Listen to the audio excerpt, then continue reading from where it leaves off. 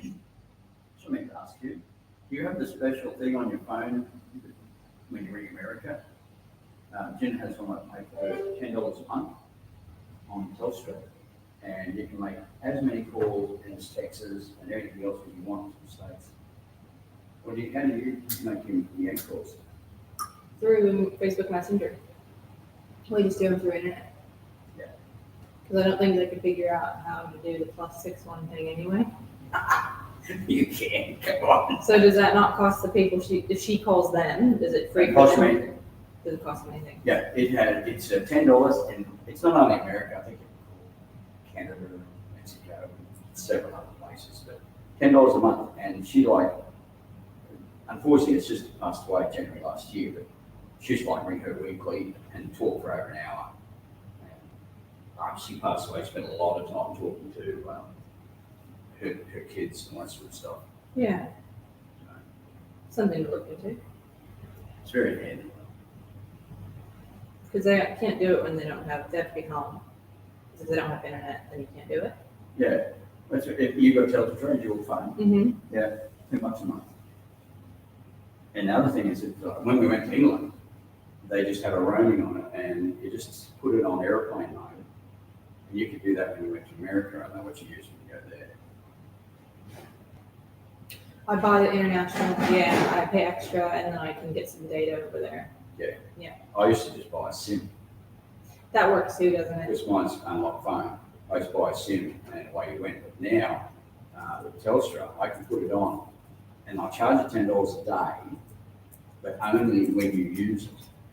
Yeah. So hypothetically, if you were traveling around, you didn't need to ring anybody for 3 or 4 days, you don't pay $1. I Yeah. think we were in England through Europe for 5 weeks. It cost me $130. So, Not so bad. and a lot of the time I use, and the only reason I use the damn thing is the maps on the car will be high, but crap. Mm-hmm. So I use my phone to navigate. Yeah. If I hadn't done that, I wouldn't go look. No, you wouldn't be able to get anywhere. Hmm. Mm.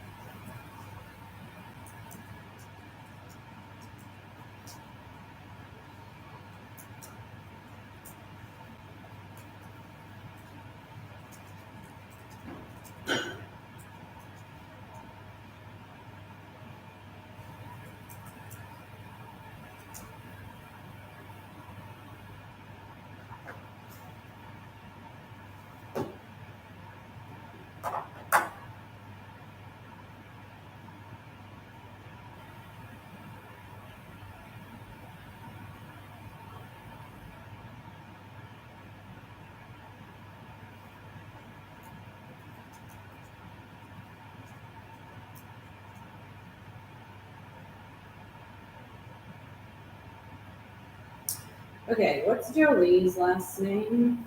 Who's? Jolie. Jolie Dunn. With Jolie Dunn. I forwarded you that email about her asking if we were gonna live stream. You know that is? Anyway, thanks. Yeah. No, you're right, just, I want to talk to you, hang on, what is it? Jolie. Jolie. Do you know who that is? Oh, Jarina. I don't know. Jolie don't know, I don't know. Huh. Where is she coming from? Oh, that's a live streamer. Yeah. Where's she at? I don't know. I thought you knew who she was. No, I don't know. I'll just look her up. She. I was gonna tell her it's working, the live stream's on. Okay. Sorry, I don't know. That's okay. I don't know. Oh, we're doing a training day, we're going to start training day for handcuff hunting to clean that sort of system. Mate, I was wondering now, Eric said something about you were going to come up. Well, when are the kids coming? Oh, right. Okay. Yeah. Well, I'm happy to meet you halfway, mate. It makes life easier for you. Yeah. Well, you tell me, you're more experienced than this, than I am. What? Well, you come through in Mirabel normally, don't you? Or is it the other side? Well, what if I meet you at Mirabel for lunch? Meet you at Mirabel for lunch, and then we can just do that. How about that? Yeah. We can catch up with that. Yeah. No, I understand that. That's why I said to Erica, yeah, no, mate, well, I'll talk to you before then, but at this stage, that's the plan. I'll meet you at Marionvale for lunch. Why? You should have 8. 8. Yeah, 9 with the cars. Yeah. So now make sure you bring the invoice with you. I can't help you on that.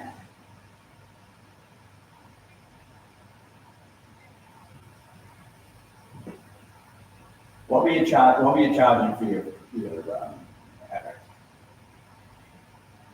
Mate, you put on what you think you like, okay? Put on 100, mate. Very easy. Bring it with you.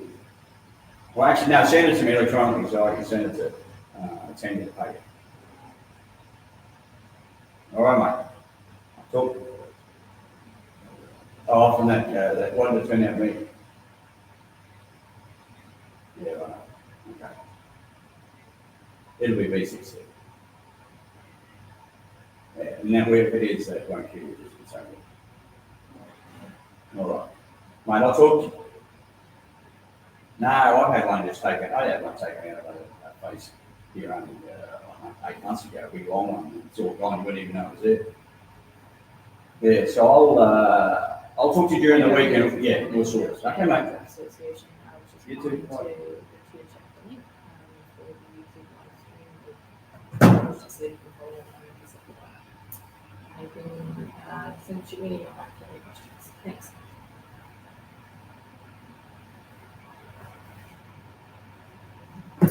Well, let's see if she joins us. I get all of that. We'll just got to mention. Well, I put it on the secretary's Facebook page. Where's too. she from? I have no idea. Oh, Springshore, yes. Oh, yeah. No, you just say that. Springshore. Yes. I don't know if she's I from. remember at the time you said to me she was from Springshore. Oh. Yeah. No, that's good. Apparently she RSVP. Anyway, we'll see if she joins us on the YouTube. I've shared it on the We'll work Facebook our way around page. it. Yeah, I've shared it on the Facebook page, see if anyone wants to join us as well. Through there.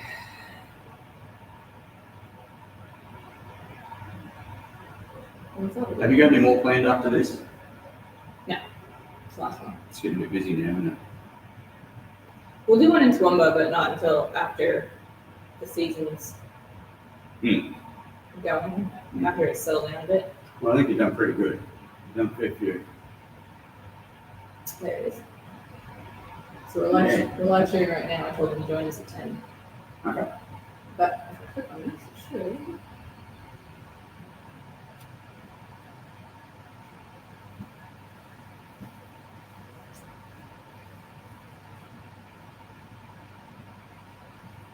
She probably lied a little bit sick. Now you won't think that. She got a photo.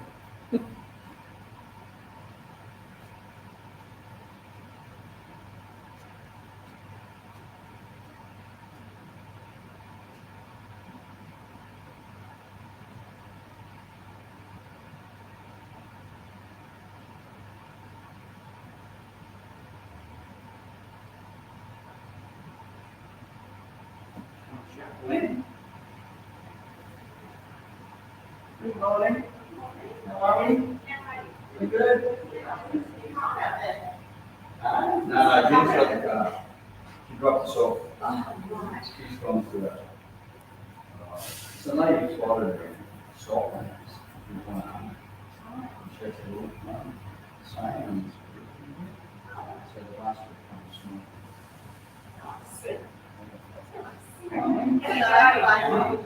Chelsea? Hello, how are you? Oh, thank you. Yes. Lucy coming? Yeah, she's got town, so all the girls couldn't get in, like, have work and stuff, so, Sure. yeah. It's too easy. Coffee and there. 10 years. Nice. Yes. Yeah, I figured my baby sit together. And I And yes, possibly, and Jackson's not home, so. I hate it. Oh, That. I think I I think he's right. Sarah on that. I'm seeing mine. Sarah, on the statement.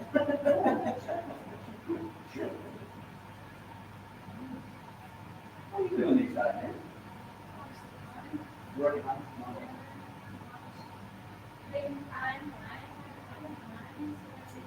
it's like, it stops me at the end. it. I only just signed. Yeah. Like, yeah, it was built an house where like in a little carpet where there's one, like creeks had in January that like we had running in 2 inches total, but never had a big fall down. My son gets some problem. Here, we get that more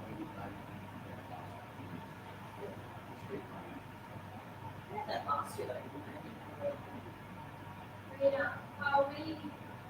It recognized it couldn't work.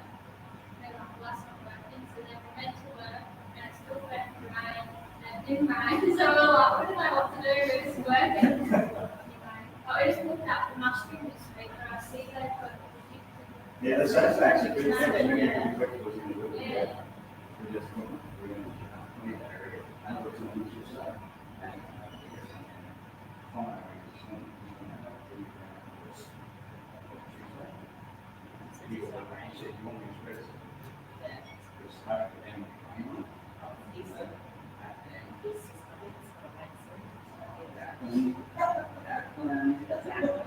doesn't matter when it's Easter is, what it doesn't matter, the day changes every year.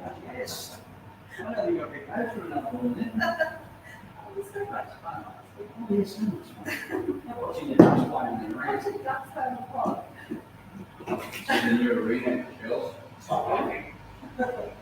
See the new arena. We got there on the Wednesday and Josh got involved in rain stuff. We were like, oh. Yes, that way the chief probably won't go.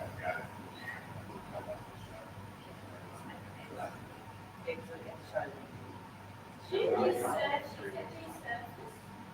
researched it. No. No, you didn't fix it. Really? So it's all done.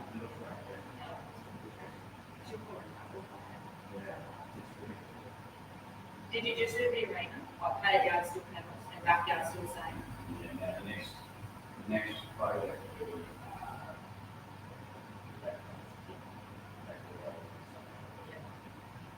Yeah. I worked it out.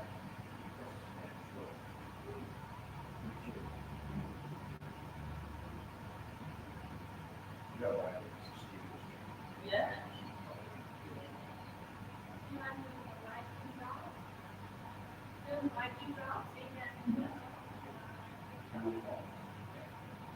What do you got there?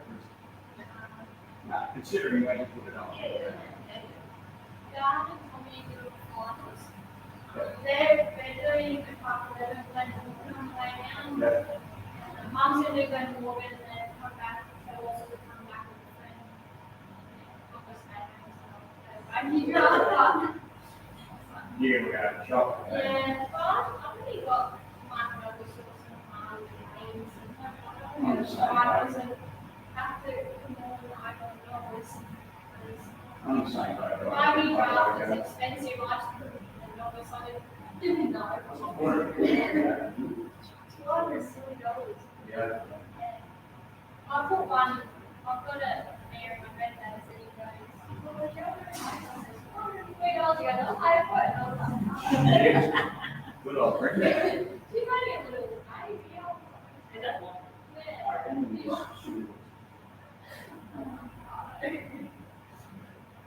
Yeah, well, one of their runnings the other day was over place that I walked on. And they were like, not auditing for, and they were like, oh, do you get like, like, you need to talk to me in the main water, so I should make water. And I was like, whatever. Anyway, there was a number of boys, I wouldn't even know. So the big boys, they're not going to call the corners and go with Tommy and Stu, and I was like, it's a long way down there. I mean, I only really, I only got good, like, shall I do the first run at road walk up, so she got there. I want to go down there, just do this. That's what mom's like, she's got flying last week, everything, she's like, I'm sitting here there with like 2 bucks.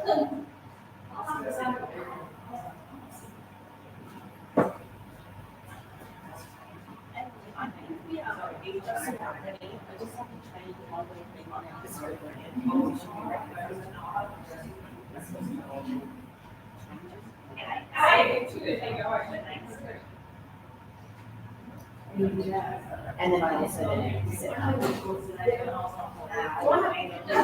I just go through and set it up. You don't have to do anything else to set it up.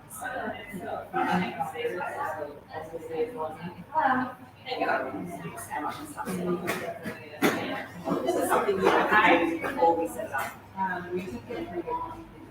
Yeah. Yeah. Yeah, it is, yes. Yeah.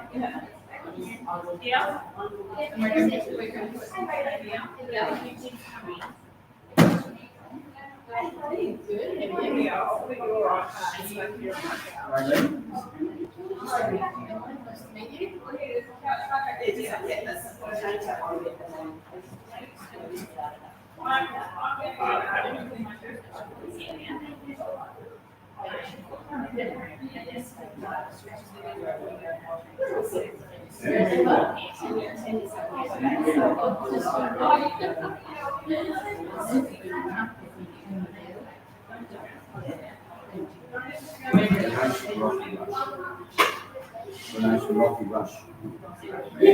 Probably make everyone do the introduction. I'm gonna stand in. Yeah, Jamie. Well, you should have rung me and told me that because. Get away from it. Exactly, that'd be. Oh, geez. I know you Just- do. I just said, I should be on 10. So 10, Jamie's on 10, you know? Yeah. I was sick. Ollie and Lynn, yeah. Just comes home, shares already drinking, and that's fine. And he was there, come so cold. And I said to him, you've given him sick. I said, today's the surgery Wednesday, we're going to visit him. And it's getting I said, and I said, The way. Just what you think, but they won't do anything. no, he's not allowed to have a scratch or anything on that leg. And I'm thinking, oh my God, so that's not Don't know. I said, "Are you?" I didn't see the button in the front door. Oh, but yeah. It's places to get up, it's places to get up. We stood outside on Saturday. I pressed the button and then Liz came along and something else came along. Yeah. Yeah, I don't know, see, I don't know. It's just a challenge stuff that's interesting to see.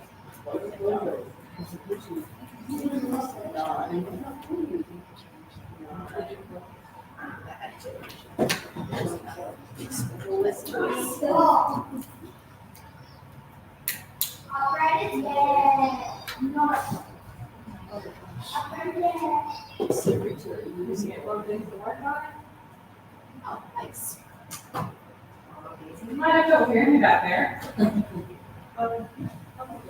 Don't be sure. Come on up. You've never been shy. Chelsea and Marlborough. Marlborough. All right, very good. You know, I said to Yeah, yeah. I'll be right to do it. Where do you want to? With you, she can sit on you. Yeah.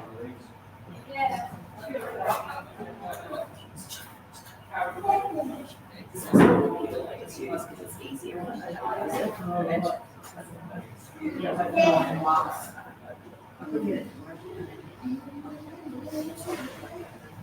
And that's the thing, yes.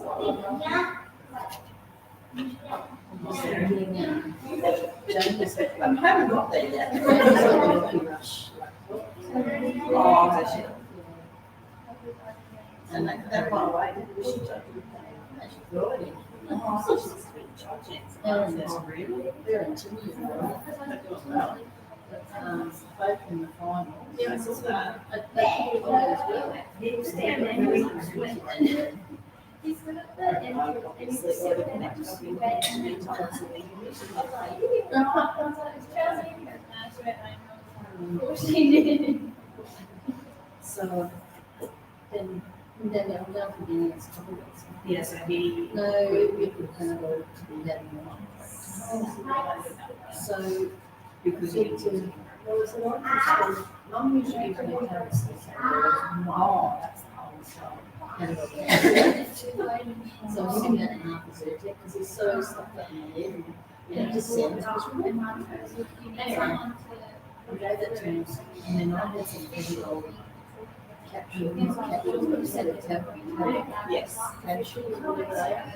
Well, he got it down this morning.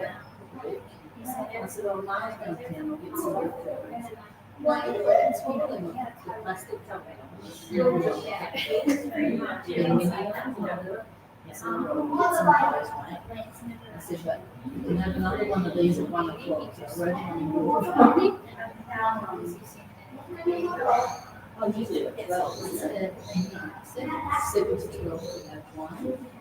But he said, Yeah.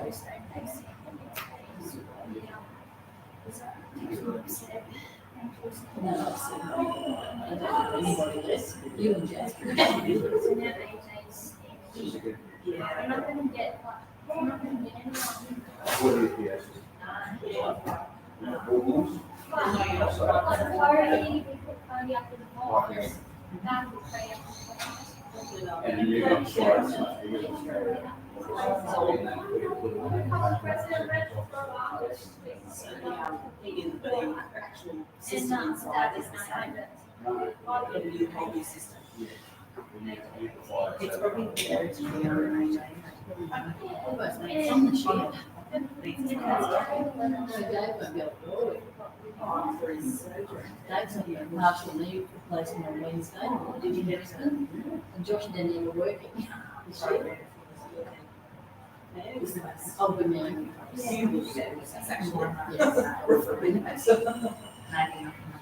I think Justin might be coming on. Yeah. Yes. Yeah, I think Josh and flukes every couple of years with his reasons. Yeah. It's different. Yeah. Yeah, I rang most. Did they do 6 minutes? No, they cancelled.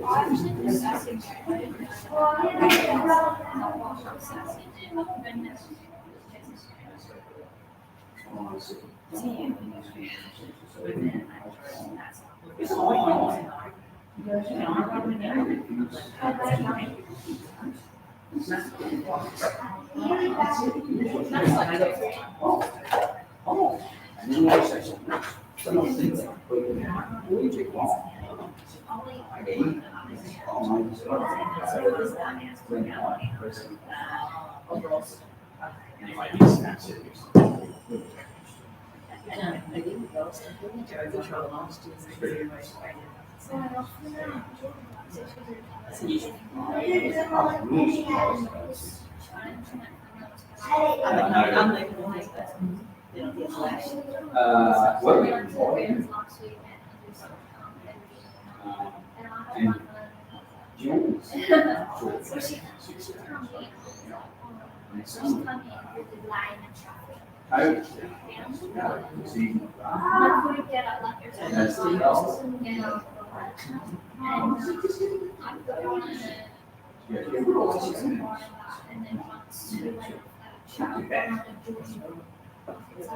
Instead of the toast and bottom,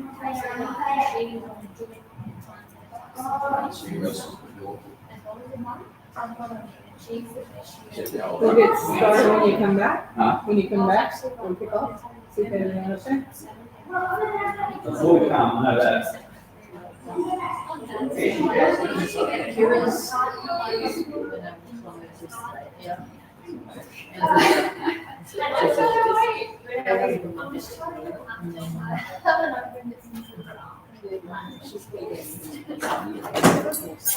Ten oh four. Never thought.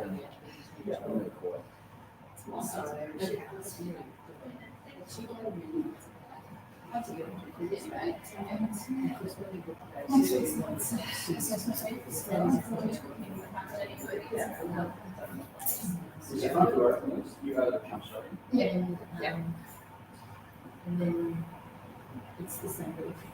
I'm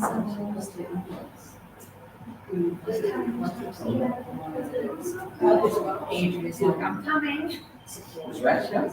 He was. I just said there was, not exactly.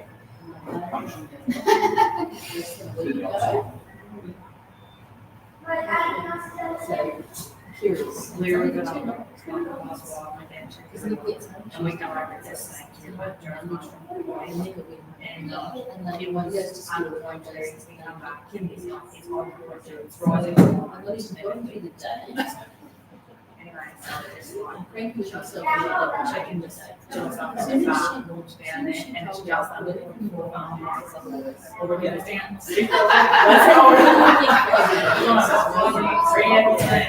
Anyway, so Kira's and she could go to her runners. Sorry. Justin. No, you're all right. And I said, Kira, she was supposed to be. Hey, guys. I said, oh, I left a big book. And we runners. Come see you. So I was getting on the treadmill. She was like, seriously, but she looks at preacher. Yeah. You say that, right? I'm always going here. Oh, yeah, yeah. You guys have the debate. That She's blind, that's the other reason.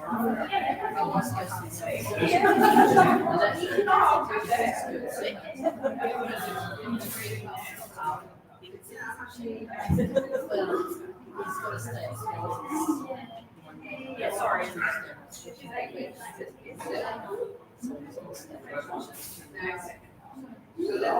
I left the. So Emily,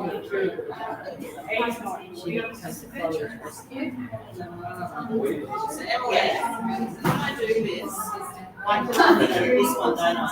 But is that what I'm clicking on? She said the draft.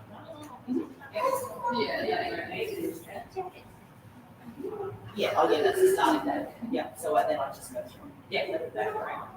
I thought it was something.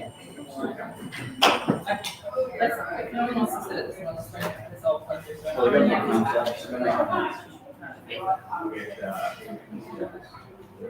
We can move forward. Yeah, we.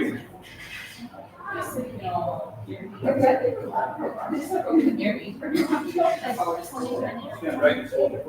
got yourself here.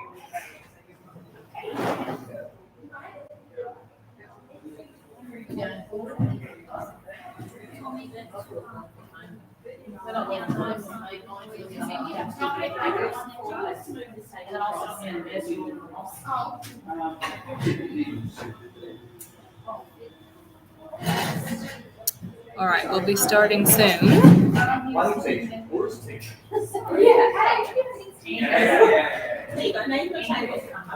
Apparently, we have a whole 2 viewers.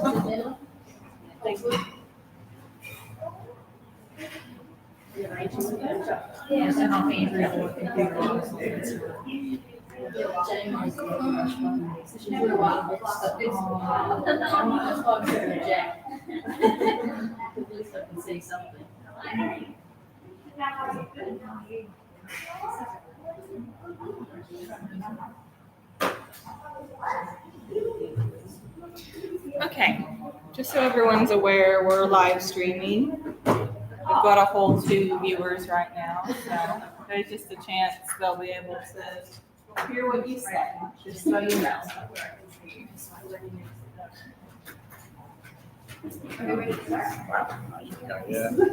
Yeah, I'll introduce you. I'll introduce you. Oh, thank you. Morning, everyone. Probably a couple more people might straight in, but we'll get going. For those who don't know, probably most of you met, Emily is our Campcraft 1 lead in the ACA office. So she's been doing these days all over the state in the last 2 months since January. Been very, very successful. The whole desire is to get as many people, get as much knowledge as we can with Campcraft 1, so it makes the drafts flow a lot easier, and a lot of people can hopefully use it for the first time. They'll be up front, so we're trying to get away from Campcraft Central, and a lot of people might not realise that it's very difficult for us, especially with the points set up. If you use Campcraft Central, it's very hard for us to transfer across them. We sometimes don't get them at all. So that's the main thing, trying to get everybody up with Campcraft 1, so you know a face, you know who to talk to and who to speak to. So I'll leave it to Emily. I'm going to go sit down the back there and watch. Perfect. Welcome. Why did you set up at the seat?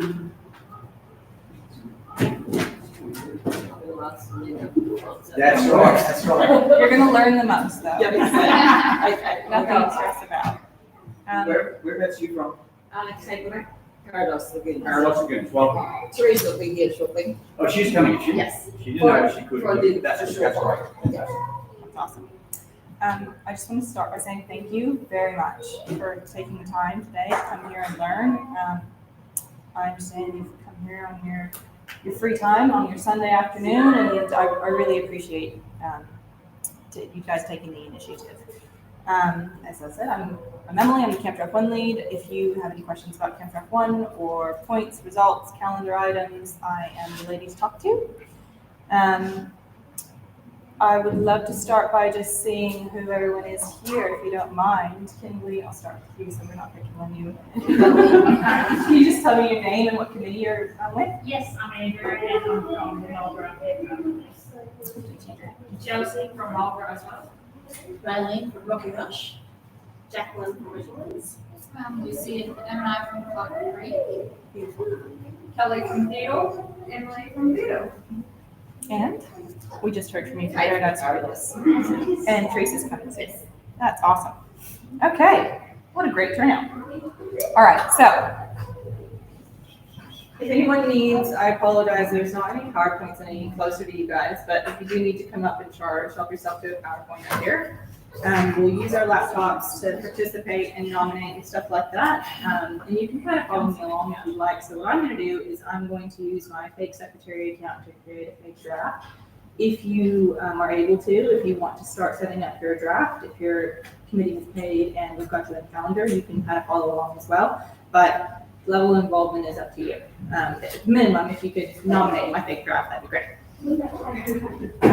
So let's start by talking about campdraft.com.au.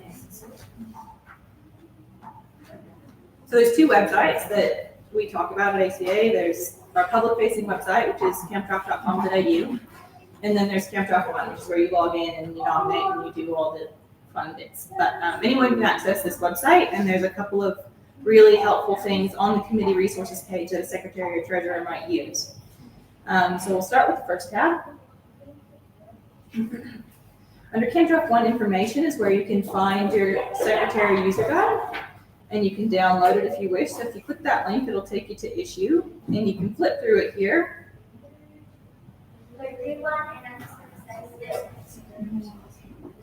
Or you can download it by hitting the download button, and then you can print it if you'd like. This is also where we have the treasurer user guide, which reminds me that you all might want an extra copy of that. Put one on the table, so you guys might share secretary user guide. Every committee just have one secretary user guide, one of these type of membership flyers, and you can share the treasurer user guides.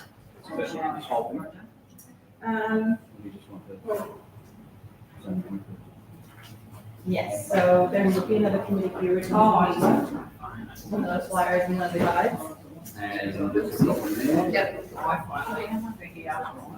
Oh yeah, because everyone got logged into the Wi-Fi as well.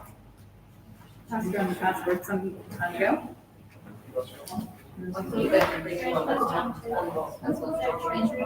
That's okay. You can nominate it to your phone, otherwise you can just take that purpose. Yes, there was one on each table you can go. And, Yes, you you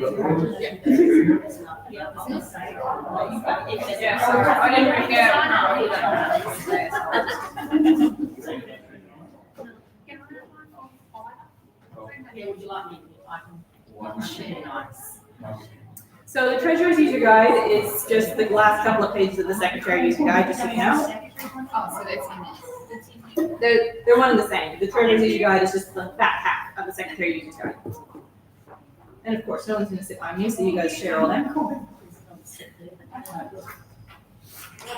So if you lose that, download one here on the public facing website, secretary or the treasurer's user guide. We also have a link to our post affiliation pack. You would receive this after the committee has affiliated with ACA. We're not sending them physically this year, we're sending them digitally. And the post affiliation pack has a lot of really helpful stuff in it. It has this casual members flyer, it has the insurance certificate of placement, our insurance FAQs, the rule book, so general rules and competition guidelines, and a couple of other really good resources there.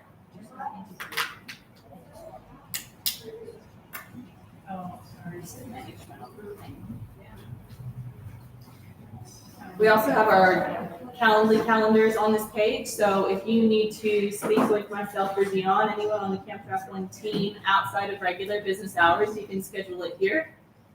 We do ask for some time in advance, so if you schedule during the week, we're happy to accommodate you and get back to you and confirm that appointment. The point is, we can only confirm your appointment if we see it while we're at work. So if you schedule it after business hours, we're not going to see it. So try to schedule it during business hours, or expect that we need to see the invitation during business hours before we can confirm that appointment. So if you want to schedule on a Friday afternoon for Saturday assistance, that's completely fine. Just give us a little bit of notice.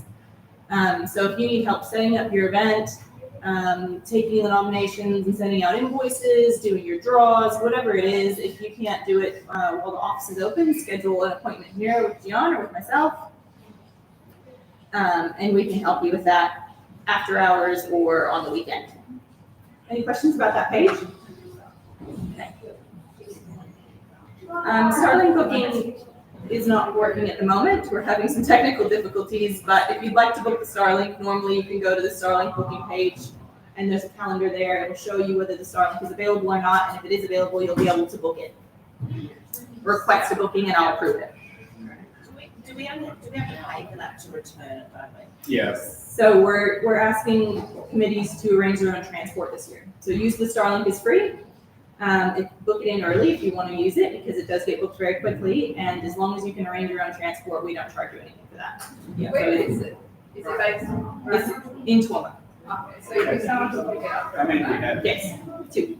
We've got 2. Okay, cool. Yep, so if you can get someone to pick it up, it's free. If you'd like to arrange freight, you can do that as well, which, from my experience, can range between $100 and $300, depending on how far away you are. So freight companies are the way to go. Ospost is terrible. I wouldn't do that. Very expensive. We also have a rule book here and the horse status flow chart. If you want to ring up and ask us if your horse is broken status, you can, or you can try to read this chart. It's helpful, but it's still quite complicated. Breaking status is a complicated thing, but this is a general guideline. And then the rule book, of course, is the rule book. Under fees and charges, we just have updated fees and charges each year. Also, we have our casual membership information on there, which is the flyer that you all have in front of you. We can talk about that now if anyone has any questions about casual membership. So under my understanding, it's $25 to set up the page in Campdraft One, and then $100 per, like $25 is once-off fee, and then $100 per event. Exactly right. Correct? Yes. Now, just one clarification. You do not have to accept amendment if your committee doesn't want to. It's a committee choice, Oh, okay. okay? Some do, some don't. So it's committee choices that you do that. Then they pay that on their nomination. Yeah, they say they've got to have the $25 casual. That's got to be there, otherwise they won't be able to nominate. But they only pay the $100 when accepted. And they pay it to the committee, and the committee then Goes on pays top of their it noms. to ACA. It goes with the nomination. It goes on top of their noms. At the end of the day, we'll find out, Emily will find out how many event members you had for your run, and we'll send you reports.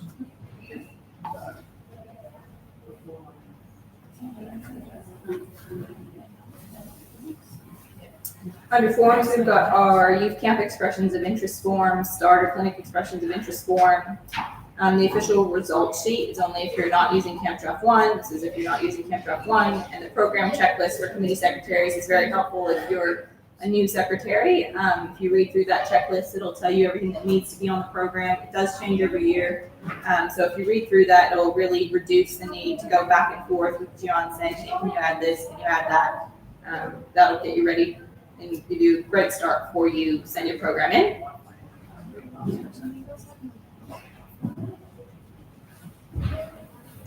Under policies and information, we have our insurance FAQs, our medical services policy, the confirmation form, our Gymkhana policy, and our live streaming policy. And then lastly, we just have the judges page. The judges list gives you all of your financial judges. That's everyone who is permitted to judge at the time you look at the list. This, all judges, is just a Excel file of all the judges that are in our system. There's no guarantee that the judge that you find there is going to be a local judge because they may or may not have paid their membership yet. Any questions about the public website? Okay. So, once you've gotten everything you need from there, we can log into Camp Draft 1.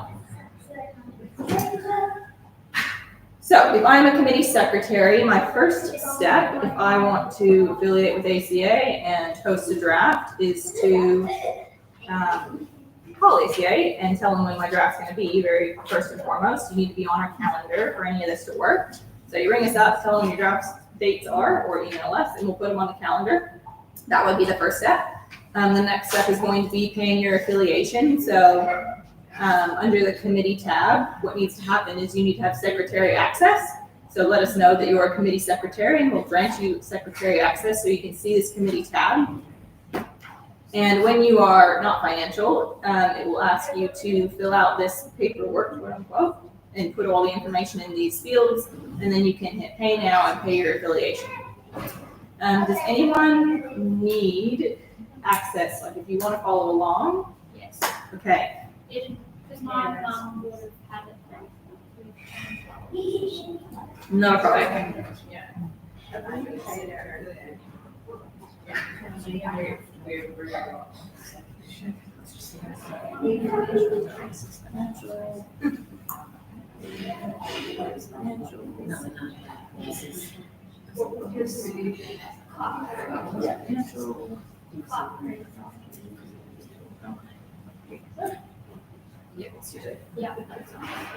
Give you a free pass for the weekend? Middle of November.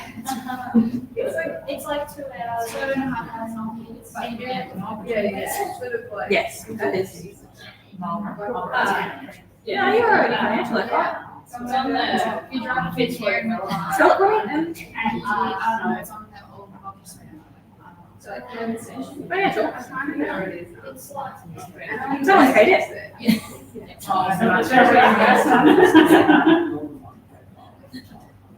In January. We used to have nights at lunch.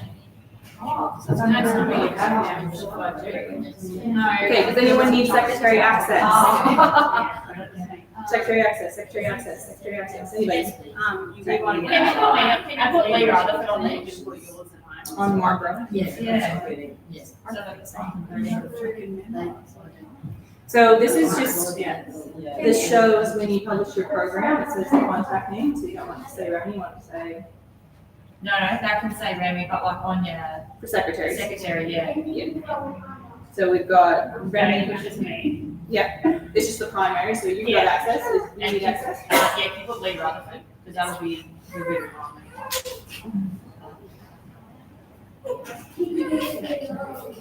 I think it's under Leroy Rutherford. Yeah,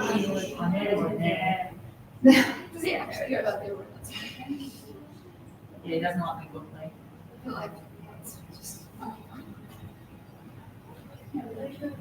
And then Clark Creek.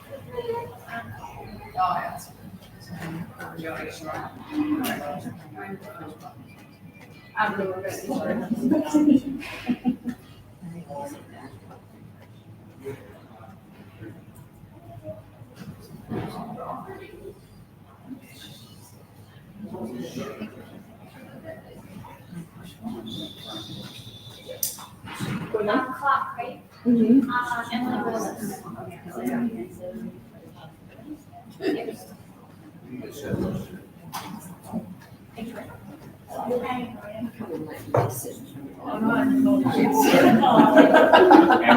Yes, Teresa, nice to meet you. How are you? Good, thank you.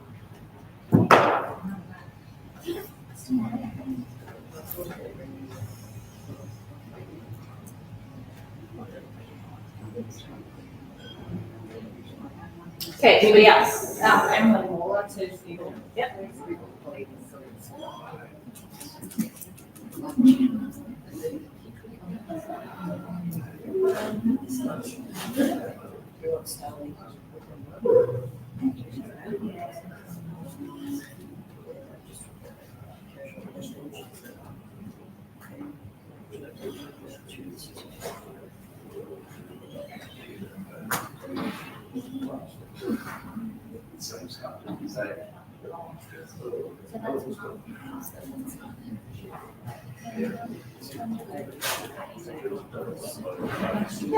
Okay, thank you. Anybody else?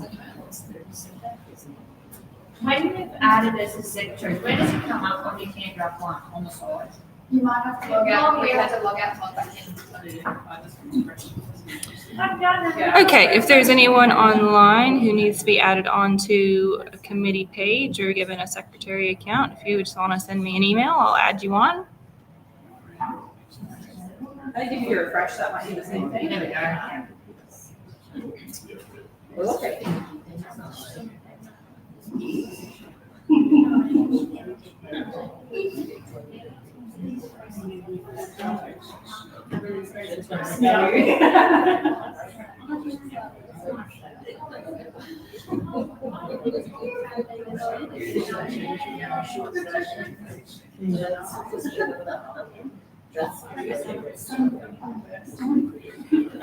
So if you haven't officially paid your affiliation yet, you'll need to go back onto this committee page and fill out the details. It'll ask the date of your draft, it'll ask for your president, your treasurer's name, and all sorts of details and things.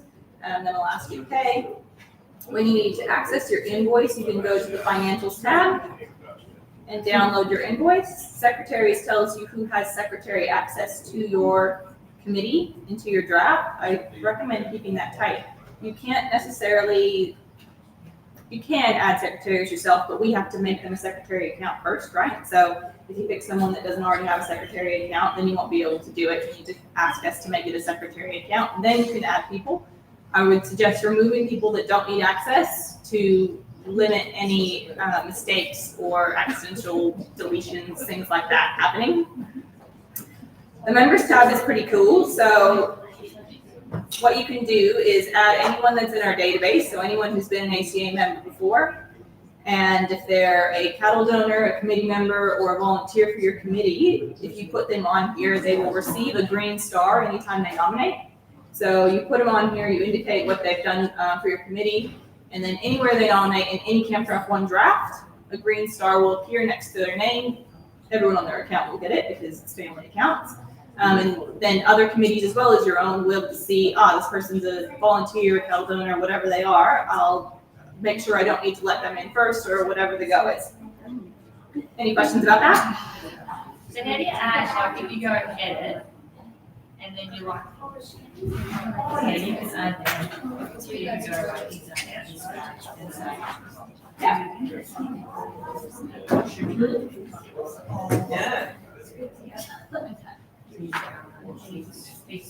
Okay, any questions about affiliation or adding secretaries? We're all good? Okay, once you've done that and you've been marked as financial, you'll be able to do your draft setup. So we only click on draft setup once. This is to create our draft. Our draft is the entire event, all of the drafts put together, right? I'll say event is like the open draft is one event. The draft is the whole kit and caboodle, is the way Camp Draft 1 names things. So to create a draft, we can select from a draft name, and this has to be something that's in the ACA calendar. So if you haven't told us what your dates are, you won't find your draft there. But if you'd like to go to that page and set up your draft right now, you should be able to find it as long as you told us what your dates are. I will find our day in Rockhampton. When you put in your nom's opening date, it will automatically open them for 24 hours, meaning just here on the calendar, if I choose today, it'll automatically set them to close in 24 hours after I indicate that they open, but you can change that. So I'm going to say they open it today. If we set this for today, like if we create it, see it on there, can we delete it? No, we'll be able to delete it. You can delete it, okay. If you'd like me to, if you'd like to just create it properly and do the real deal, just put your regular dates in that you'd normally put. It doesn't actually, it won't populate to the nominations dashboard until I do something on my end. What happens if you do that spacing 50 and it physically can't do it? It obviously just will make it closer. Yeah, so if you leave it at 50, and for example, in this draft, we won't have 50 people nominating, it'll only give you one space. Yeah, so I would make that smaller rather than larger. I recommend people use 25 instead of 50. So I put my nominations opening for today, and as you can see, it automatically put in that it closes in 24 hours. You can change it if you wish. My draft start and finish date is populated per what I told ACA staff, right? That's what we put in the calendar. This automatically populated with what is in my committee information. Stock levy I can change. It automatically populates to $20, but I can change it to whatever I need to change it to. The only place that is relevant here is for refunds. So I don't really care what you put in there, but just know if you end up doing your refunds and want to refund less stock levy, that is where it will pull that information from. Please don't do that button. Draft notes. You can put whatever you want in there. They're just for yourself. If you add a biosecurity form to the draft, that will prompt people after they nominate. It will ask them to please fill out a biosecurity form, which is just like a horse movement page, really. It just asks for their pick and if they've got ticks, and it's very simple. Once people have filled that out, you'll also get access to download everyone's biosecurity form from the nomination dashboard. If I tick allow event members to participate, I cannot go back. So think about it before you tick it. The reason for that is just a programming thing. Like once you tick it, it doesn't really want to be unticked because it doesn't understand how to kick event members out of your draft. So it's not a rules thing, it's the program can't handle it. So that's a final decision once you tick that. If you're not sure if your committee is going to take event members or not, you may just choose to tick that, and you will still be able to filter out event members once you start receiving nominations because they will have a suffix at the end of their names. It'll say EN at the end of their name, so you'll be able to identify that's an event member. Maybe you're not allowing them in first. Maybe it's the first people that you want to put on your wait list. You'll be able to see that. This just, if you don't tick this, it won't let them nominate at all. If you don't want to argue with people and have to explain to them whatever the deal is, you can just not tick that altogether. But yes, if you're going to have your cattle donors or your volunteers on an event membership, you'll need to have that ticked. Any questions about that? So event membership is. Yes, event casuals. If you make the competitor vehicle mandatory, it'll make everyone put their vehicle details in their profile. And some people find that helpful if you're trying to work out space at your event, like how much space you'll need. Really, we only use that, so far, I've only seen people use that at finals. To make sure they've got enough space. Sounds like a bird. We can set up our draft rules right now if we want to, or we can do it later. This is where you might put 8 first round runs per person, 6 first round runs per person, whatever you want. There's really no restrictions on that this year. You can do what you wish. Or if you want to restrict total runs per horse, you can put 2, you can put whatever your heart desires in there. You will need to put in medical services provider. I don't know what mine is, so I'm going to put nothing. But you'll need to put something in there to move forward. I'm going to allow event members to participate. And I'm going to put $5 for myself.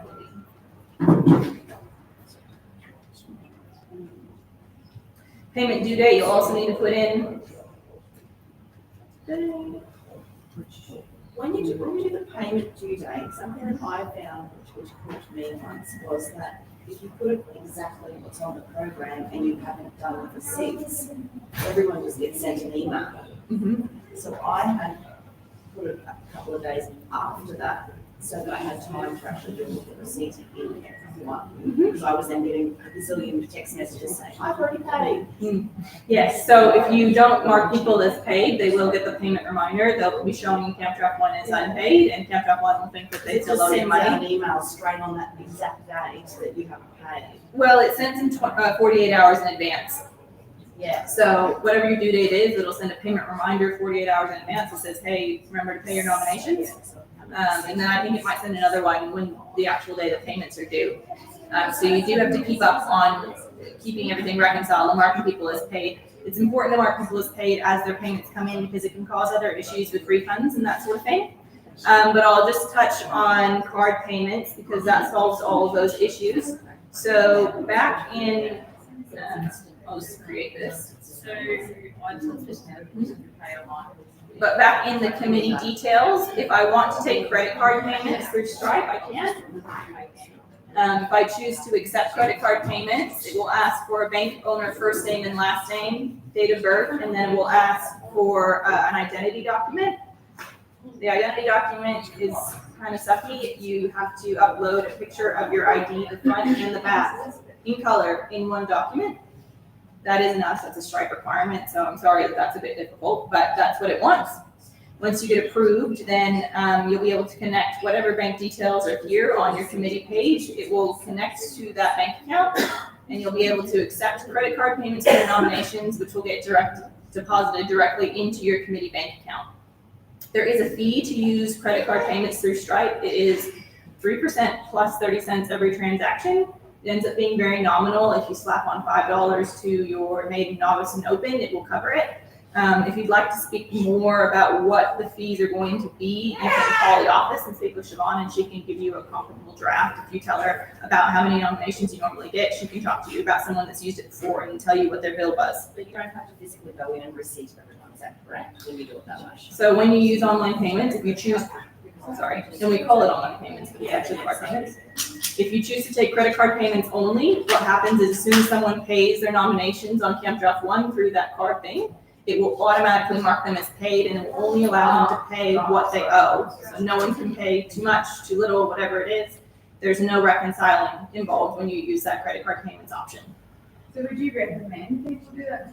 Absolutely. Yeah. What happens is if you just use direct debit, obviously you're busy and you've got other things to do in your life. You aren't sitting there all day marking people as paid as they've paid. And what will happen is people will pay into the bank account, then they'll scratch runs out of Camp Draft 1. You haven't marked them as paid yet. They've scratched. Camp Draft 1 thinks they don't get a refund for those runs because they haven't been marked as paid. So they won't populate into your outgoing money report. And that's a headache for both ends, for both parties. So this eliminates the need to reconcile, and it reduces the amount of the work, and it creates better accuracy with people getting marked as paid when it happens, and it doesn't allow them to pay the wrong amount. Emily, can I just ask you a quick question? With that credit card payment section, so if they're paying off first name and last name, is that because they're an account owner, or is that their personal account details? So it really means nothing. I've done it for a committee before because they couldn't get their ID in. Stripe just requires there to be a name on the profile. It has nothing to do with your bank. No, yeah. So you can put your treasurer. You can put anybody. You can put me. You can put anybody. As long as you have their ID. It doesn't, it means absolutely nothing. You just have to have someone legally responsible. Yeah, if you were getting money in illegal ways, they would probably come after that person. It's just a Stripe requirement. Any questions about online, or excuse me, credit card payments? Okay, so I set up my draft. I'm not using credit card payments for my draft. I'm just going to do direct deposit. Now that I've set it up, it would take me normally to this page. And this is where I can start creating my events. So, as you can see, my status is open, event members are allowed, that's all great and fine.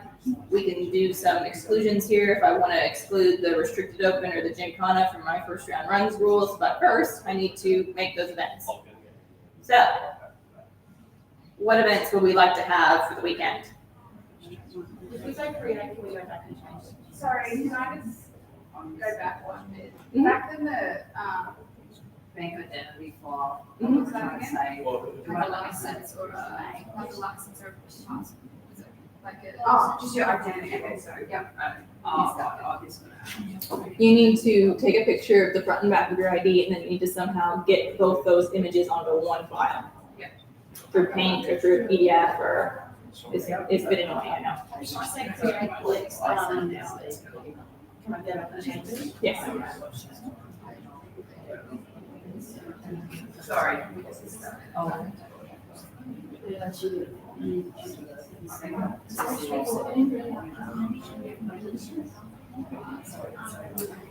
So what type of drafts do we want to see be created? Perfect. And then can I do security, so like the ID? Yeah.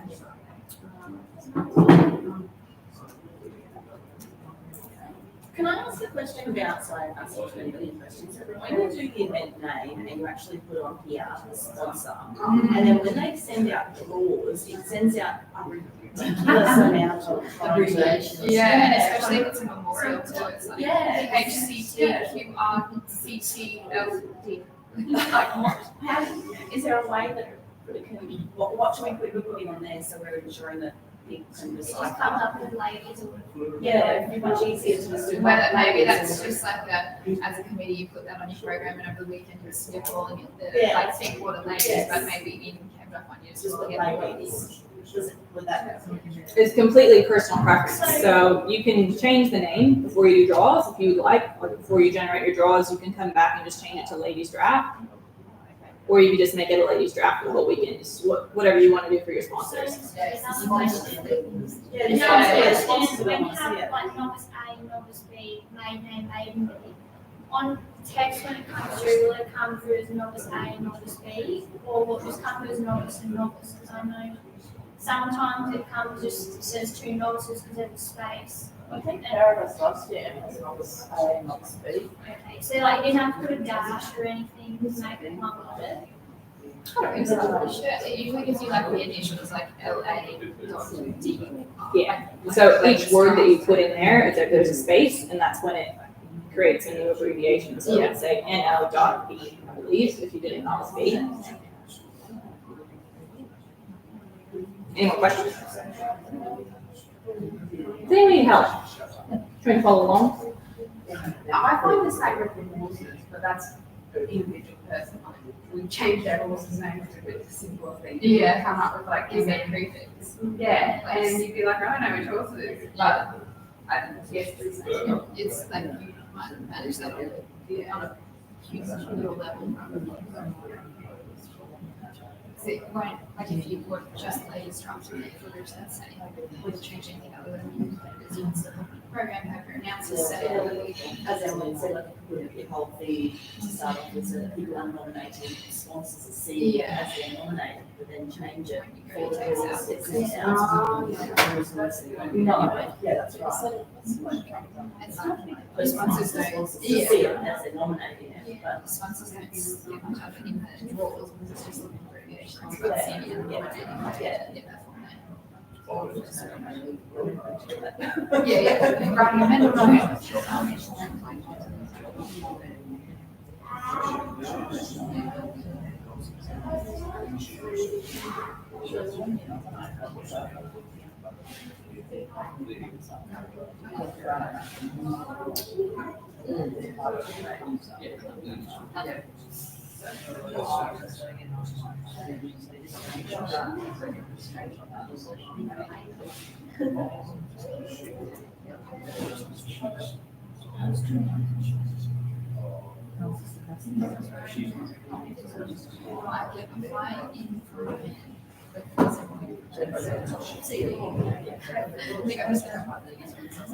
Okay. Jolie isn't watching anymore.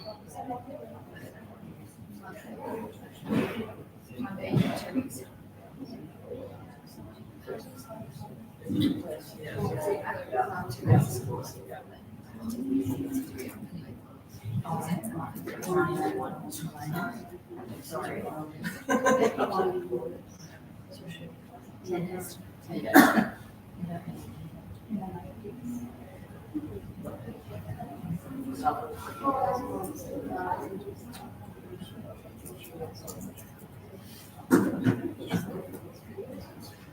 Okay, so our cost is going to be the nomination fee.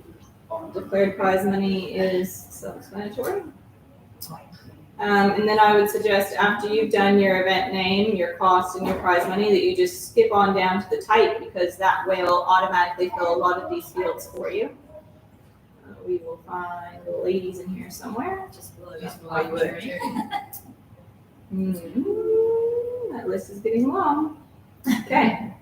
Final noms doesn't really do anything for you. It just gives you a guideline. Like if you know you can only take 100 into the ladies, you might put that in there. It doesn't restrict anything though. It just shows in your nom dashboard as a reminder for you.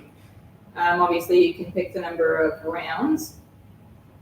Max horses does do something. So if you only want 2 horses per person in your ladies, you can restrict it there. All of these events, open age events, will come in with the rider's minimum age is 17, but you can change that. It's an open age event, so anyone can participate. It will automatically update rider sex to female because we've chosen the ladies. Add back. So the way that works is if I put $10 in here, my nomination fee would still be $30, and 10 of that would be going into the side pot. It doesn't add $10 onto your nomination fee. Does not matter if you check that or not, because I will fix it when I publish the points. But what it means is the event is affiliated with points of status, which ladies is. and any horse can go into my ladies draft, meaning maiden, open, or novice. Any questions? What does the entry add back go to? We put $10 in that added entry add back. What's that go to? It helps you calculate at the end, so $10 for each nomination will go into the pot.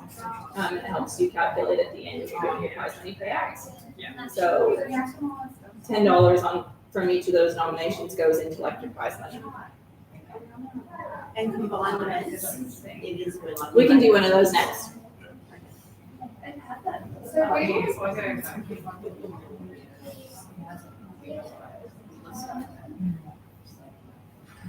Okay. Pull the trigger.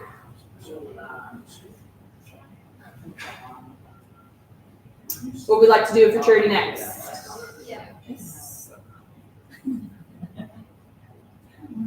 Okay, $25 for charity. Prize money.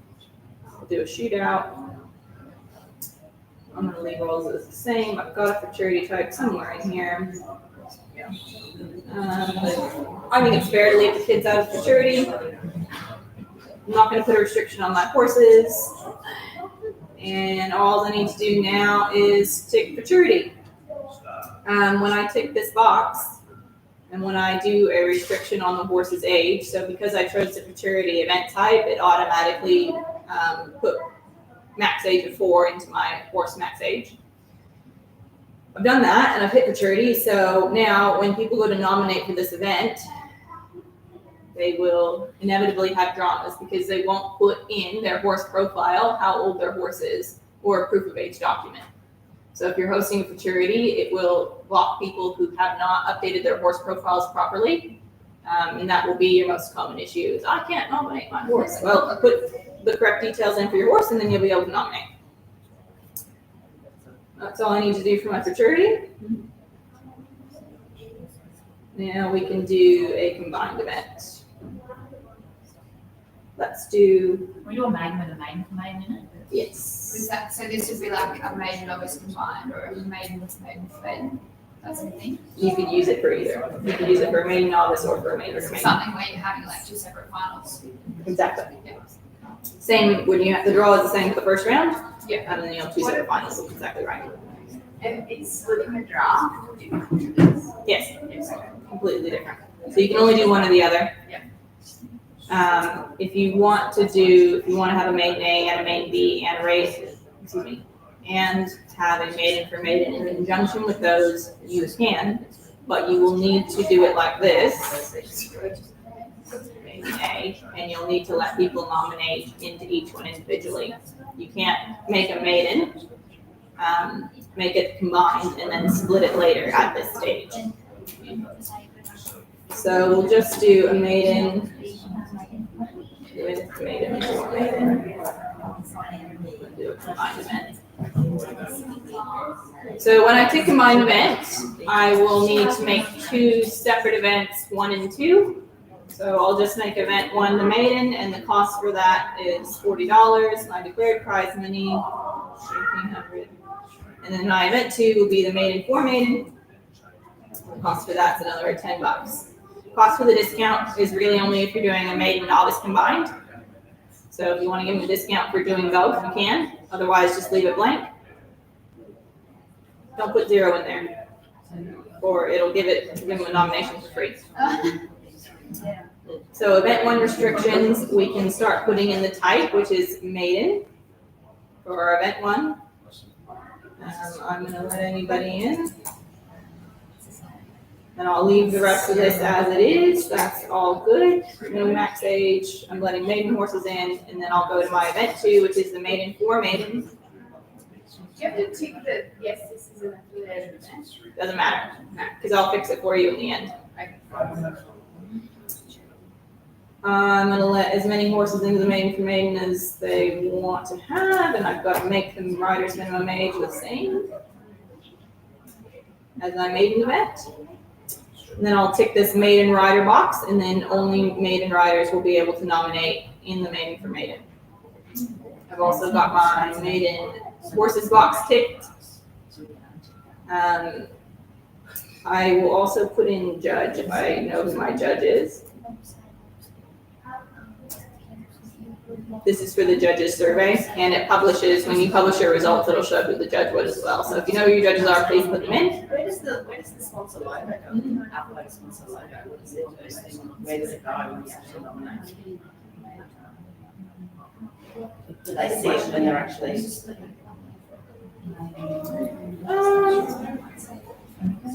I think it goes onto your draws page. Could you do it? And when we nominate the third. It's not when you nominate. I think it's just on the draws page.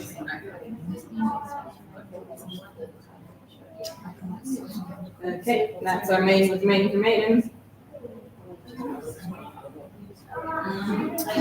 Does anyone host a challenge? You do? Okay, we'll do a challenge. I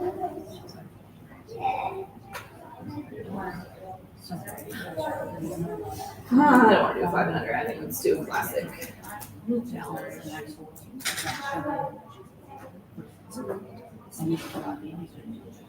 So we've added some new features that allow you to do a challenge a bit easier. She's a school teacher.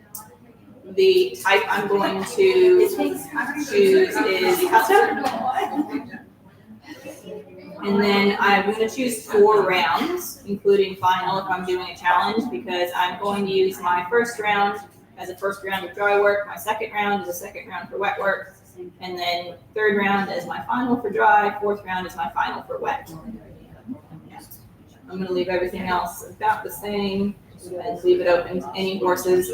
These boxes are new as well. If you're doing an incentive for Ash or quarter horse, you can check these boxes, and only horses that have this type of information in their profile will be able to nominate.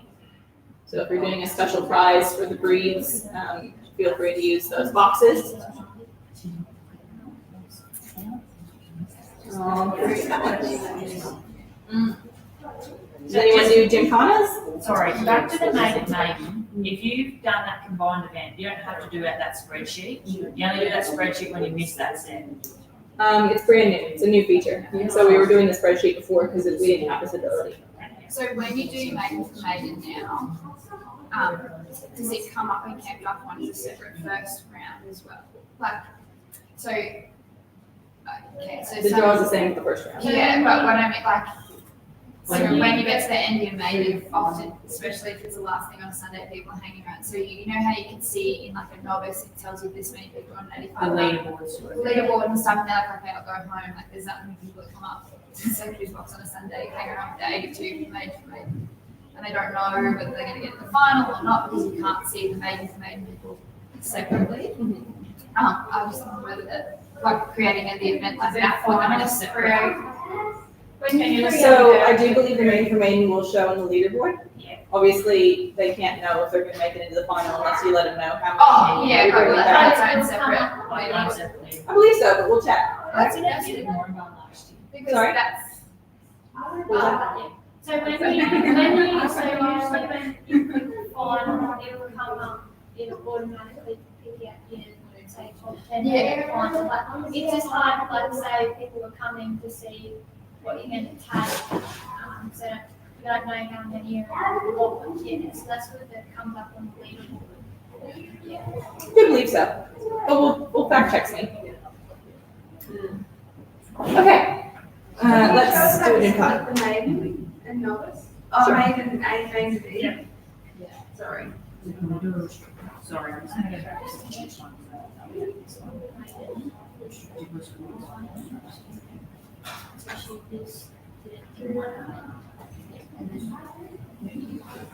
When you do the declared prize money, is that the declared prize money of combined, A and B, or is it just one event? As in, if it was 1,000 for each, would you put 2,000 as a declared prize money when you run this part, and that splits it?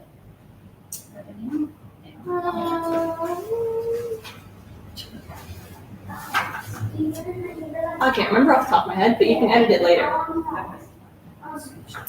think it will split it actually, but you can change it. So put it as whatever you want, and we'll end up doing a few edits to the prize money later. So don't feel too stressed about what you put in there.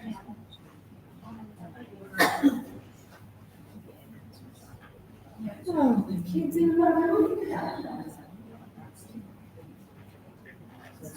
Sure.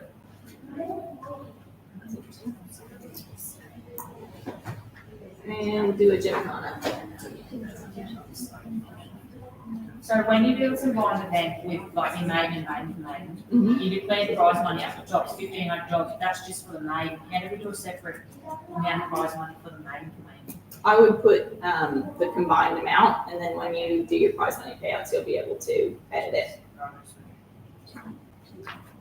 So we've got a new feature for your gymkhanas and for anything else that you don't want draw text to go out for. So if you're doing stables or catering or anything that you don't need a draw text for, we can choose a new event type called hidden.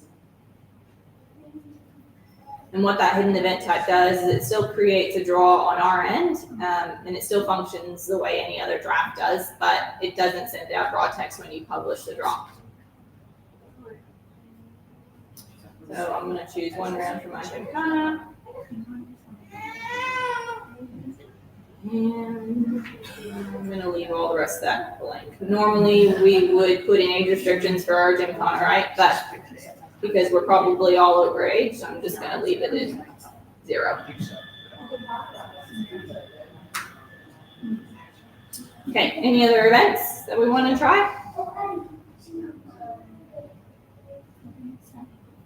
So if I had draft rules in here, I might have 8 first-round runs per person. If I don't want the gymkhana to be in there, there I put it. If I don't want the charity in there, there I put it. And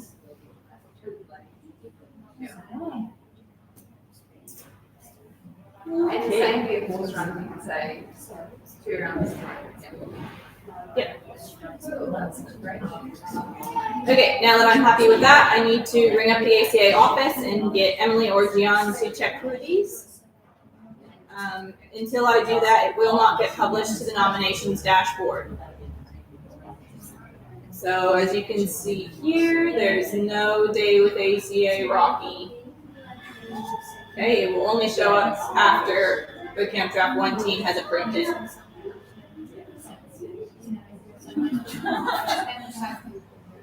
So we've lost this. Yeah. We've got out of creating the draft, the events, and now we can't get back into adding more drafts. So just click on the eyeball next to your draft name. Are you on the nomination dashboard? Oh, yeah. Right. Let's see if we have this one.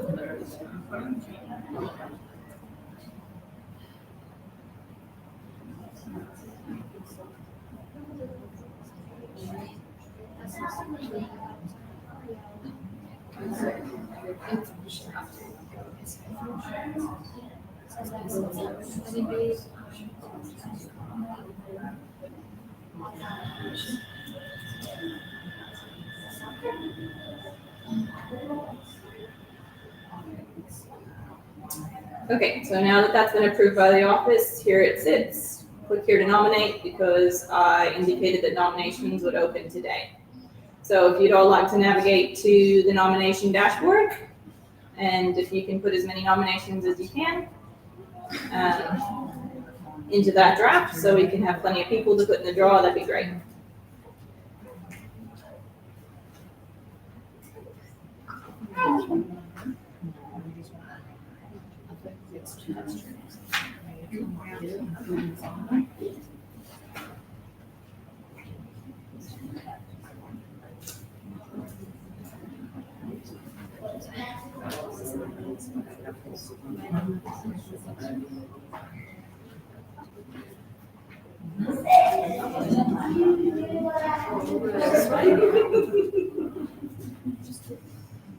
That would be so. We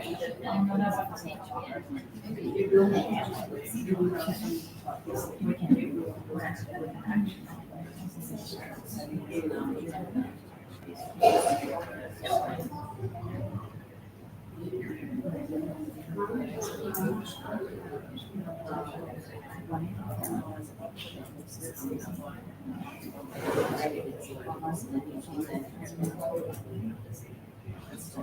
Teresa, do you have a consent area? Do you draft? Yeah, probably, yeah, okay.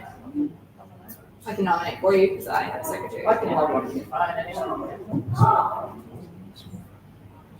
Guys, would you like to nominate? I should have brought a, Yeah, oh no, sorry. we're just nominating random things, aren't we? Yes. I'll nominate Chris.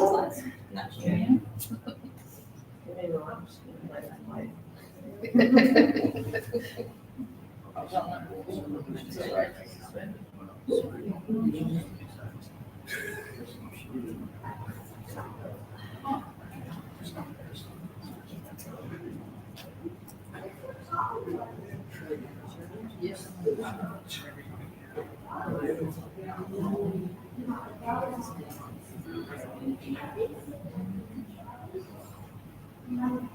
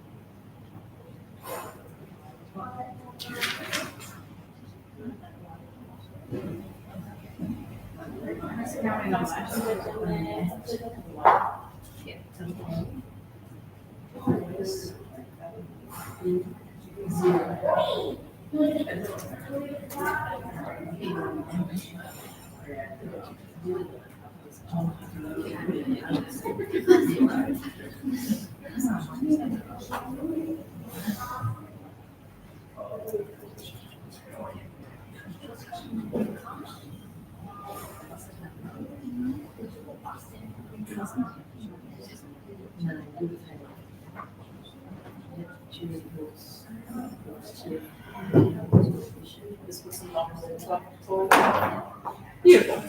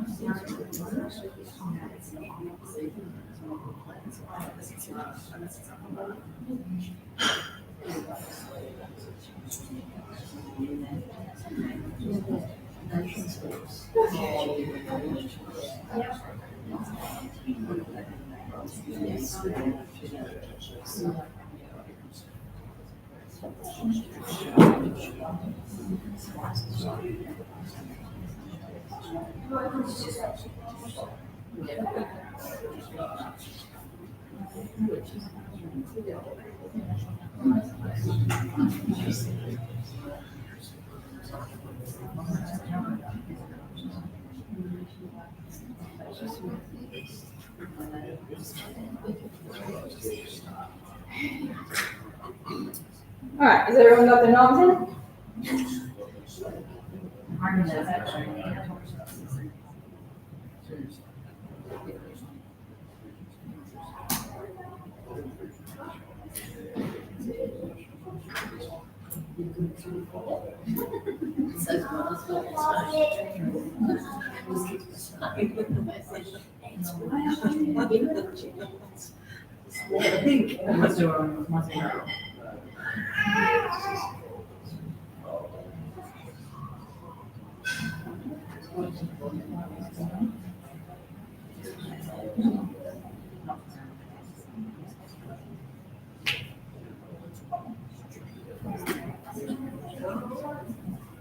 Everybody in? Well, we'll wait list too, so you can nominate with a wait list if you like. I'm gonna close. Okay, normally you wouldn't do this step because they'll automatically close when you tell them to. But for the purposes of the demonstration, I'll just close those.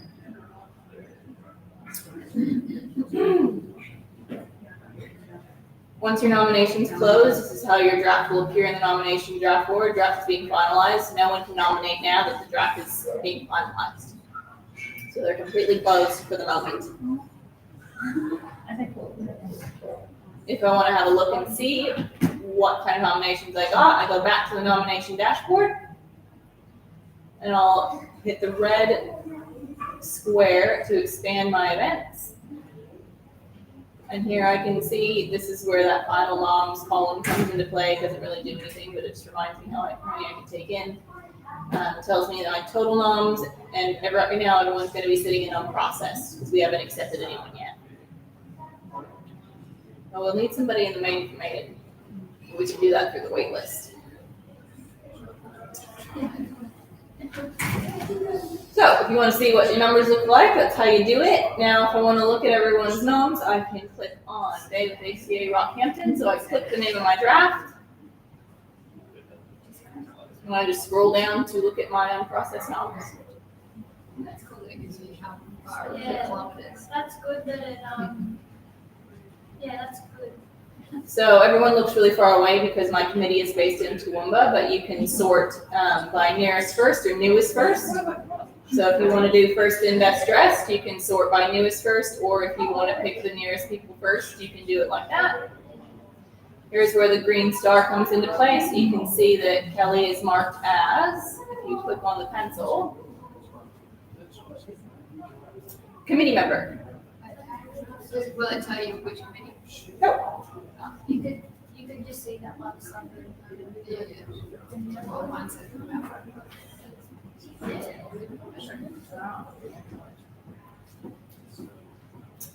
Right, so we've got some light nominations. I think I'll let everybody in. So to do that, I'll just do a select all. Right? How would you do it if you didn't want to let everyone? You go across and tick each person. Yep. You just tick each person. Wouldn't let Kelly in, that's a lot. Big family. So you can see how far away they are. So and the green Last year when we did it, so we let them know sat down and went through it, we clicked on that unprocessed, so I then dropped down one box of the nominations and we clicked on accepted. So that was all great, we finished it, we hadn't totally finalised, we knew we had to still cut back on some nominations. I was then getting a phone call to say, oh, thank you so much for letting us in, and we went, because they actually, it didn't send them through an invoice, but they could look on their nomination platform and actually saw that their nomination was accepted. So how would you suggest, because not every draft, not every committee is going to select everyone. So as soon as that is selected as accepted, we can then go into our nomination dashboard and it sees that is accepted. So when maybe we've updated that because it's telling me that I have 5 nominations currently held and will be processed soon. So we may have changed it for that exact reason, but as you just saw, I accepted Emily Wheeler, which is the account I'm in right now. And it's just being a bit ominous about it. So it shouldn't notify them before you move on to the next step. So you should be able to freely move people. Yeah, it didn't send them an invoice or anything like that, but it was just that they saw on their dashboard that, oh, I was accepted, yeah, and then I then had to then go back and like, I'll put them in not unaccepted or whatever other wait list or something what it was, and then I had people saying to me, oh, but I'm on a wait list, why am I on a wait list? I say, just wait. I would recommend not putting people on the wait list until you're ready to finalize things. You can leave it in unprocessed. Can you now see that you've been accepted? I haven't accepted anybody else. Oh, you have, so it's only Emily. Yeah. Yeah, so mine says currently held and they're processed. So if you're not sure if you can let these people in yet, I would leave them in unprocessed until you're sure. Right before you're ready to send invoices, that's when I would move them to the wait list. So do you tick them off and then press accepted? So there's 2 ways to do it. So I can go through and hit accepted to each of these people, or I can tick everybody and then go to the bulk editor tool and go nomination status accepted. But if you've got lots of them, maybe it's easy to go through one. Yeah, so that's what we just went through each individual one and then did the drop down box of accept. Yeah. Or wait list, or not accept. So you know how it says 580K, that's great. I wish you could do that on the map, like when you go to nominate. Yeah, this is a new feature because that was You something just that- update. Oh, was it? Yeah. You just update, like if you go to I your just make profile. like to look for drafts. So like when I go to look for one drafts in that area now, I'm like, oh, this one, oh, yeah, this one's good. Yeah. Whereas if you could do that, when you move the houses to sell, don't In your area. Yeah, 300 radius, do that for campgrounds, you can see a bubble of all these. Should make an action really good. So I put Les on the wait list and now I've logged in as him. So it doesn't send him a notification, but when he logs into his Camp Track One profile, he can see that he's been waitlisted for Rockhampton. So I would just suggest to keep people in on process till you're sure they're gonna go on the wait list. So if you can tick him as accepted, does he get a little thing to say that? No, it just says his nominations are being held. Just that same message that it was on my account, so I'll show you if I can take him back. So that's leaving it as unprocessed. Yeah, that way. She likes to know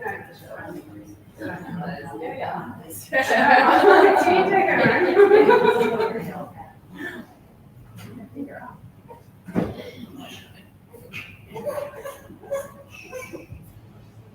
So I've accepted myself. And when I go to my nomination dashboard, it just says I've got 5 nominations currently held and will be processed soon. Oh, Please be patient. So, Please be patient. do not contact the secretary, she's busy. If they're just sitting in unprocessed, so it's probably the same message, but let's find out. Yeah, just last year, I remember it was at my friend. I do remember that.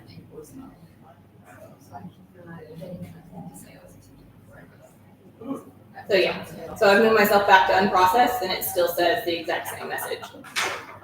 So just do unprocessed or accepted and leave all your waitlist people to the last second.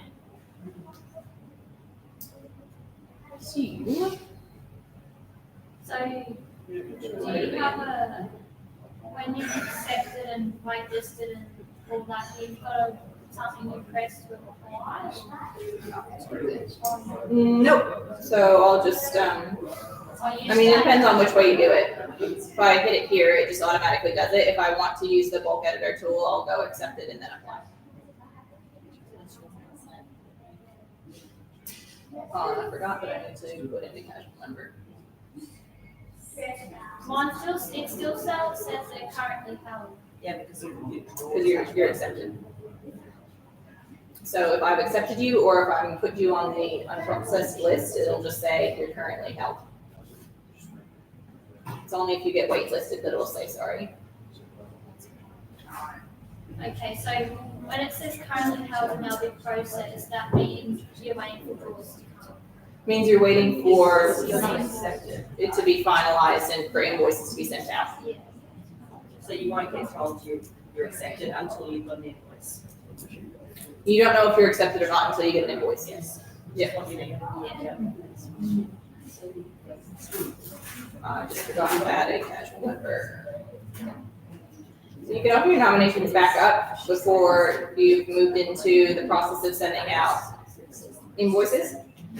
So I'm still just, my draft is in the open status. I haven't sent invoices out yet, and I just changed my nomination closing time. I wanted to extend it to get another nomination in. You can do that up until the time that you finalize and send out invoices. Once you've sent out invoices, you can't open your nominations back up. You'll just have to have people nominate through the wait list. Yeah. What am I doing? So.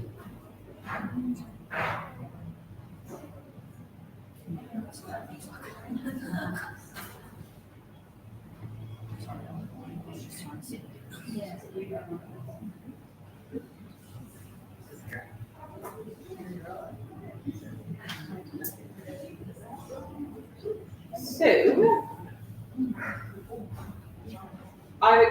I've allowed event members to nominate into my draft. As you can see, this person's name is Casual Test, and I know they're an event member because they have this EM suffix at the end of their name. I might choose to let them in. Once I do that, I'll need to click on the Show Event Members in Draft button to make sure that I am keeping track of whether or not they've paid for their event membership. So we can sort that out later, but just be aware that you need to have a look at that area once you send out invoices.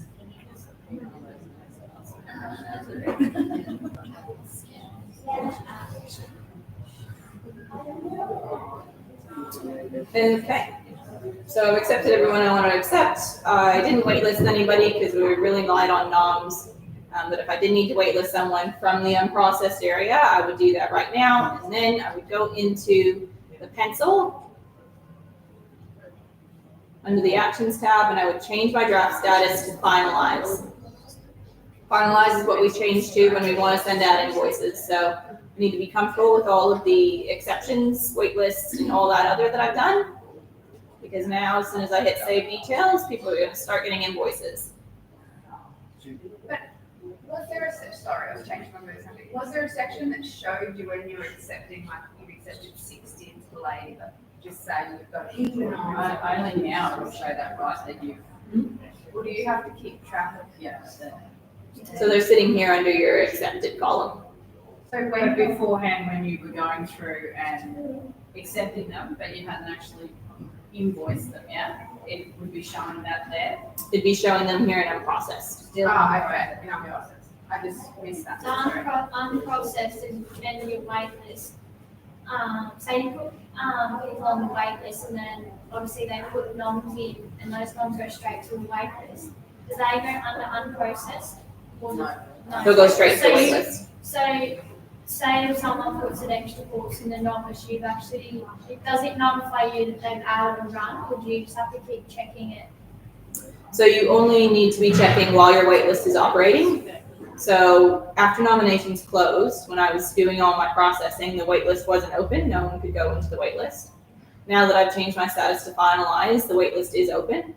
And it will remain open until I do my draws. So you can continue checking to see if nominations come in here, but there's no notification. Anytime that someone puts a nomination in, you don't get a notification. But you'll see them when they populate in here. And then you can again sort them by newest or by distance. So the newest ones will be the ones that are coming in, like if you put somebody that you don't like on the wait list, they'll sit at the bottom, and then the people that come in nominating through the wait list, they will come in on top. So you just go, you click into the draft and add, or you can just go back and just give a form and take them from wait list to accept. So I just put a maiden run in, so because my noms are accepted, should it come up Yeah. on there?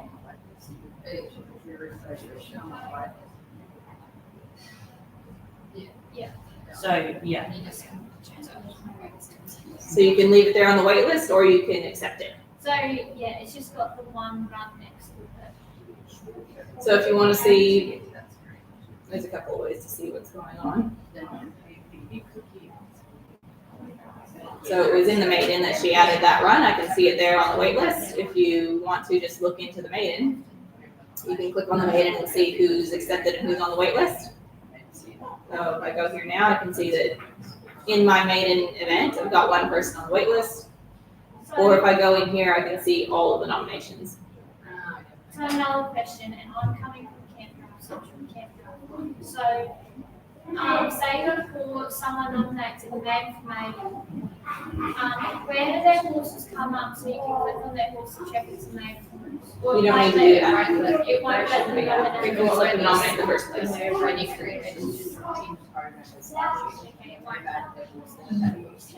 But to answer your question, if you wanted to have a look at the horses, you would go into this pencil.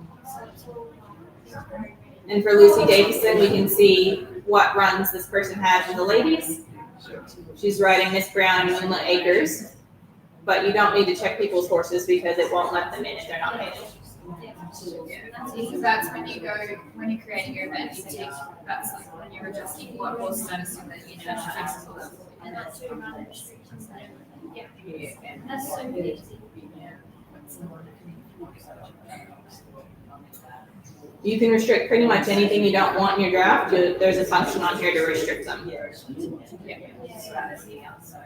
Same with the maiden rider function. So when we set up our maiden draft and did that maiden information with it, we ticked that maiden rider box.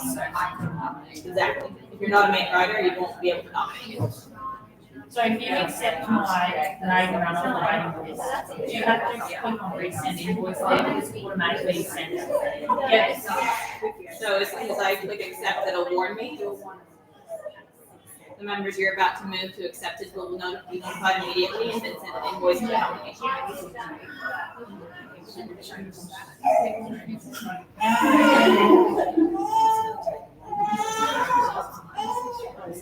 So for our event member, casual test, this person got 2 invoices. They got invoices for their runs and they got an invoice for their event membership.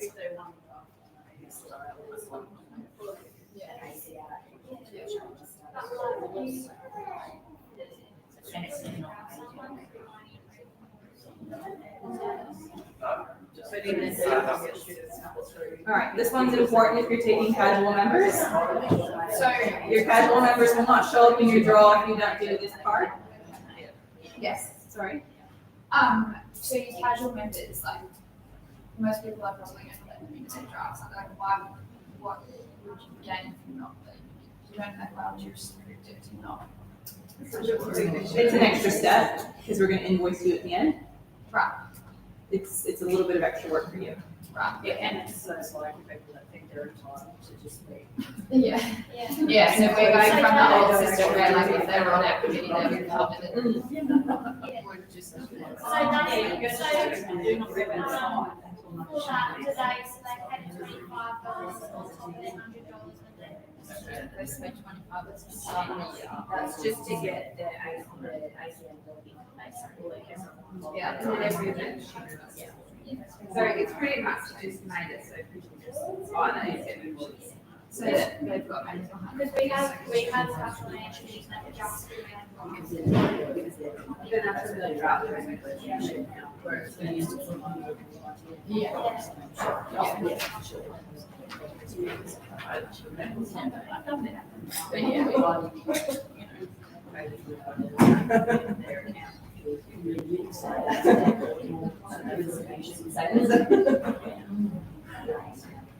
Okay, so if you're taking casual members, your casual members will not show up in your draw if you don't do this part. So my casual test person, I can see them here because I have that suffix at the end. If I click into this pencil, I can see what they've nominated into. They're in the maiden and the main for maiden on Fluffy Duck and the ACA office force. Okay, this person already has 2 invoices. The first invoice will be for their noms. And the second invoice will be for their casual membership. Okay? They need to pay both those. $25 casual member. They have to get that to start with, not before they can even nominate. Oh, okay, so they have to contact ACA to do that. Yeah. Or log into their Camp Draft One account and pay it themselves. They can pay it by a card if they already have a profile. Yep, yeah. So they weren't able to nominate for your draft until they paid their $25 casual membership fee. Yep. Okay, so hopefully they've paid both those invoices. If they have, go into show event members in draft. And you must mark them as paid in this area or they will not show up in your draw.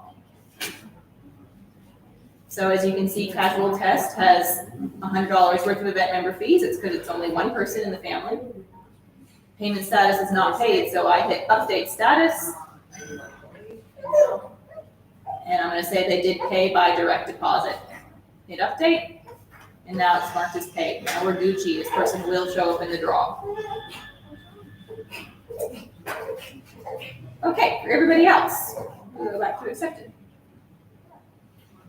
I'm also gonna mark their nominations as paid because hopefully they paid all at once.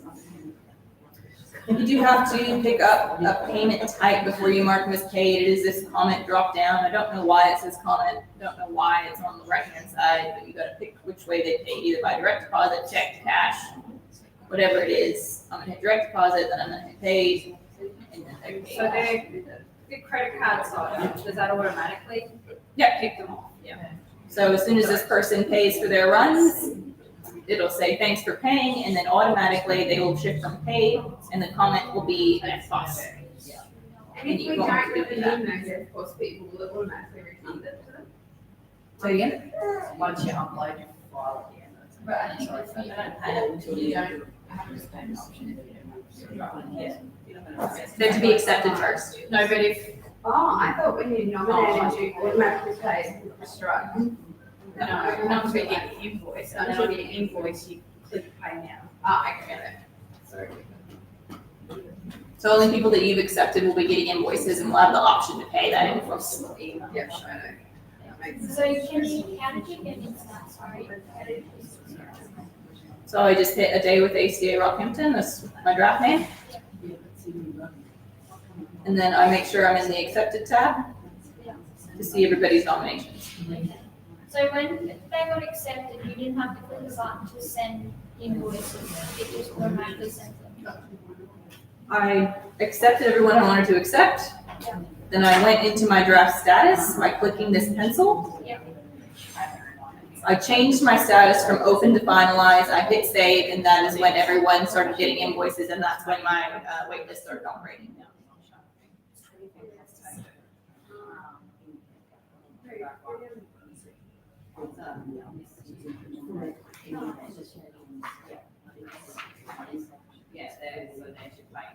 So what do you charge the committee for like a casual member? So that casual member that I marked as paid, they got 2 invoices, right? Yeah. But you're saying about the ACA charges the committee at the end of the week?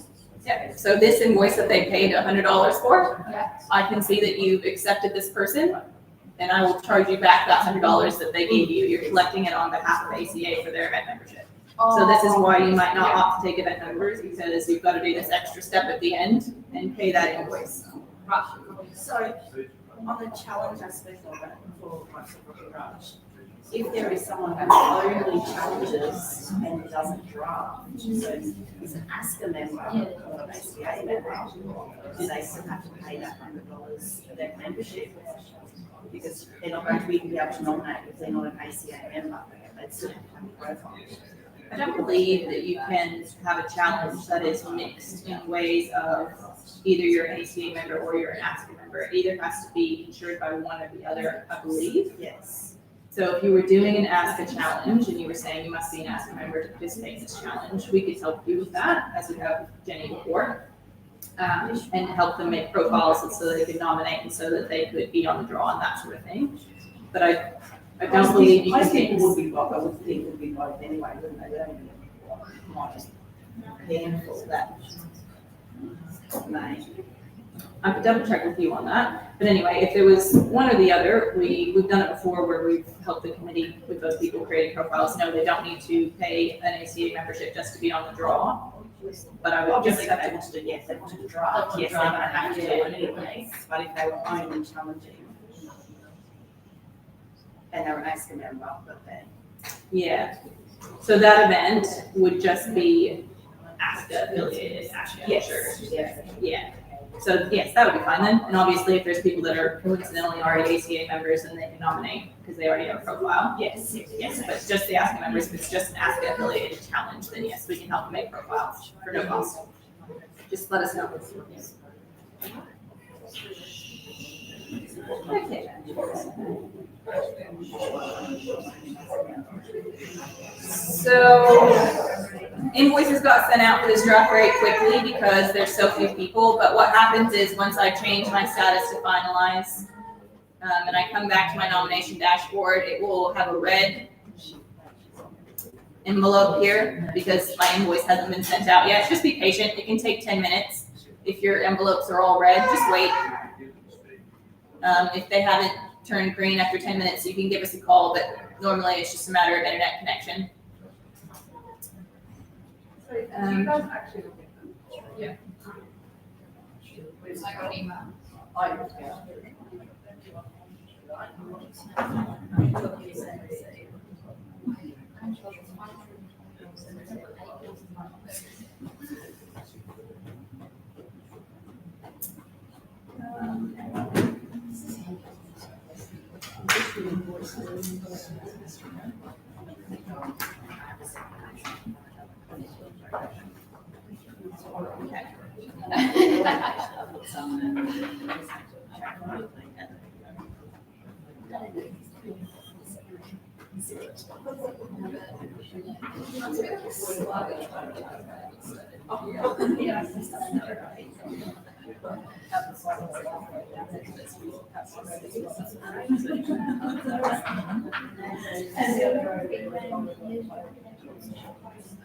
Okay.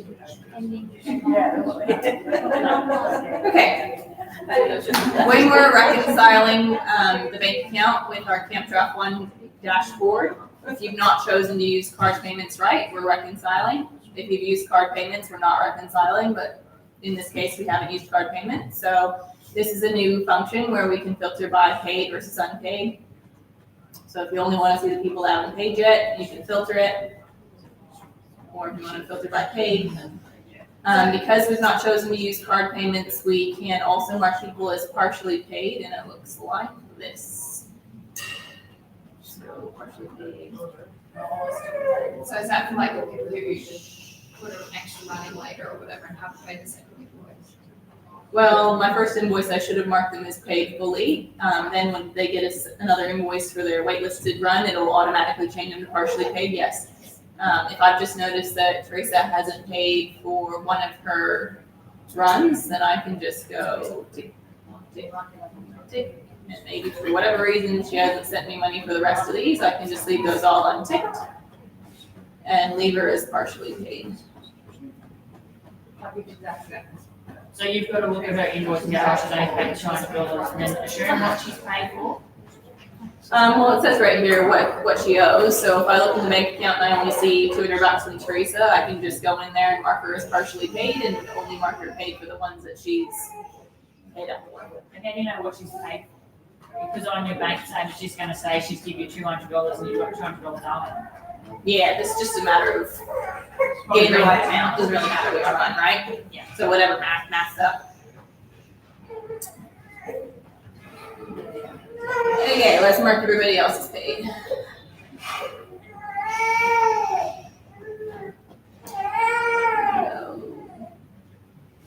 Use my bulk editor tool. You probably wouldn't in this case because you got to mark everybody individually, but if I know everyone's paid, I can mark them as direct deposit, hit apply first, then payment status, and hit apply. And wait a minute.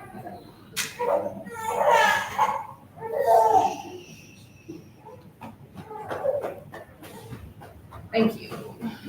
Taking your sweet time. Okay, once we've marked everybody as paid and we're ready to do the draws,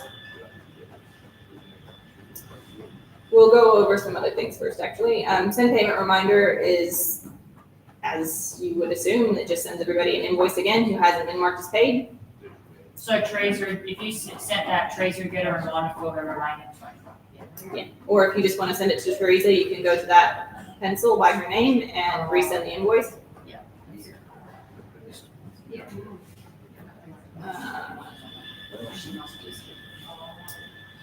We also have a few fun buttons on the dashboard. If you ask people to fill out a biosecurity form, you can download that report as a PDF or a CSV and read what people have submitted. Same concept with the vehicle information report. You download that and it tells you what type of vehicle everyone has put on their profile. If I need to send a message to everybody, I can either send an email, a text, or both. I can choose competitors that have nominated or accept competitors only, and then I just only can text 500 characters at a time, so you just need to make it short. Sorry, this is like when you're like, we're just gonna change the program to bring the ladies first. You can be like, happy hour starts at 10. That's all. Everybody gets to that. Sorry, when you get back to where you've done that step. Yeah. That'd be pretty much punching over the microphone. It just lives on your nomination dashboard after you flip the name of the draft. Just down here. Yeah.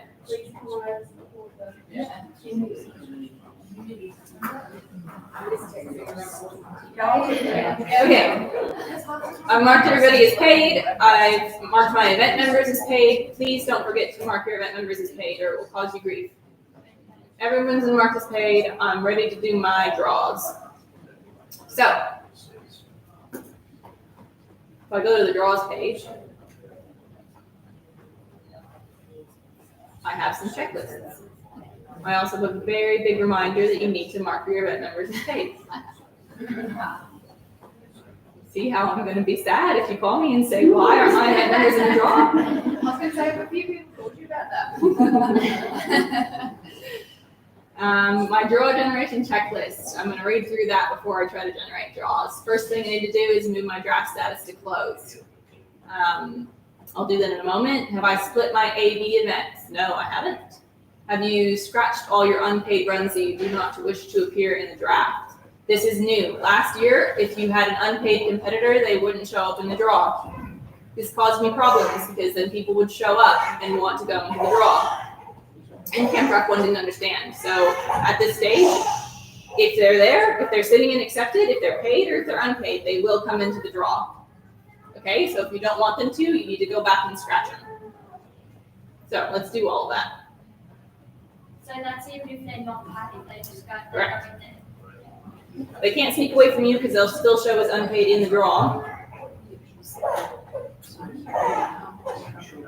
So I've filtered by unpaid, and now if I don't think Teresa's going to show up, I'm going to scratch her because I don't want her to show up in the draw. If I do think she's going to rock up and try to hand me cash, then I'll just leave her there. So, sorry, so if you've got, say you've got half their noms in and they're paid for, and others are partially paid, the partially paid noms are still going to be in the draw. Is that Yeah. right? All of them. So you have to scratch the partially paid runs, but you can keep the accepted. Is that right? Well, I don't know why you would because then you're expecting them to turn up, aren't you? Yeah. And then just ask them to pay. But yes, in theory, you can do it like that. But, yeah. It might be easier for you to just let them into the draw, and then if they don't turn up, you can scratch them from the draw because they'll still show as unpaid in the draw. So for as long as they're accepted and unpaid, they'll go into the draw. But if they're not accepted, like they're waitlisted or they've got to be processed for now. So if they're waitlisted, they won't. If they're waitlisted or scratched, they won't come in the draw. And there should be no one in unprocessed at this stage. Shouldn't be. And if there is, will they go to the draw? They'll just sit in limbo. Only accepted people go to the draw. Okay, let's split our novice. Where'd you go? Okay. So there's only certain events that you can split. You can't split a futurity. You can't split a challenge. You can't split a Nirvana. But you can't split a novice. And you do so by hitting the fork in the road. Yes, I really do want to split that event. And what it's going to do is it's going to split it as evenly down the middle as it possibly can. And now suddenly I have a novice A and a novice B. Who's in the novice A? I'll just click on novice A and I can find out. Go to accepted. And these are the people that made it into the novice A. What if they don't want to be in the novice A? Now is the time to move into the novice B. Please don't wait until you've done your draws. If Bill or Kelly want to go into the novice B, all I do is hit novice B. And it just slides them over. That's new, isn't it? No, it's just some people forget to do this bit before the draw is done. I have a question. So, say when you're nominating and you want to put your noms in that have a novice A and novice B, so they can nominate what they want to nominate. So you just do two separate. That's just You just want to, yeah. Yes, you just create a novice A, create a novice B, and then it doesn't offer you this function. Because otherwise you have that thing that's really not coming outside, now you know.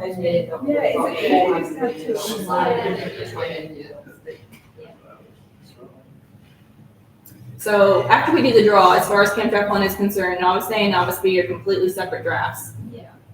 It sees them as different as a novice to an open. So this is our chance to do everyone's swaps. When you do all those swaps, should you be refreshing it so that it saves them? Because we did that at Capella one year, we did all the swaps, and then we sent our draws out, and those changes that we made, like this went out the window. It was a waste of time. We had to go back and rechange them, and had to keep hitting the refresh button, so it like saved it. Let's have a look. It looks like it goes, yeah. Yeah, like it My just- question is also, would you do a split if it was like novice A, novice B on the same day, say you novice A, novice B on Saturday? Would that be easier function to just split? Whereas if you're having one on the Friday, one on the Sunday, would it be easier just to have them as two separate drafts? Yeah, that's. Well, there's more to do with like what your competitor's going to want to nominate. Yeah. So if you split them, they can only nominate in the office, whereas if you don't split them, they nominate themselves and ACA. So you give them the control to, like, this case, then you can have 400 in one, and then we put one in. Okay, I'm pretty sure you don't have to hit save or anything. I would say if you're having an issue with it, it may have been internet connection, but let's find out. So I'm gonna move AeroCat, and Lynn Wallace is running AeroCat to Novice A. Perhaps this didn't get pressed. You do need to hit yes, I want to do it, and then it seems to have disappeared. Let's go double check.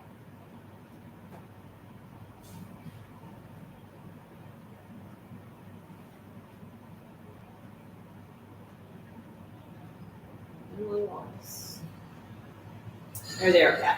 So maybe it was that OK button wasn't getting pressed, or there was a bad internet connection. But it seems to just do it So automatically. there's no at any point where you gotta press save, like it all should just. Well, you have to hit that OK button. So it's asking you, it's confirming that you want to do that. You hit OK, and then you're good.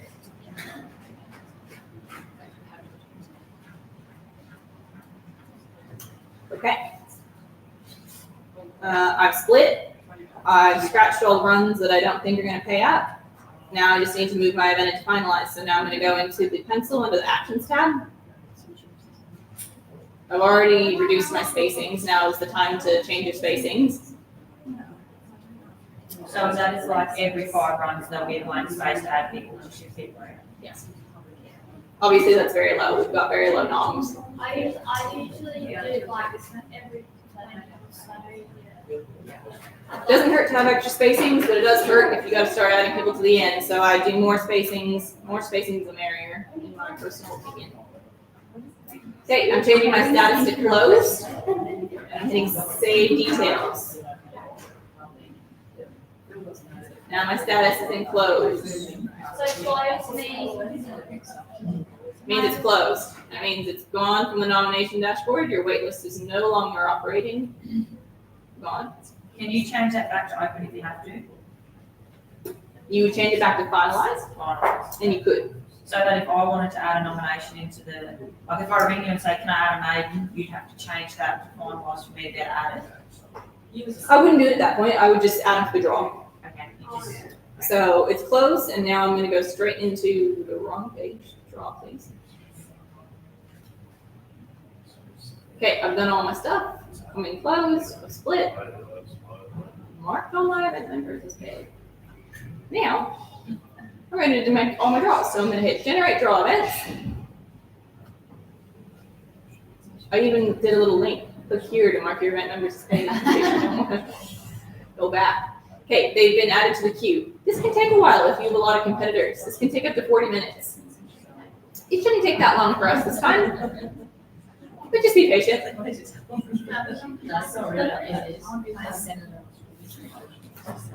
So we're generating, we're not publishing. So we'll give it a few minutes and it's going to make us some draws and then we can review those draws and see what we think. If you would all like to just take a little break, we'll give it a minute. So can you show us like how to generate a sign? We still got a few more hours here, ladies. We're gonna go through the whole thing.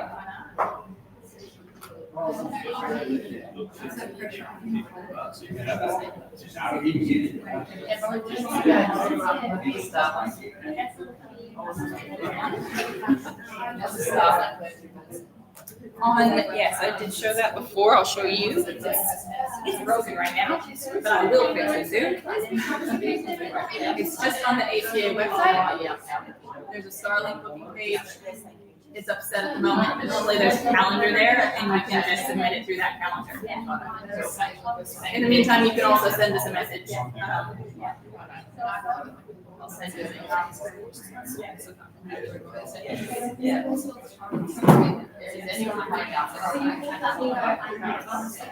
Say again?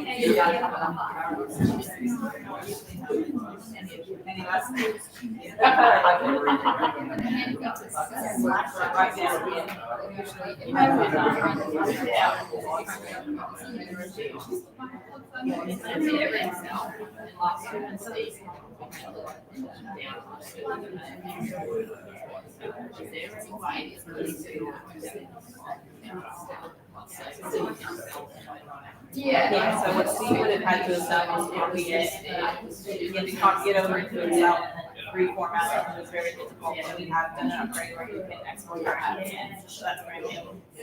But that'll be easy for you this year. Thank you. Yeah, I'll sort of put it on the back.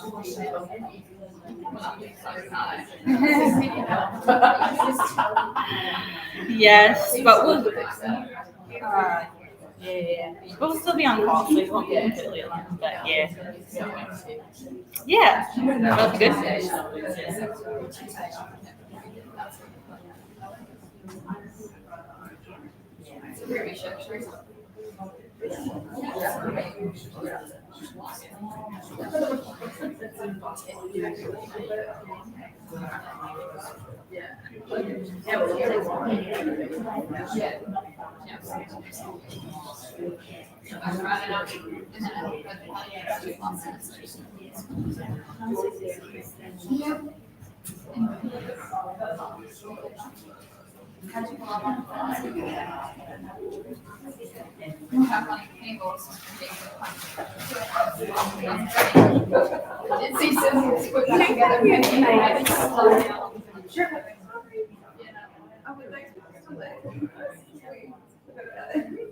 Oh, they're just coming in and out. Someone asked if we were gonna live stream it. So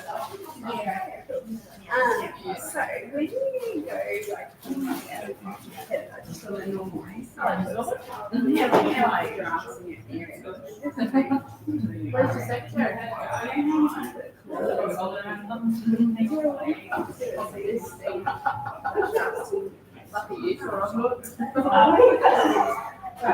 Actually,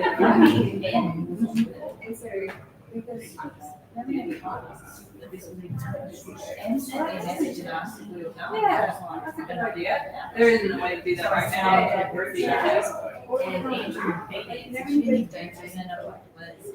Yes.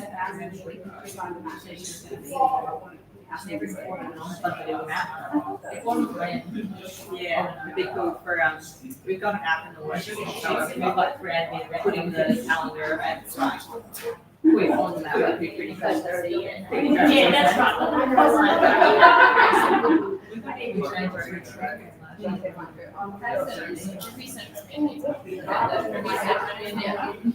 Yeah, it would really be.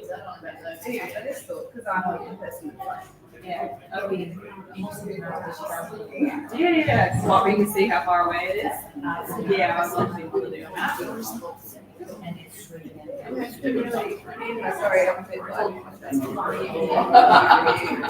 You got a lot going on. We appreciate that. Yeah. He said, we're not gonna go, and I was like, and he saw he probably won't go. He probably won't go. He have a green card. We love it again, so that we don't have to do a handful and check everybody's over. And not well, if it's nice. Or you have another thing on your. we just have one of it. So that'll be me and. We create the drive, and then we create the event. Yeah. Well, we just need to put it in, calendar, I think.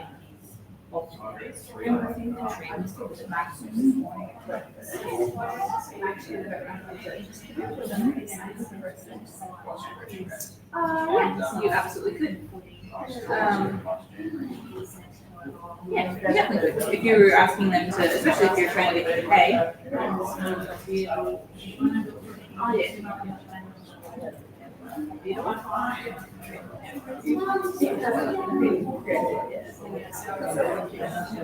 Yeah, I'm making it for you right now. So see it, we haven't.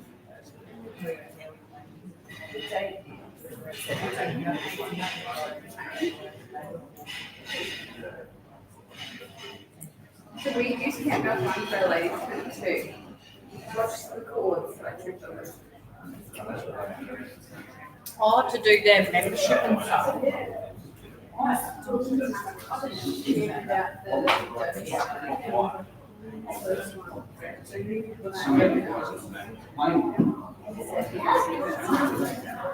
Same thing as if, making it, so if you say, And that's what they did, we went to, she said, we just, whatever else they did, two burgers, and then everyone just went, yes. So catering,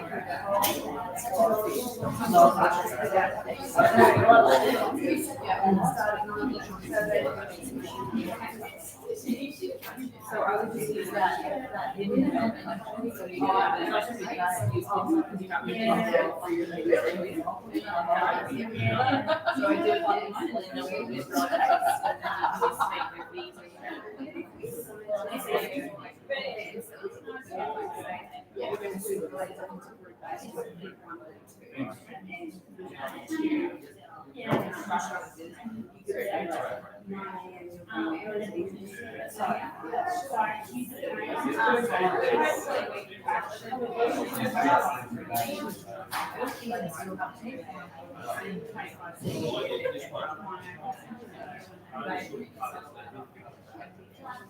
the text.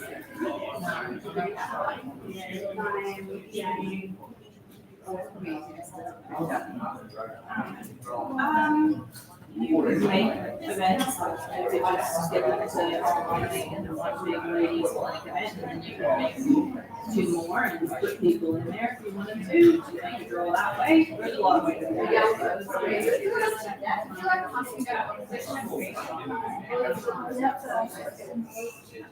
And I was just saying, or you can see that as well, like, we're not gonna be completely it.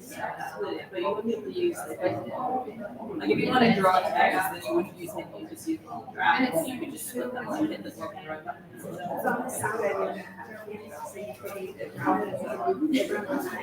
That's why they made us come. Because I was like, it's all. And you never asked, but obviously not. Yeah. Let me, I'm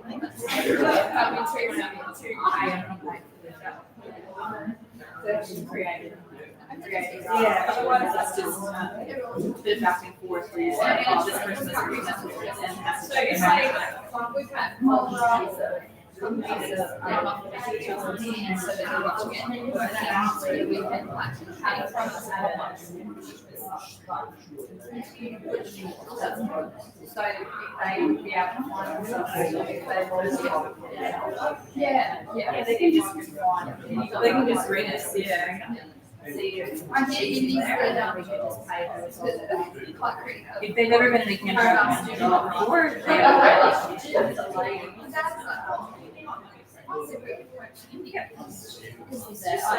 she's there, and then we could just go, I'm married for absolutely.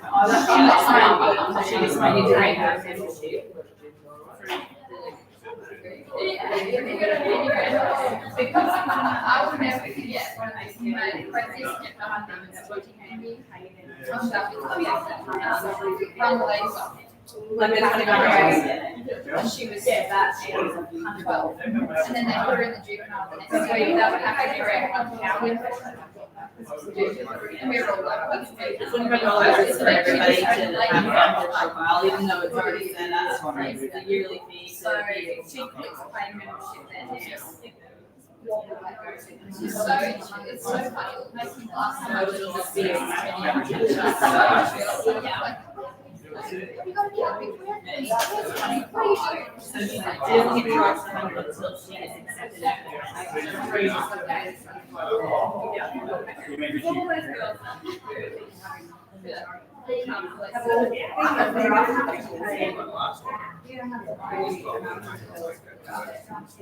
Yeah, then we can have all these which is why, Yeah.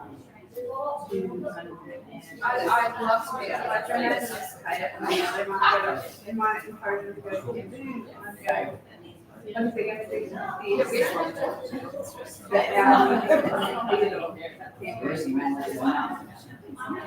Yes, if you're gonna do 2 drops in a year, you're. So, but they're still gonna do that. That's what I said, special.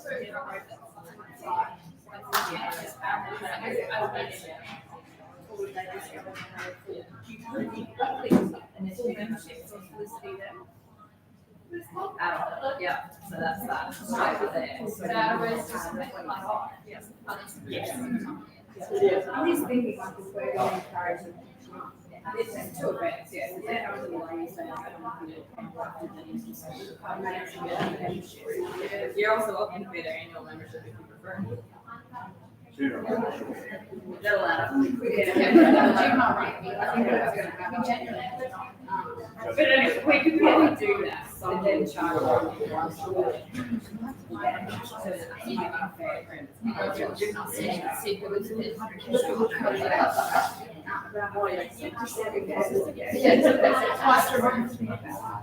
okay, yeah. But I was expecting, yeah, I was using Make sure they bring us lunch. Oh, right. I was thinking lunch. You're on the live stream. Hi everyone.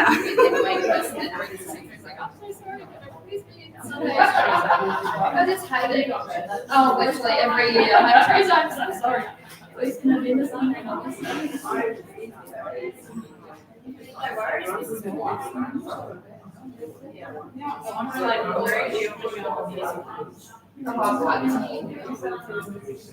Like you just, that would be weird. Or you could just do a block hunting and then you pick a lady. Yeah. Oh, yeah. That's so funny. We did. Do you remember one year, Teresa, more and more they used to do it in the house, and they did a team draft. It's like one person cut out, one person did first speech, one person did second, one person did gate. I never looked so hard because then you more and more had Huey come out of my they were like 23 yards. Swan strategist nailed the first hit. They had a girl on the third, second, and she nailed it. So let's go for the won the challenge. And Ken Bradford was like notoriously behind the it was for the game. And they've sent the cow this way. And they're like, go Ken, go. And then the cow ran straight past him and they're like, oh, it was so funny. Watching people try and navigate anything like that. It's a good job, isn't it?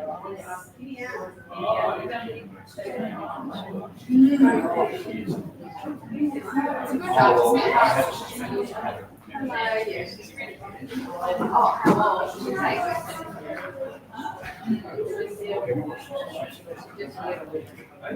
It's so hard.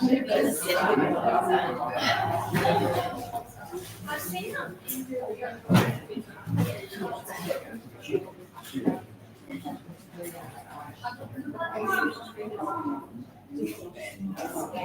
They just got our lunch ready, so they're gonna bring in some sandwiches and some things. Bite to eat. Sounds good. I went out pub last night and then come And in fact, we've already snuck it, it's just sitting back here on this back table for you to find something out.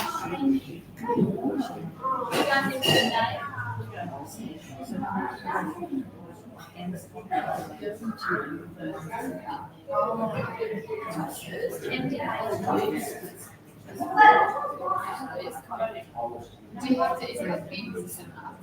So you're doing it with oh my gosh. Is it the one light screen that's like your IT teacher?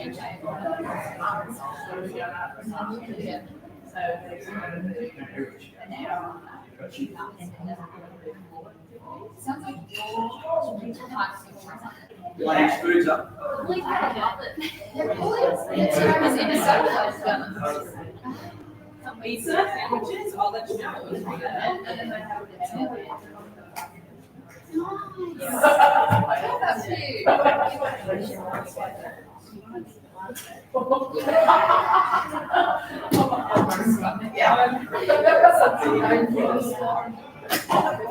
Teresa's just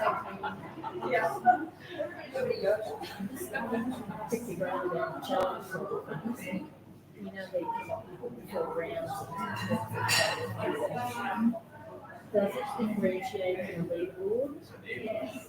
Yeah, what we would say, we have dry work and to wet work, it's just because they.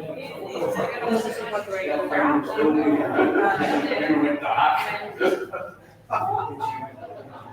We'll have a look at the leaderboard once you start putting scores in. But it'll just say round one, so it'll say classic challenge, round one, round two, who all say wet and dry. But there's a couple of opportunities that make it easier for you to do like a export, so there's an export to Excel button now. Take your challenge draw, take it to Excel, and you can start adding those columns in, like your 3, 4, 5, 6, 7, 8. And then there is still some back and forth. It's better than it was. Still not perfect for a challenge. But it's really, you can do still working on it.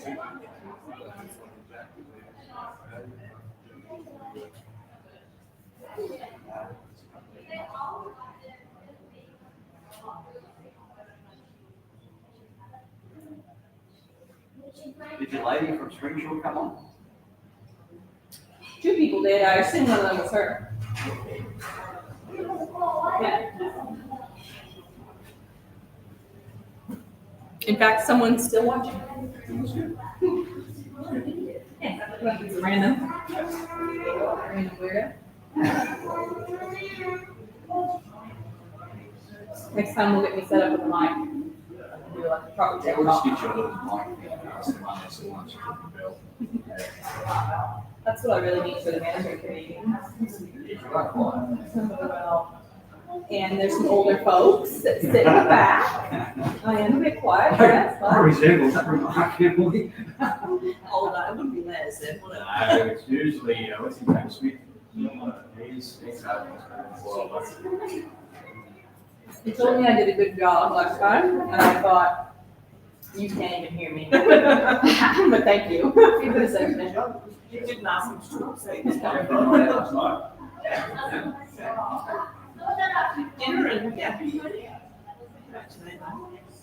Not from alcohol, just, That's boring.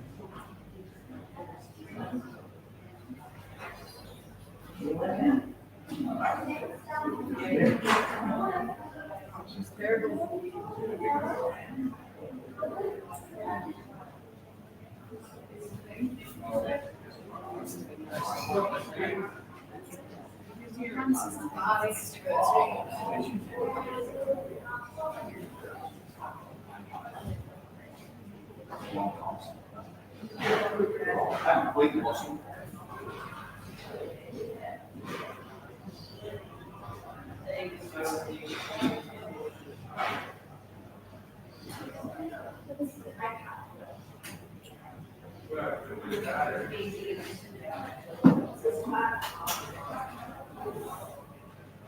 So we did a big challenge at Georgetown. Oh, yeah. And the leaderboard is shut now, but you can see like we awarded a winner for the first round. So we did the dry work in the first round and the wet work in the second round. So there was a winner for both round 1, dry and wet. And then we did a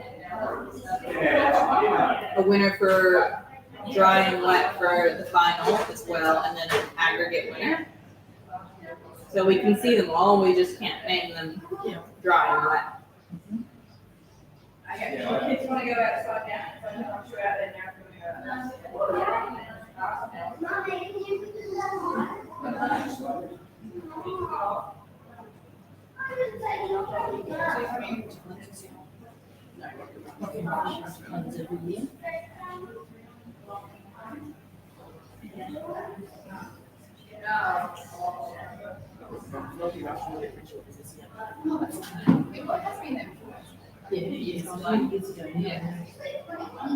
I remember one year we went.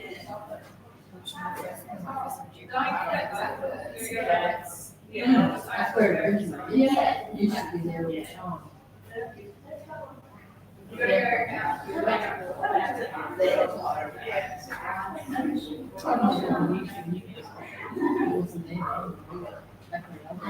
Well, yeah, I reckon that would be. I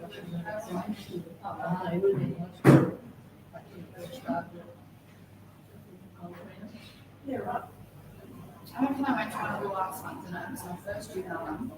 That would be like, December.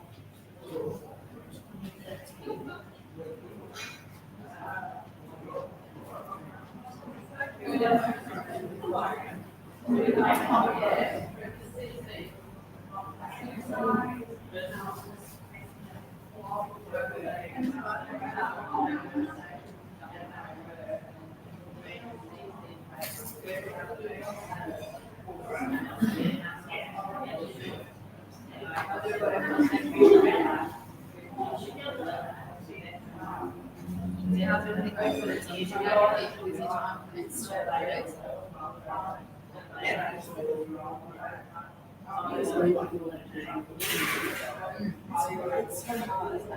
love that.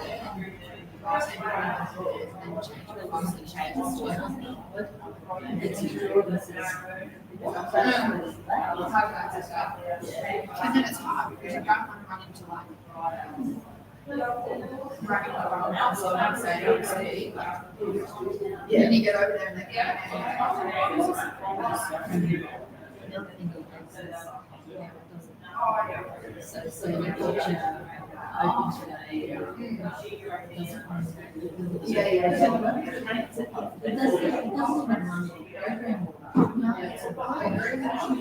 because you look to it, you need to go to the side and see which is right your drawers, but really that's just not.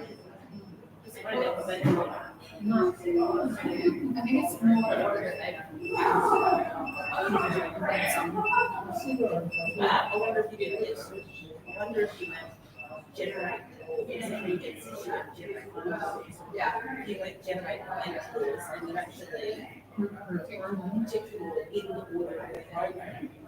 So you can try and send it out.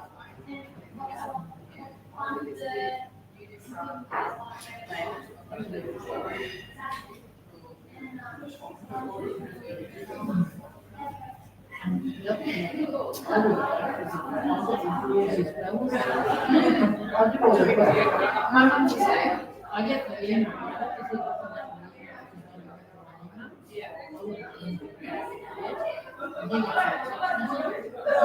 my mom is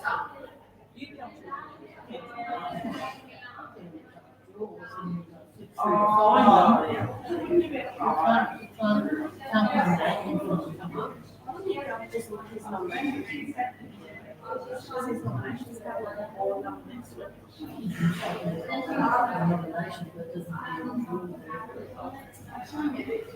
reckon that's what would happen is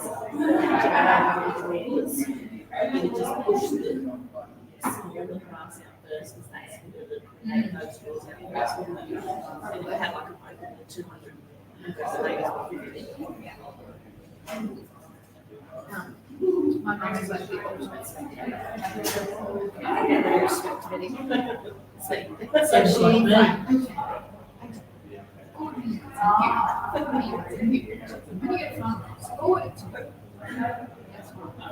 Josh always forwards a lot of his drawers. Yeah. And then I'll get those home forward to me anyway. But it's the next lot, you know. Yeah, that's next round. And the next round. Yeah, they get it for sure.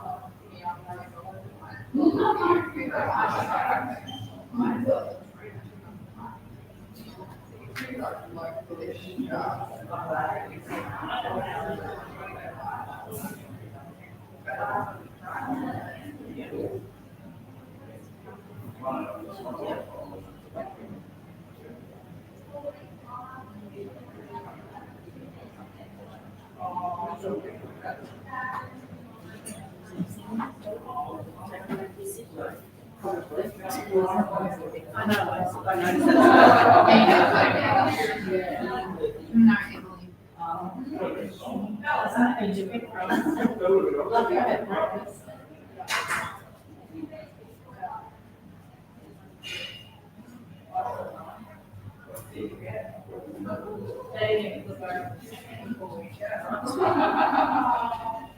I don't know whether $3 per person.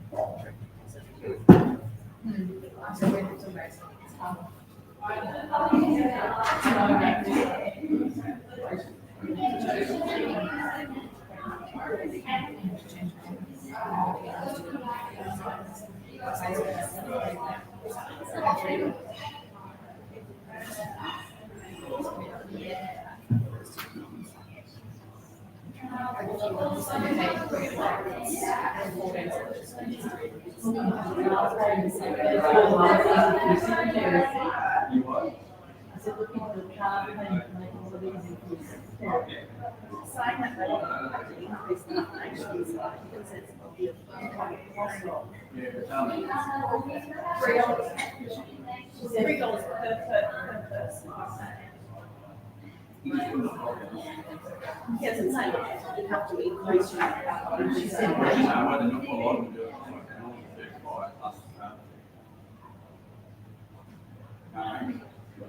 do you do that? Set it up.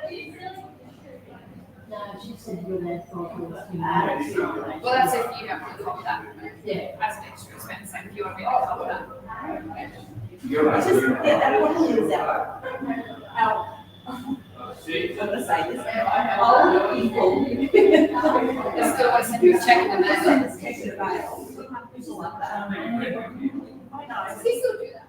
He did last year.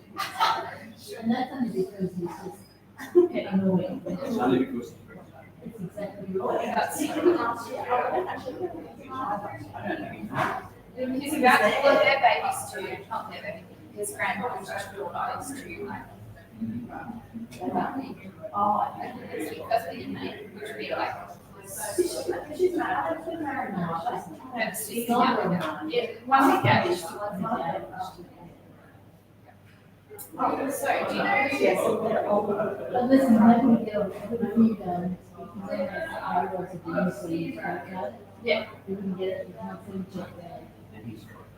Of course, yes. It's a debit I card. was going to first bloody pocket money toilet. Exactly right.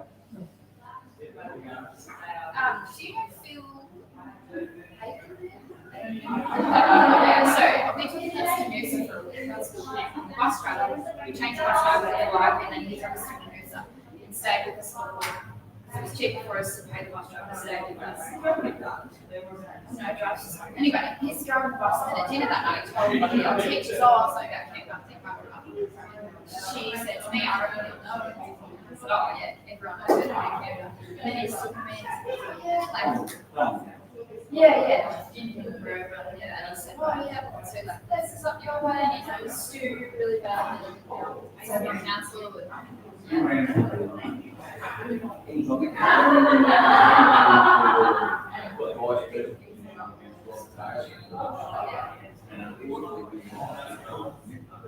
because he was chair, so yes, which to me seemed like something, well, it seemed to me like something would be, yeah.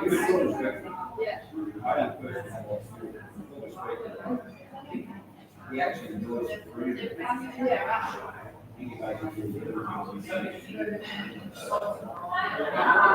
he seemed to have a lot of like, knowledge, like, well, he was really lovely. There was some suggestion that he was going to run the question. I saw that a lot of vacations in Canada. I agree. I did that for you. Good, at least voted. 19% vote. I had to do that. Josh Bowes and Robbie Bowes. You don't do it, no, it's text messages and all that. 19% vote. I made judges.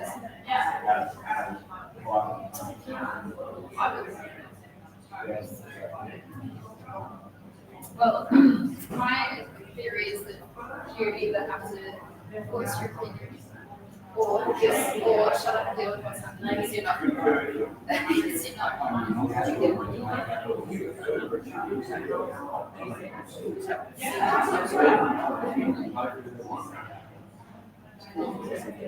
Yeah, I was thinking what should I was really it says like as many aspects of that trying to you don't really focus on trying to make try and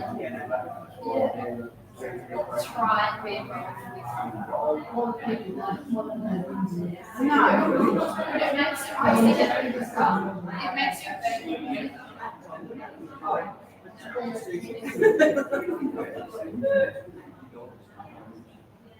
right on and $50,000.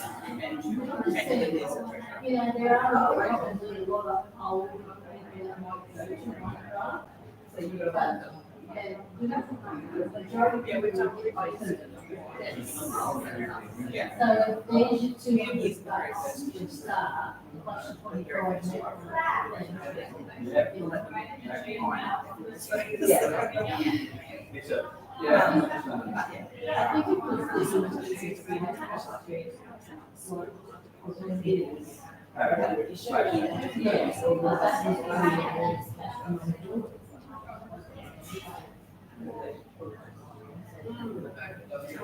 You just have to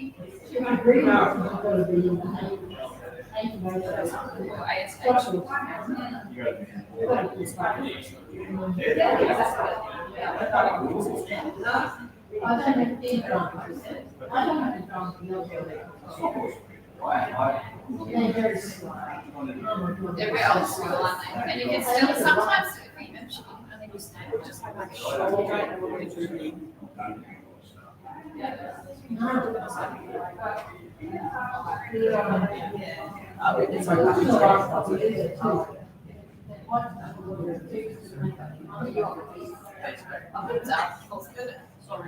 I'll come this way to do that. It's gonna come this way again. Oh, so you work. Yeah.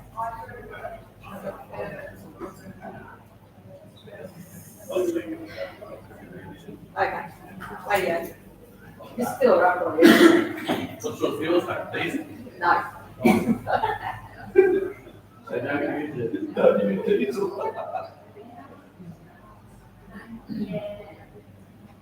So you're in that font? Absolutely. The AGM maintenance.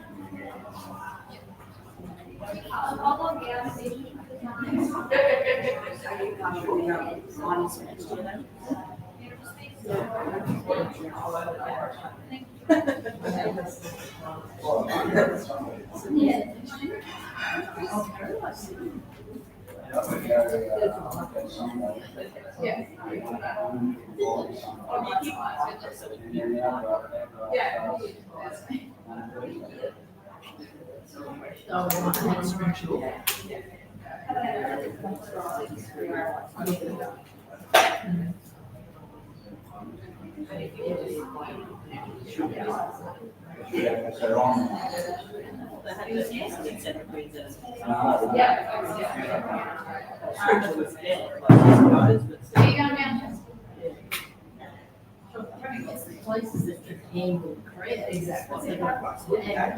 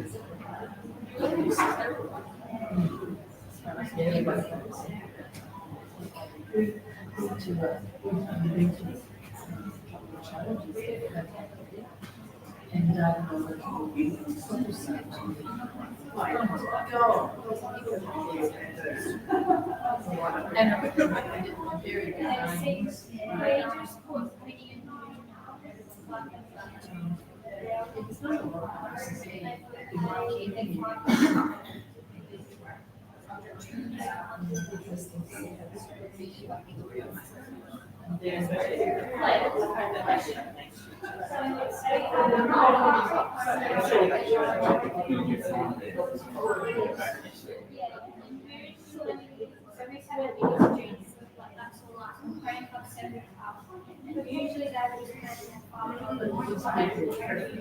There's not all of there's the same group of people go to the finals and big events and stuff. But there's still a lot of people. Yeah. You probably don't wish to go. That else. We usually go up in that area, or if you're like 1 year back, or one of the something that's higher. We're restricted to what's in there, we can't turn it off. Yeah. We don't have to. That's it. She always asks us. I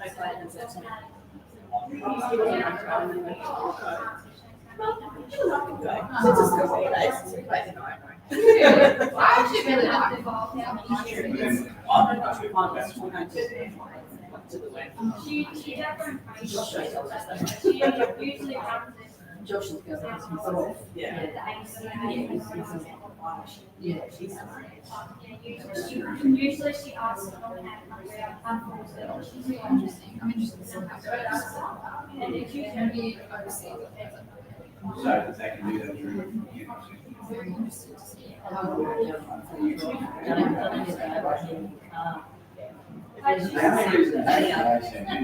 Don't go over too many bucks. Yeah, a bit too soon, I think. so it's just like, I mean, Watch the scores from home. But probably have a bunch. I'll talk through the. Sorry, I'm not. I'm not used to it. Is it terrible?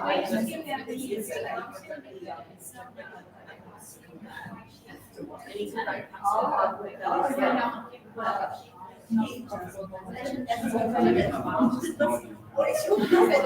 He's like, no, you need to do that. You have to buy it. I said, yeah, but it's disgusting.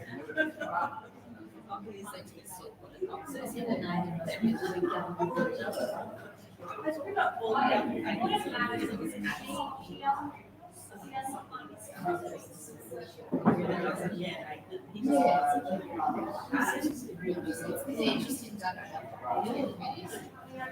trying to make it successful.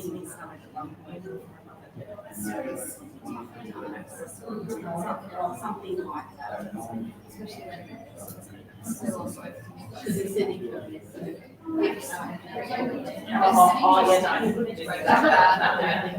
Is there an agenda behind you bringing that motion?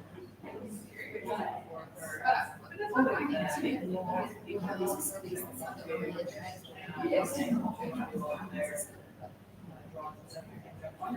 There's one good thing about that you can actually register your horse on there. If you want to nominate it, you have to bring the office and just do it, which is handy. It would work for Canada. More people use this, the more. Yes, exactly. I think this year.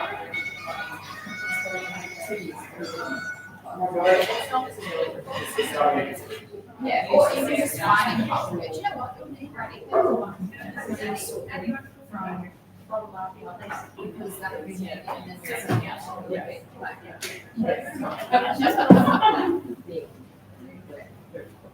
Yeah. Yeah. If you do that. I'd love to be able to see.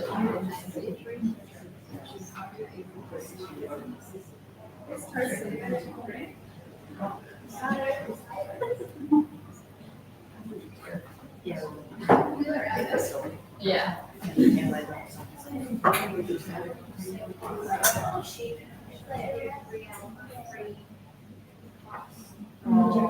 Yeah, like she was saying, how much is it?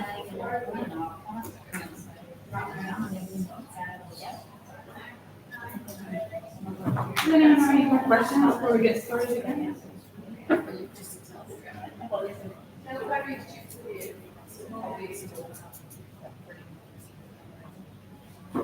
Okay, so our draws have been generated. We know that they've been generated because we can click on them now. They've turned red. We can do any edits that we need to at this stage before we publish, and no one will get notified. So in my novice B, I can have a look. The formula does a pretty good job of keeping people separate. Because this draft has so few nominations, people will be a bit close together, but as you can see, this is a run that didn't get marked as paid, so it's still showing as a red little receipt. So that would be your hint. So if you had the scratch in there, it'd just bring Kelly up to number 2, or would it leave it as a blank? It would leave it as a blank. And then 2 would be a free space. Sorry, Paul. So that's You filled it straight up. It doesn't stuff up anything at this stage because you haven't published. So if you want to move some things around, make 2 not a blank space anymore, you can swap people around. You can either use the move to function. Or say you have a judge that's just judged early one morning and you want to give him like And a later in the sleep in between later in the draw. Is there a way you can just go to shifting from number 1 to like say 50 or something? You just drag him down.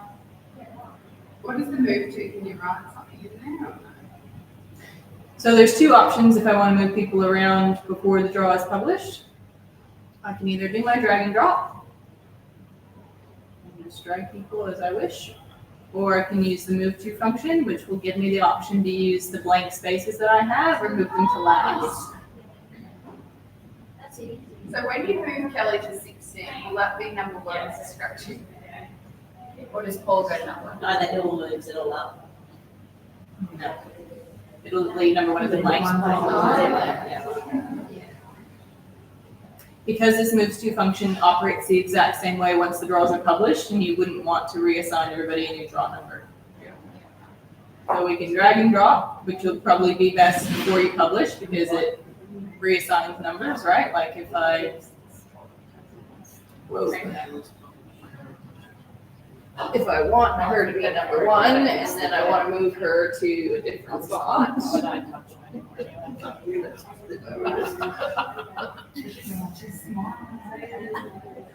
That'll renumber everybody if I do a drag and drop. See, Kelly's number 1 now. So drag and drop before your draws are published, and the drag and drop feature will disappear after your draws are published. So go ahead and move people around as you wish. Make sure there's no one with a run too close to each other. Like Kelly's obviously got a lot of runs in here. I think I just moved her to the bottom a couple of times. So I'll just move myself in there.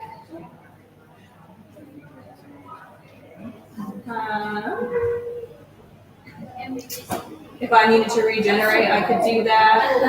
If I didn't like the number of spacings that I put in, I could change my number of spacings back in the nomination dashboard and then regenerate. I can regenerate as many times as I want because this hasn't been published yet, so no one's going to be any the wiser.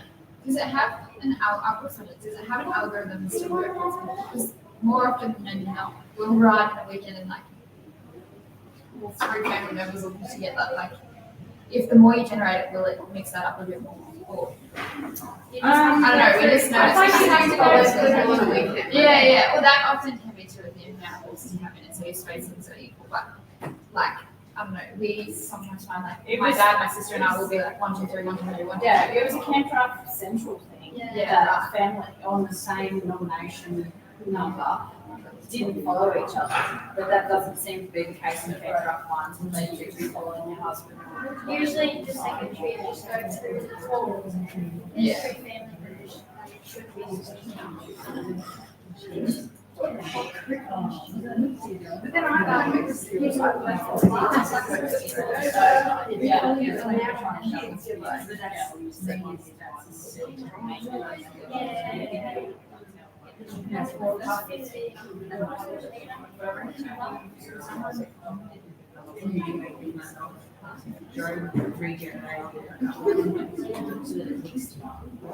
The first one, you start journal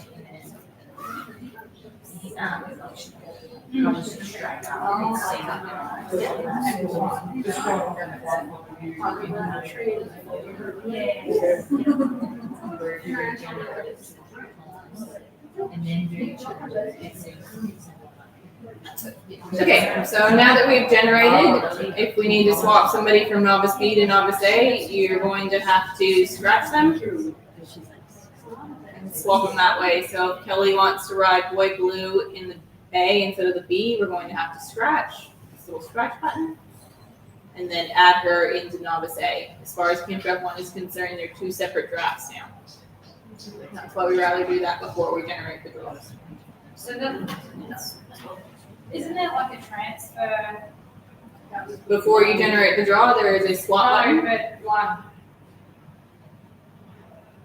I thought you could just click on that rider and transfer them and just show That you was what before available you, ones. that was what you were draws. finalising.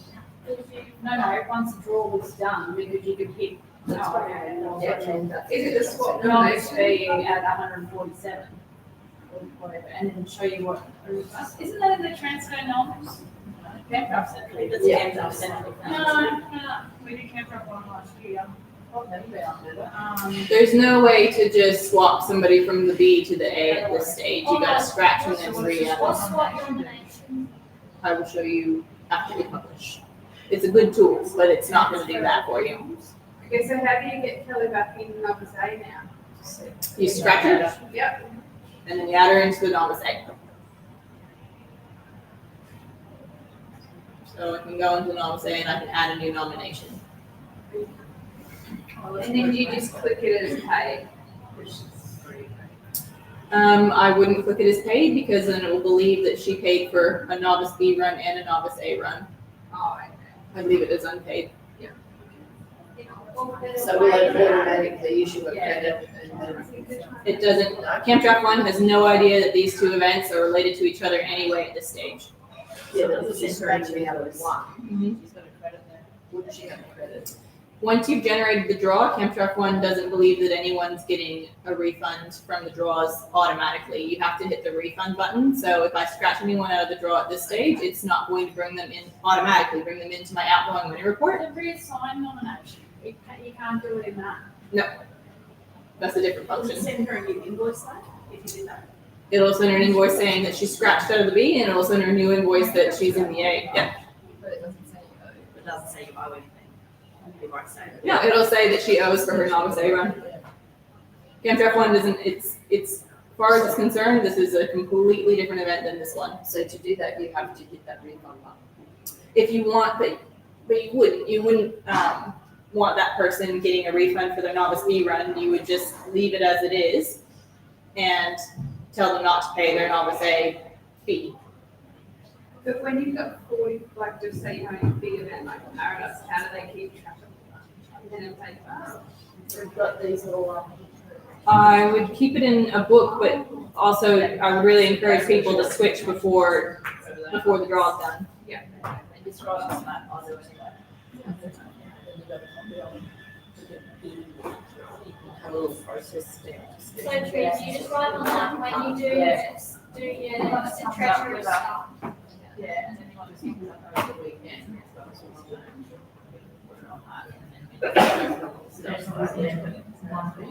It's a good idea because, you know, sometimes we think, oh, Or even write a change. emergency, you just have to travel. You make that. You can't make a change that you got. Gold star for you. Change your research to gold star. Say she paid $40 to buy a novice fee, shifted to novice, and that $40 just sits there until the treasurer does the independent week and she can go It'll counteract itself out. It shouldn't, if you scratch her out of the B and then put her into the A and just leave it as unpaid, the treasurer shouldn't have to do anything. She's still paying right now. Yep. We maybe just make a note of it. I would make a note of it, Make a yeah. note of it, to say that there's some stuff.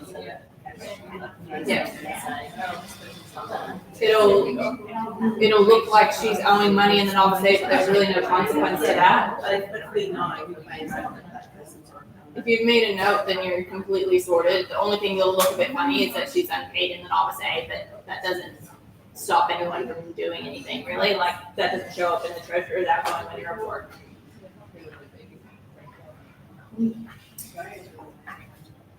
I'm gonna assume the rest of these look good, and I'm just gonna hit publish.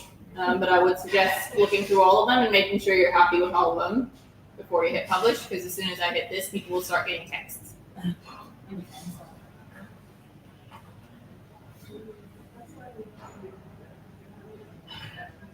This shouldn't take as long as the first bit. We say Yeah.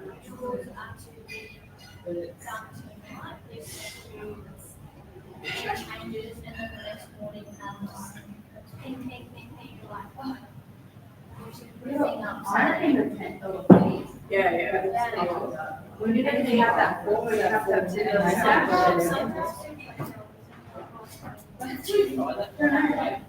But we, I'd like to. $5 and then you could, That makes sense. I'd like And then to. just wait six. Yeah, and that's,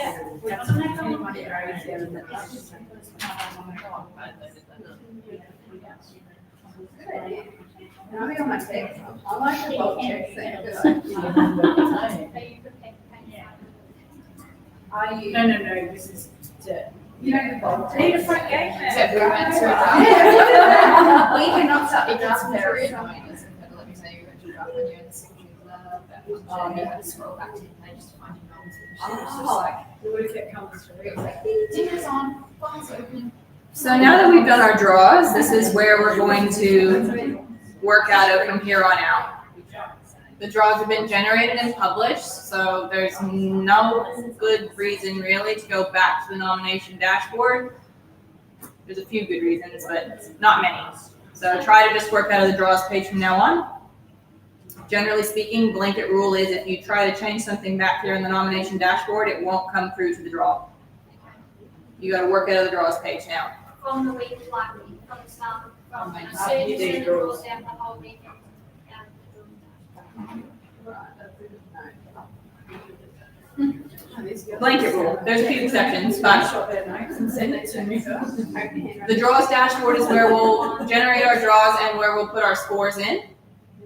And where we'll do pretty much everything from here on out. So I'll take you through all of the buttons that are here. We'll start at the top. First button is a PDF download button. PDF download of your draws. I assume you would put this on the outside of the secretary's box so people can see what's going on. There's also a score sheet and announcers download. People like this one, score sheet download.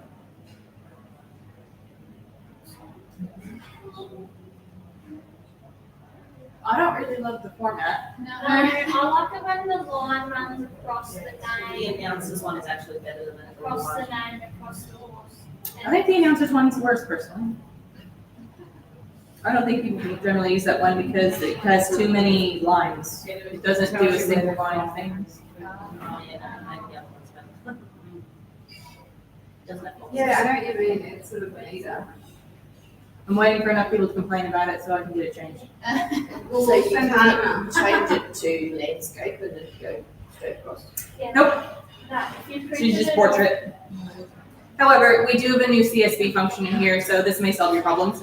Brand new button. You click that, it will download an Excel file of your draw. You can print that. So you can print that, you That's can really put happy. lines in. Oh, that's better. That's But that doesn't leave you spaces. No, but you just line it up.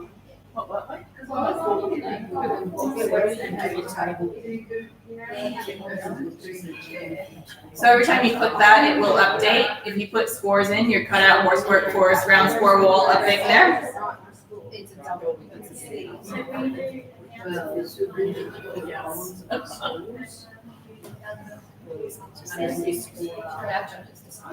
But I mean, like, Yeah. A lot of the time they do give them that sheet, so you put like, so you're not having that person having a second box too, so you've got your two copies, so you still get your two copies, but you just say. we have We used to call it two. You know how we're talking about not splitting the numbers up before? So I just got my drawers, I'm two in the ladies and I'm two in the maiden. And that's what we mean, like, and then you'd probably find, like, say, Lucy might be one and she'll be one in both and I'll follow her all weekend. So if we Yeah, regenerate so- that drawer a few times before publishing it, will that fix that problem? I don't know.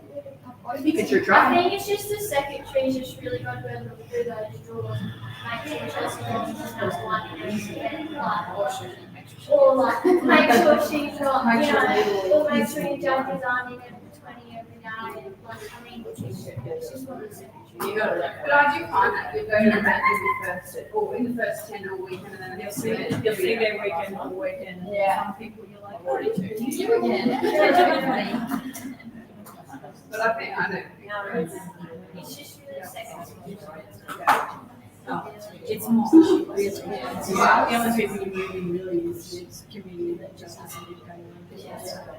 And you still find like in the lake, doing up one like. And like it's got MA and N4. But then So that, Maybe I go three. so is that because you had in your event made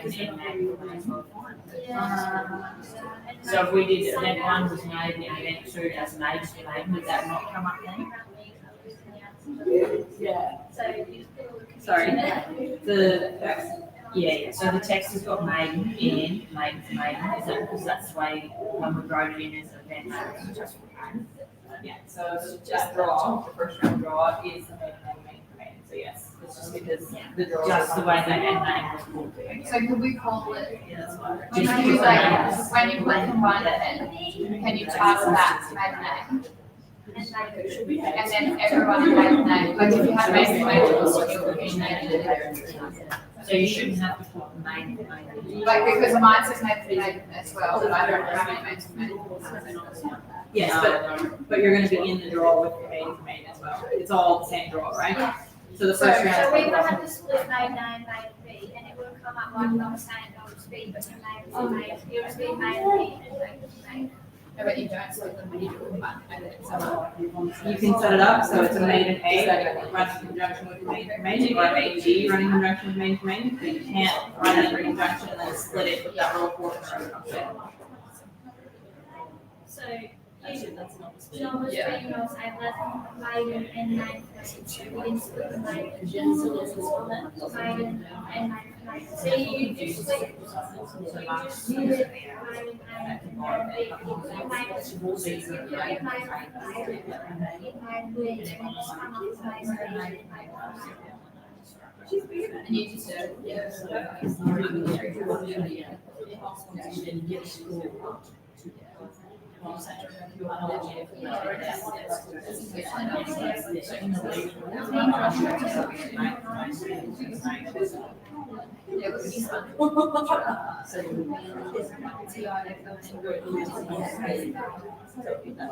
Yeah, that sounds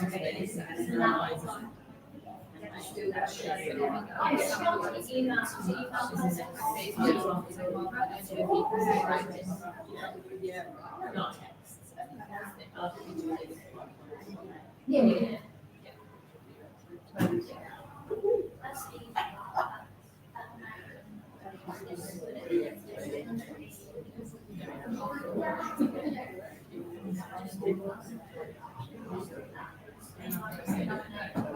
So I would avoid clicking either of these buttons now that we've published the draw already. We don't need to click that one because it's already published, and I would not click that one because then it'll resend everybody draw text. So just a question, does it, for you maiden riders, is there a does it come up with a separate, bit that just has all your maiden riders if you wanted to have, no, it doesn't. So it's just they're just in there, but you don't have your maiden riders. Not until the final gets generated. Oh, right, there you go. Because they're all in the same draw together, right? Doesn't matter who's who. They're just all in one draw with the main riders. So, Say again? If you're eligible for the maiden, you'll go into that school and that school. So on your leaderboard. And the leader. oh, there's two levels I believe so. during the first round. We still need to There test were that some there. drafts that had it, some that didn't, I think. And I reckon that's because they didn't hit the combined event, Yeah. because we didn't. This is a brand new feature, so you probably haven't seen it yet. We were telling people to use the spreadsheet before. That's handy because then you don't have to go through and go, oh, yes, Chelsea's nominated, party is. And the likes of us, it's got an average line. Yeah. It makes it really hard because you had to enter in those scores into the main domain, but then I've run 290s without having a run Yeah. one. So then it's stuck with my average out. So my average would be higher than actual.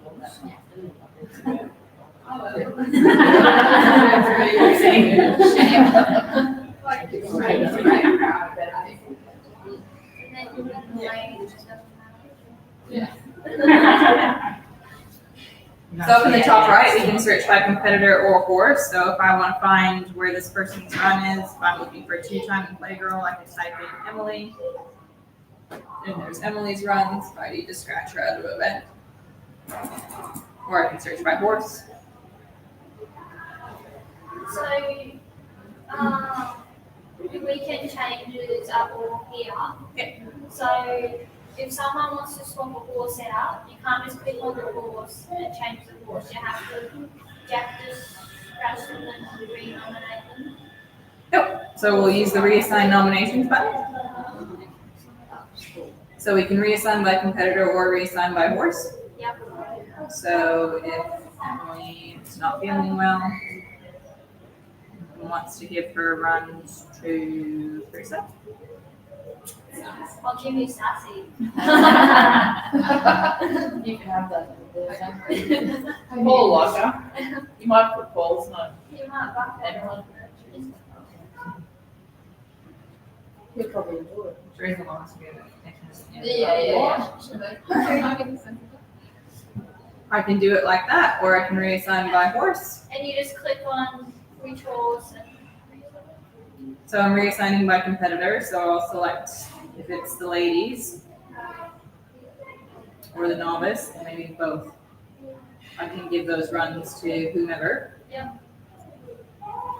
That won't work if Teresa Lansdowne is not linked to AeroCat's profile. Right. So you see, like, say, her little brother would have to have AeroCat on his profile to write it. Unless you just go in. Okay, so would they go in and put them in their profile on Campground One? Can you do that? We should make them do that. So when someone comes in, what I would suggest, if they're serviced, is you have these forms sitting in the box. Yep. Change a horse, change a rider form. This will also help you when people are coming in asking for changes, saying a horse's name is Fluffy, but it's actually Fluffy Bug. It's, they need to put in the exact details, and they need to make sure that the horse that they want to nominate on is linked to them. Yeah. So you could do that up and put on there, get your horse linked to their profile. I think you wouldn't have too much. So- No. Usually. Well, it's, like, you get the one person that. It says on the form that they need to be linked. So I would encourage when people ask for changes that they manage that themselves a little bit and make sure that it's an easy swap for you. You can do it, but it'll make your life a lot easier if they've already sorted it out. They can do the same thing by horse. If you've got one horse that's lame, and that person wants to swap it out for a different horse. That one's a bit easier. So you just go reassign and that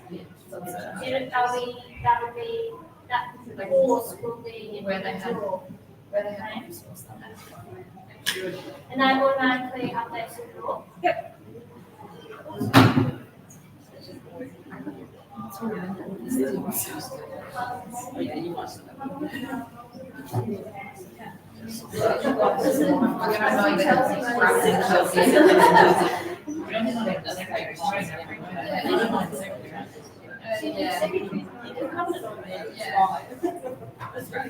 Actually, I'm not really right.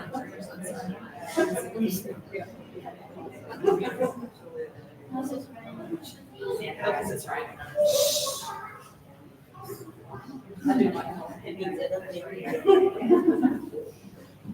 It won't let you do it if it's not kosher. So if I wanted to change Moonlit Acres to Miss Brown, Miss Brown's already in the event. So it won't stop any of those common sense restrictions just because you're in the draw now.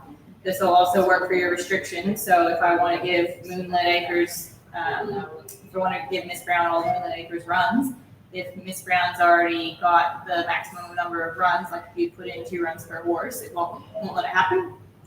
Same with competitor. If I want to give Les all of my runs. But Les already has 8 runs and it's an 8-round limit or 8 first round start limit. You know what I mean? It won't let it go. It'll say this person's already reached their restrictions. So there's a lot of reasons why this won't work, and it's normally to do with restrictions on your draft. Say if you wanted to swap horses that are already nominated in that event. Like if I say, oh, Like if you want to swap Moon and Brown, like instead of Moon being number 1 and Brown being 10, how do you make it? Is that when you go back to the number and just changing the rules in your vacancies? You want to change the order of the horses? Yeah. like say I just said, oh, Miss Brown's just had 3 open runs this morning. Can I push her back to Moon's run, which is at 100? probably the most common. Yeah. Moon's at 100. Can I swap Brownie at 100 and put Moon up at number So 2? do you just Did go you put back it to, in? do you just go back to your And then switch it vacancies? back to It's Mrs. Brown. probably putting random horses in, you'll end up having that come up and say, hang on, they've already got too many runs. So you've got to scratch it, And then reassign. So or do you you just go go back back to your to nomination your dashboard, rules and take your that vacancies? restriction, Or and do you, how do you how do you give them the same number? That's what we would. Let's just do add new nomination first, and then we'll show you the swap nomination feature, which is new.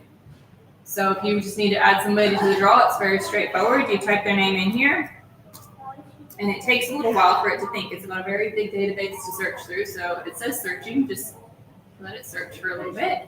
If it says no results found, that means that that person has already reached their limits. Like if you put a restriction in, or they're too old, or they're not a lady, or whatever the restriction is, they may not show up. Otherwise, they won't show up if they're not a financial member. So there's a couple of reasons why you might not see somebody. Type in as much as you can, and it'll show up a bit faster. You can put them in any of your blank spots or in last, and then you can type in their horses. That's if you want to add a brand new nomination. They'll come in with a red receipt next to their name, so make sure you mark them as paid if they pay you when you add them in. The swap nomination feature might be what you were asking about just before. Just go away. It's the brand new feature. And if you want to swap places with anybody, it doesn't have to be the same person. If Kelly doesn't want to be first and she wants to swap with Emily for 15th, you can click swap and Kelly will be 15 on Blue Boy and Emily will be 1 on Two-Time Playgirl. And you just swap it to a blank one, you put it in the blank one, spot if you want to. Well, you would just use the move to function if Kelly wanted to go to a blank spot. Yeah. That's what one is a new function. Yeah. So that was that issue last year. Fix your issue. Yes, fix that issue. Especially with you guys are going to do that.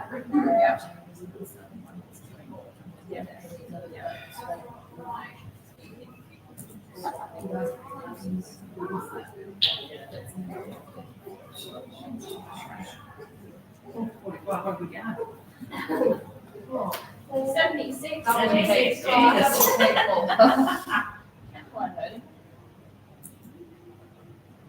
I'm 76. I'm saying the 76. You would have had a bit on. No. After each other. Yeah. So how I got 44 and 4 is interesting. It's like a lot of double.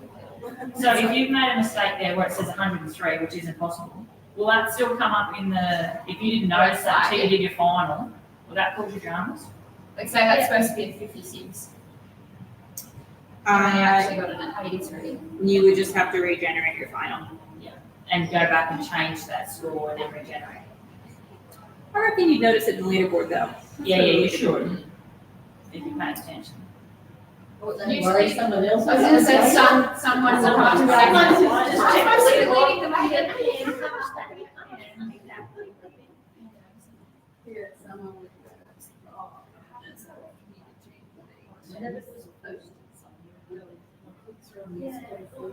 That's what I'm 26. And then they can drop out of the door. I always go back to So we have that in the school sheet. Yeah. Computer right next to it. So the school sheet. Yeah. They see the land use. Oh, I hear it now. completely lost everything down as one really it's changed.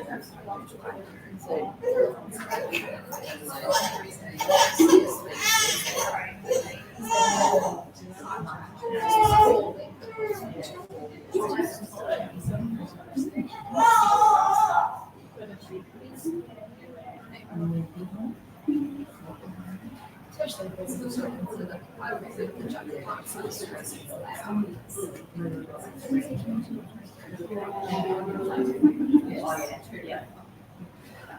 Could you, try your maiden, with your maiden for maiden and see if there's a separate leaderboard?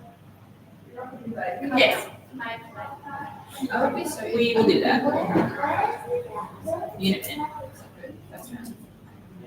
Because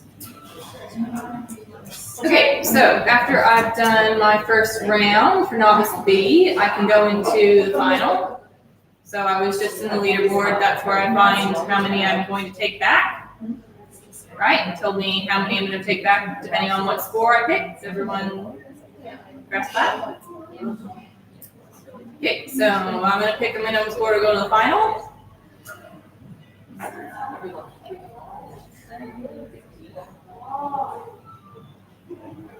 Hit generate. View again is generated, and I brought back 5 people. If I stuffed up, and I actually wanted it to be 55, I just go back to round 1 and try again. So if you're like, don't go to your leaderboard to have a look, can you just generate that draw from there and that'll go, oh yeah, we've got 5 now, instead of going back to the leaderboard? You could, but I think it's best practice to check the leaderboard just in case. Does that send out, when you say generate, does that send out a draw? No. So that's why you can go back and change it as many times as you want until you publish. So I can put whatever I want here a million times. It's going to warn me. If you see the entire draw will be redone, that's fine because I haven't published it yet. So I'll generate it. I can generate it as many times as I want.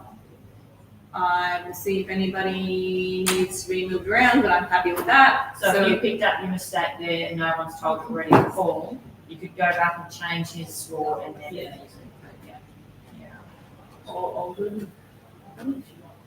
Pretty sure. What does clean slate mean?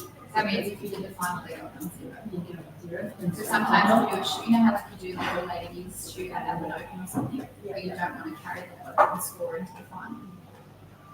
You just do clean slate over stuff. Where is the clean slate from? Clean slate is the white line. Yeah. So if you had to do like a special shoot out that would be some places. Okay, so clean slate means that there's no aggregate coming into the final. So I've got everyone that's coming into the final. If I didn't want this aggregate to be added to their final score, then I would hit clean slate. If I stuffed up and someone who was supposed to make it into the final didn't make it, I could click restore nomination. So I would go back into round one, fix their score first, and then I could do restore nomination. The reason I would do this is if I publish the draw, which I haven't done yet.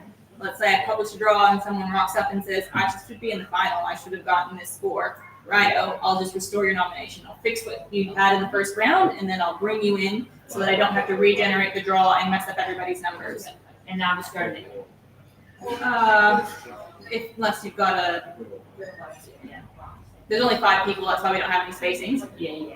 It'll go into a blank space or go to the end, yes. Your final shouldn't have space, because you've got to take the cow out. Well, you can.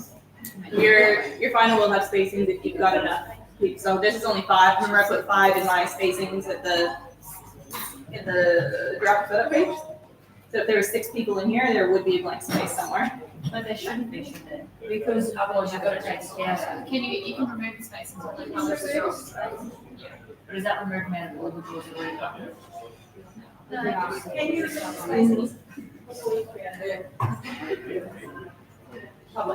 Before you publish it, yes. So you Because could. you don't want space. So instead, no, but you could get your final draw sorted, shuffle everyone around, and then remove the spacings and then publish it. Then it'll just go from 2 to 25. But if you put only put a space in line if it's under that 25, I mean, over that 25. Yeah, but And then then maybe- you can put the space in the middle, so if you were going to change it to arm. Yeah, yeah. So I'm happy with that, so I'm gonna publish. Now all the people going into the final will get their draw checks.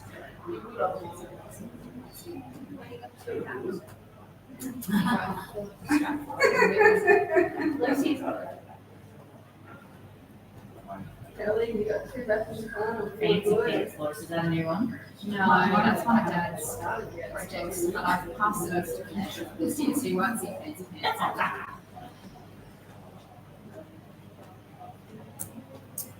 Okay, now that I've put everybody's scores in,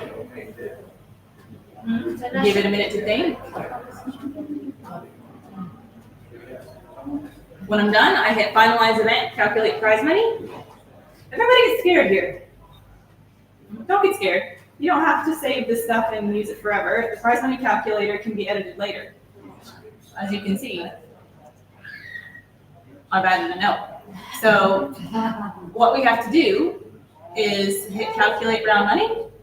Don't abandon it. When it brings the prize money calculator up, don't get scared and try to leave. Just hit calculate round money. People get scared about this too. They're not sure if that's how they're paying out their round money. It's okay. We can change it later. Or you can change it now if you want to. You don't have to pay first round.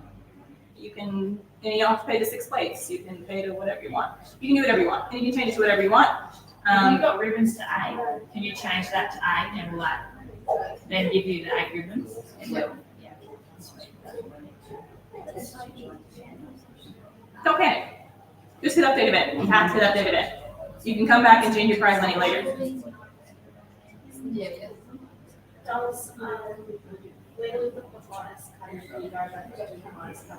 We go to view results.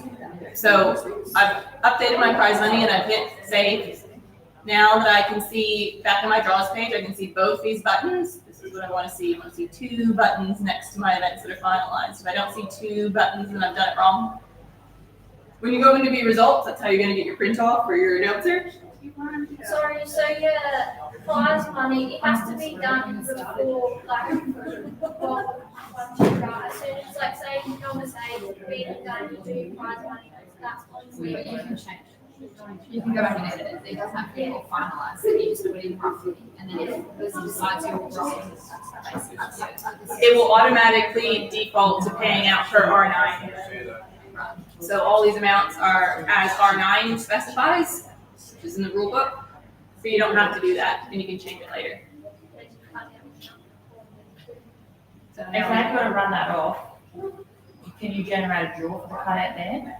You just draw it out of the hat and just choose your winner.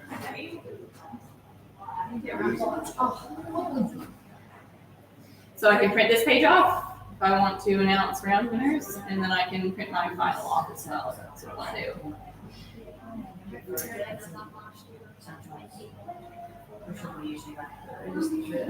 So this is the page that I would give my announcer, ribbon person.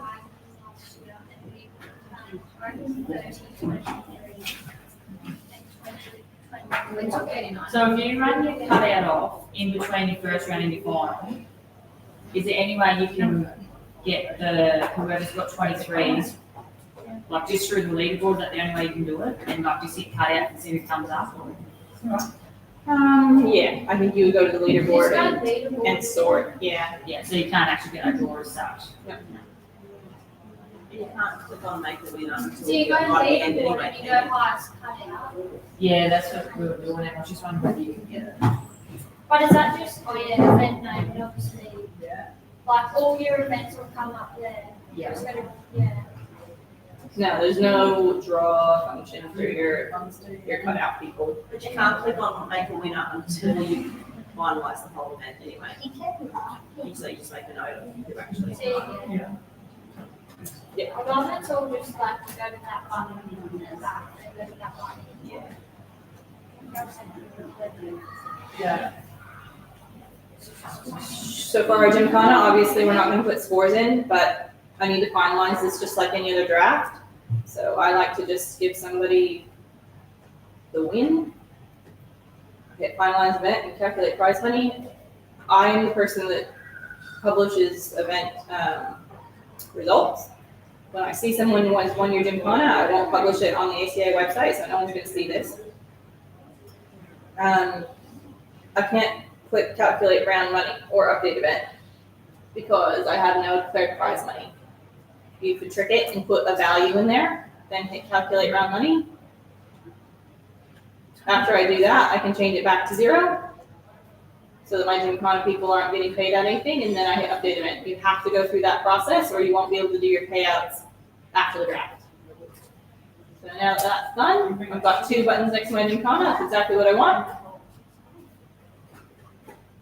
We'll do the exact same thing for Novice A.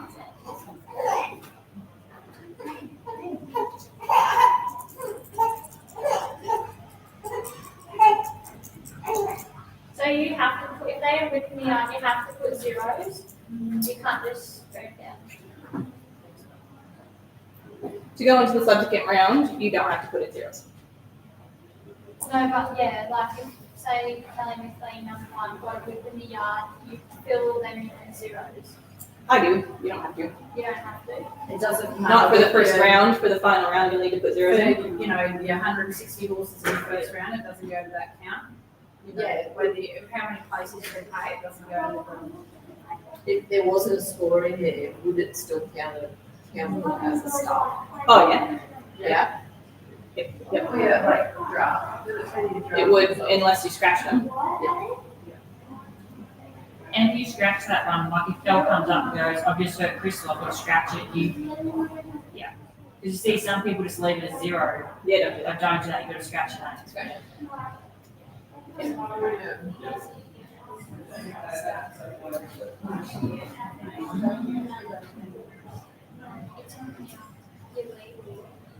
So she's in nomination.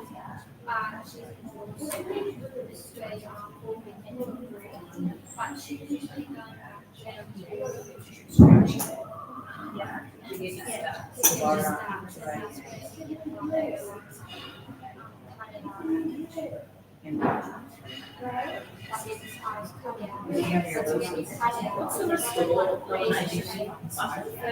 So if I stuffed up in the first round and got someone's score wrong, go back to the first round and fix their score, then bring them into the final if you've already published. Yeah.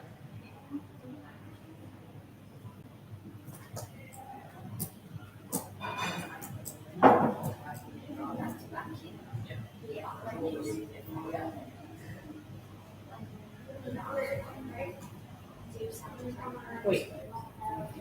So in your final, you'll need to give them zeros if they get it within the yard. Otherwise, you won't be able to click finalize that and calculate prize money. Oh, so you have to actually. Just in the final round, you need to put zeros in, or it'll think that you forgot about them. So I can change this if I want to, if I'm ready to. 0. Back to 500. Okay, to 4 if I want to. Do this.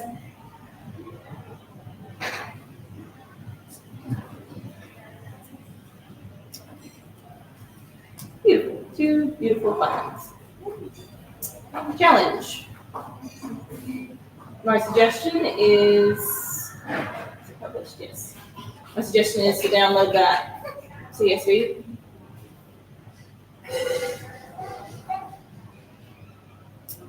And expand these columns. There you go.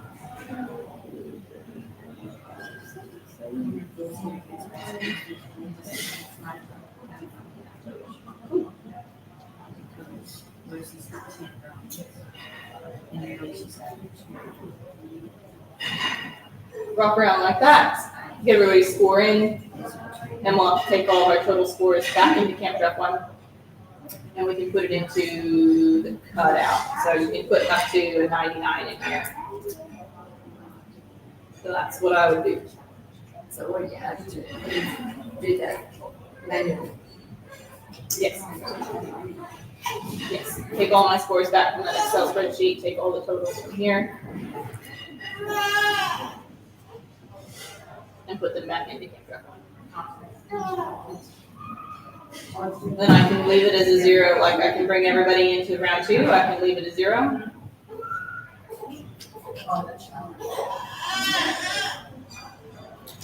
Go again with my wet work, repeat the same process, need to publish first, obviously. But you can do it two ways, so you could download a Excel file for this one and do your 4 different columns for scoring, or you can smush them all into 3. So let's say I wanted to put first peg, second peg, third peg, gate. I could do first peg, second peg, second peg, third peg, no wait. What do I want to do here? I could do first peg and gate in one of these, like if I wanted to add that and make it, you know what I mean? Like squish 2 different score fields into one if I didn't want to do the whole export thing. And then I've got everybody's aggregate of wet and dry over here.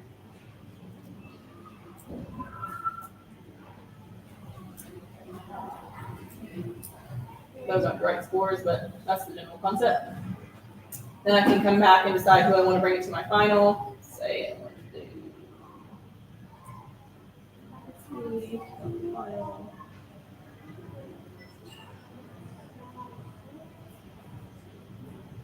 And I can do my final dry work and final wet work here. And then it will give me my winners for the dry work, my winners for the wet work, and my aggregate winners.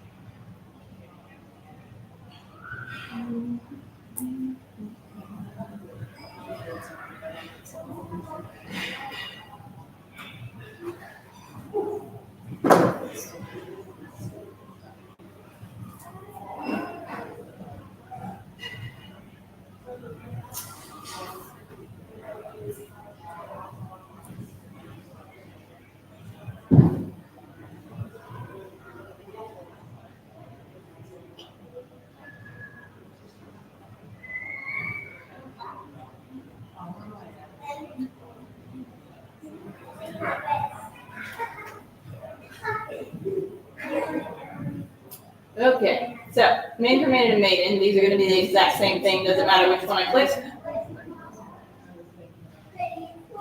Because the first round is the exact same draw. So even if you're maiden from the first round, like those first 4 or 5 people are novice riders, is it? So the first, because you're running a combined maiden and main for maiden, both main for maiden riders and the maiden riders are all in the same draw together. So that's why these are the exact same draw. Because you're running it in conjunction. But I shouldn't be in the maiden for maiden draw because I'm a novice rider, so I don't qualify to ride in the maiden for maiden. But it's not its own draw. It's the exact same draw as the maiden.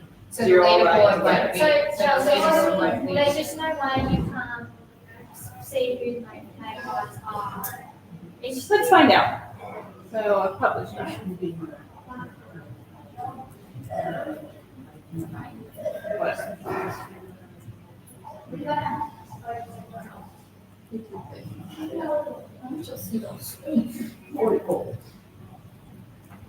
The judge's decision is final.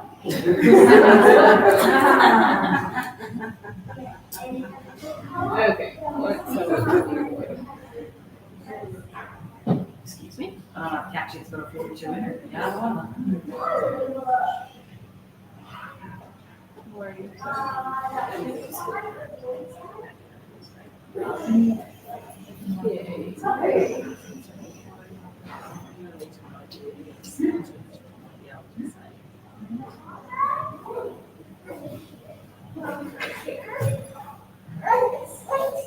Yeah. What? Yeah, so they that's good. Sorry. There's just not a separate draw because it's the same draw Yeah. for the first round. But The second, leaderboard wise, will only put maiden for maiden riders in it. In the You get back to, you don't need to put skills.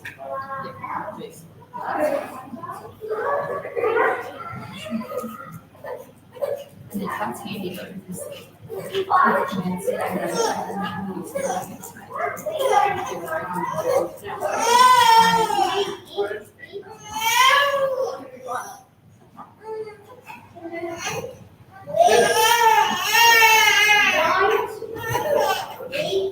I don't know why you're upset about that.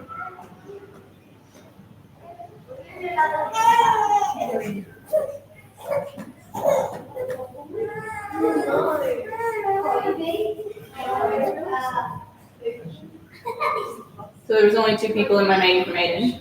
that made guns. They have to nominate to be in the maiden for maiden. Like, some of these people could be made riders, but they didn't nominate into the maiden for maiden. See with your leaderboard thing there, so if you're doing an average rider, that doesn't really work for the average rider, because if you go down to the novice, so before you put the others in, so Luce was leading it, and Luce had 10 runs, but Luce hasn't actually had 10 runs, Luce has had 8.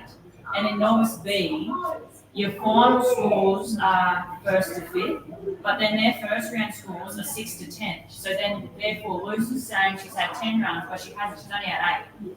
Because the 87, 83, blah, blah, blah, was their first round scores, but that's counted in their average. Yes, that's. So if you're doing an average rider, you've got to work that out yourself on paper. You can't go with this. Are you saying average rider is only for their final score? No, it's adding. Oh, I don't know how to explain it. So like in the novice B, it's saying You have the average rider for the weekend, so it's doubled up. it's doubled up, like So you've yeah. got first to Fifth is your and then final. from 6, 7, 8, 9, 10, it's repeated though. It's repaid the first round score. You shouldn't have that problem though, Chaz, because But if you you're look gonna at have. novice A, where everyone else got the whip, there's only 4 scores. So do you do something? I know what you're saying, but surely on actual weekend you would never have that. I've seen it happen at charity. Oh, They had to take everyone back in because they didn't bring enough schools for a final. Yeah. I just was trying to work out the average. But there's like all rules around it, like with people who didn't. And you gotta work out like that average is going back to. It should be all their runs. So like we run it over 5 runs. So if you make the final for everything, that's fine, but like that just fucks up the average there. Because it's saying, I only picked on Lucy because you're at the top before. It was saying like, Lucy had an 69 and a 59 twice, when she actually hasn't. So that's her first round run, and it was counting as that run. So it's saying you had. If 10 you only first round wanted- starts, but you only had 8 runs. But what you had to do there is to make it pleasant to go to 5. No, but the average rider for the weekend, I might not get a ribbon, but I can still win the average rider. So this average rider, say, You just need to click on final round if you're only going for. No, but it's over the whole weekend, it's not over a certain round or a certain round. So if you put on average rider so up the you, top, like on average riders. rider and you've got 8 run restrictions and you're doing over 5 runs. How do you, It's over, like as long as you have You have to have over, more than have to have more than 5. So you can't be high, you have to So if have you look here, more. it says Lucy Davidson has had 17 runs. Lucy hasn't really had 17 runs. Even counting her final run, she hasn't. Because if you have a look at the novice draw, she's doubled up twice. I bought 14 Are you talking about the novice B or the novice A? Novice B on the leaderboard, she's got, but Luce Double put, up. Luce put 14 noms in and then yeah, placed 3 times. yeah, I get that. But like, if you have a look at the start of the leaderboard in the novice, everyone's doubled up twice, not just Lucy. But it's, yeah, that's not the averages, that's just for everyone No, but if you're in there twice, it's still averages up. So how I noticed it was when we started before, where it says Chelsea 1 run, you had Lucy Davison 10 runs. And I was like, we should say 10 when I counted it. You only had 8 runs.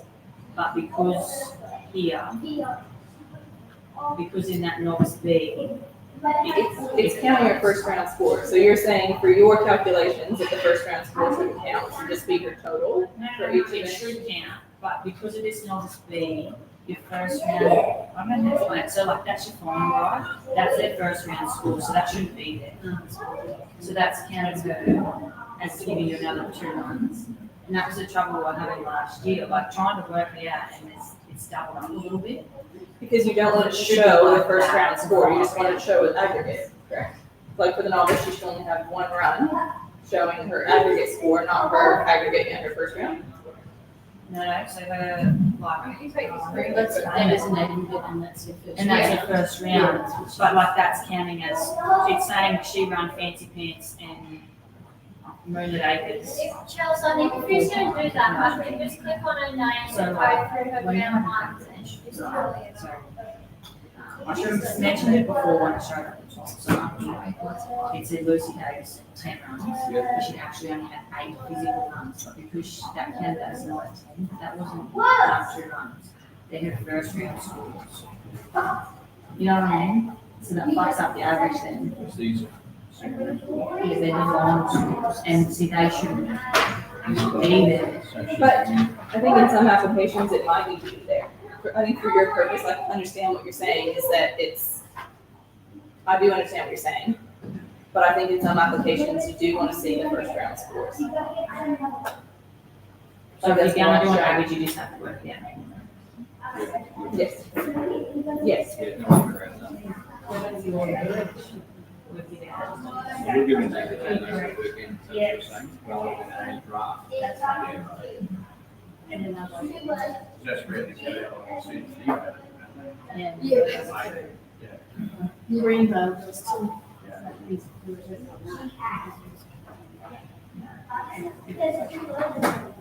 that's what Andrew, yeah, was trying.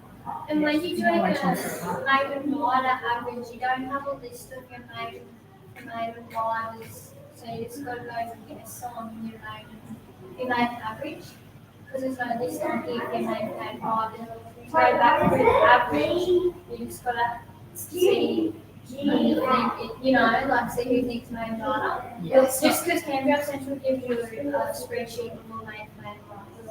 You can't say that. So then when you go into your average, your leaderboard average, for those drafts that do a maiden average ride, it's easy just to go, okay, let's just see who qualifies to maiden. Yeah. You know, like, Because we were always just going off. They need to come up with your own, like Right. star or something. Yeah, so that needs to be like a committee. We were just going around that, but that's not actually right. I'm not picking on you because I noticed it before, but yes. But would you reckon that would change if there was no star? Like, is it only showing up there because there's only, like, the unit But 10 we're for still counting you as you're still counting it as a mark in that league. The averages get more. Yeah.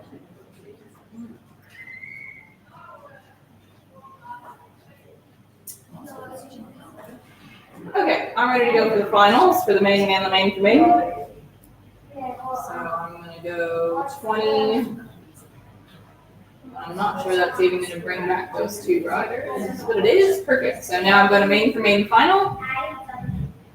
So I can publish if I'm happy. And I will.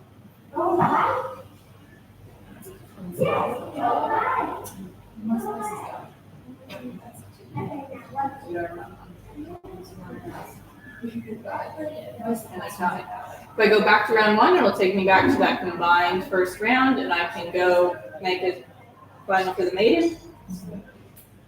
We'll do the same things.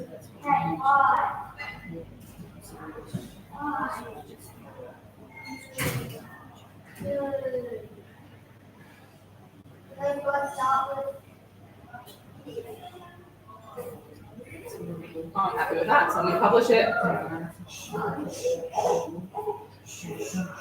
Okay, now if I want to see either of those finals, I need to click into the correct event. So if I click back into the Maiden for Maiden, the first round's gonna look the same, everyone's in here.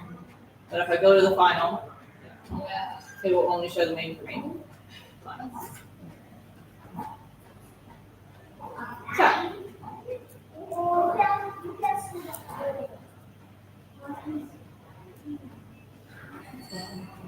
it's offering me a runoff because they were initially tied.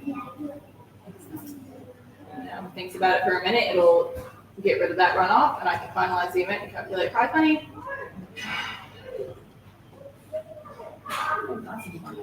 Yeah.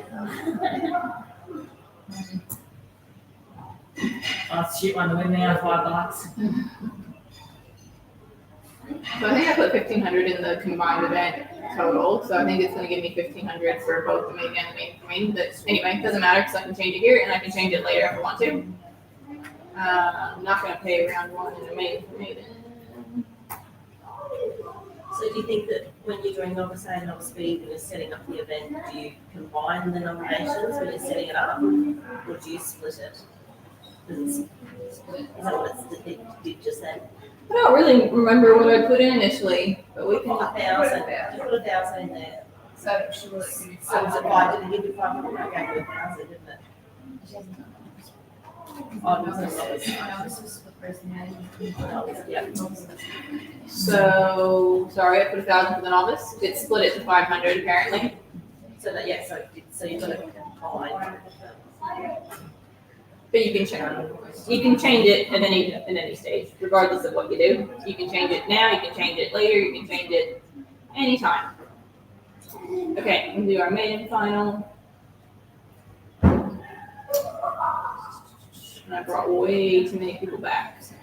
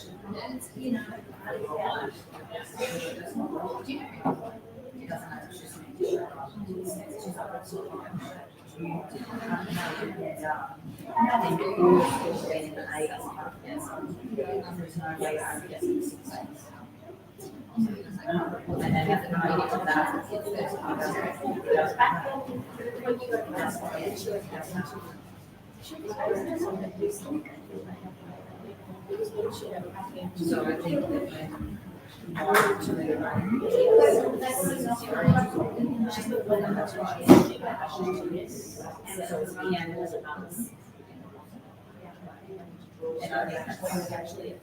And narration, you should be able to snap your time. And you should be able to just say, and if they Or even like, I think, you have to say like. Okay, the weekend is over. We're We know we've done everything right because we've got 2 buttons by all of our events. We can view the results. If we need to print off any of these pages, or we can edit the calculations individually if we'd like to do that. If I want to make sure my prize money is correct before I hand this off to my treasurer, I can go to my prize money summary and I can review what I've already saved. So I'm happy with the way I've done the ladies, that's fine. Charity looks good. Didn't pay for that combined event. Paid for the first round of the maiden and the final of the maiden. Only paid for the final of the maiden, that's all good. I guess I paid out for all my rounds of the challenge, that's fine. Happy. $0 to Johanna, that's perfect. Okay, I'm happy with that. If I was not happy with that, I could go back and edit calculations. Change this, I think I did want this to cover the $8,000 for novice A and the novice B. So if it's split, you just put in, the amount, so like, you got a 1,000, should you buy 10 ounces, $1,000 If, when you're setting up the event, you're gonna split it and you want each novice to be paying $1,000 each, then I think you'd put $2,000 as the prize money. Yeah, I mean, it's necessary. If you had put add back in your nominations, it would tell you, oops.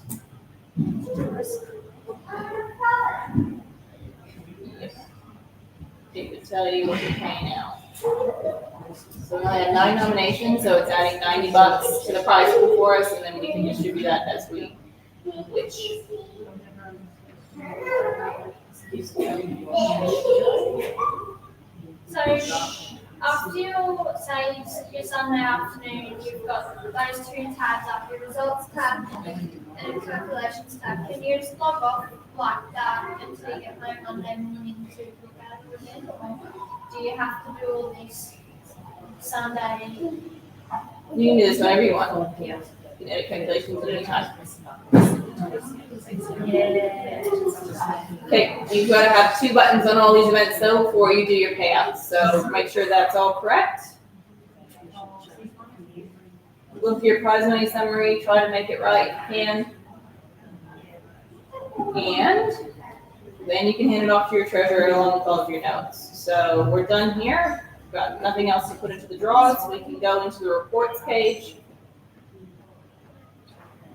And I'm gonna go to the wrong graph.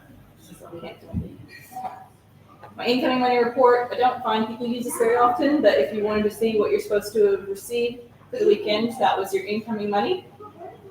And you can see everybody's invoice here as well. It's redundant because you can see that information on the nomination dashboard, but it's another place to find it. And you can download a PDF of that if you like, and you can separate it by different amounts or different payment types. What I really want is the outgoing money report. And of course, I skipped this step. I didn't scratch any runs, so we don't have any results on our outgoing money report, so I'll just fix that up really quick.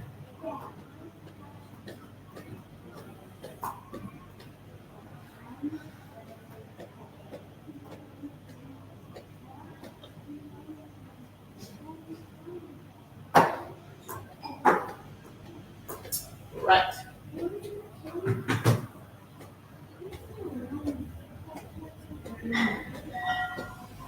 So, Emily Wall is scratched on the day. Technically after the day. So she's gonna automatically come in as refund retained full amount. Amount received is gonna be $0 because we're retaining her whole refund. It automatically comes in that way because of the date that she scratched. So if people scratch 3 days before the draft or closer, 2 days before the draft, 1 day before the draft, week of the draft, they will come in as amount received $0, retained full amount. If people scratch between 7 and 4 days before the draft starts, they will automatically come in as refund less stock levy. And that is where my stock levy amount that I put in when I set up the draft comes into play. If they scratch 7 days before the draft starts, they will automatically come in as refund full amount. Okay?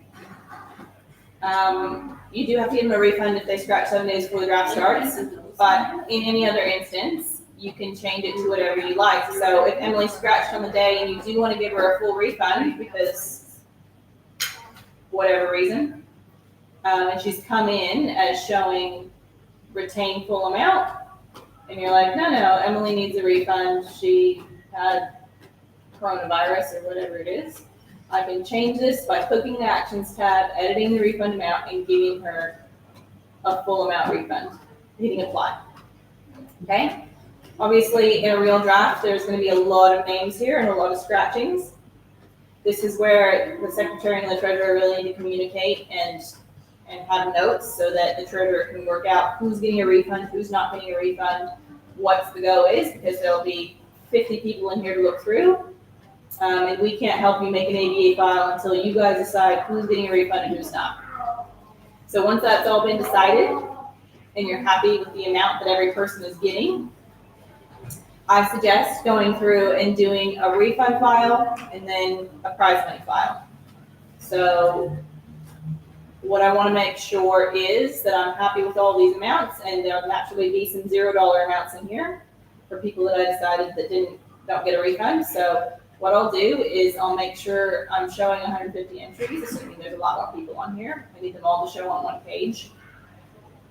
Then I'm going to do a select all of everybody, and I'm going to uncheck the people that are getting $0 amounts. Your ABA file doesn't want any $0 amounts in it. The bank won't like it. So just do an uncheck. If they've got a $0 refund, everybody else is good to go on there. The first thing I'm going to do is download a PDF to snoop out and see if anybody has bank details in there.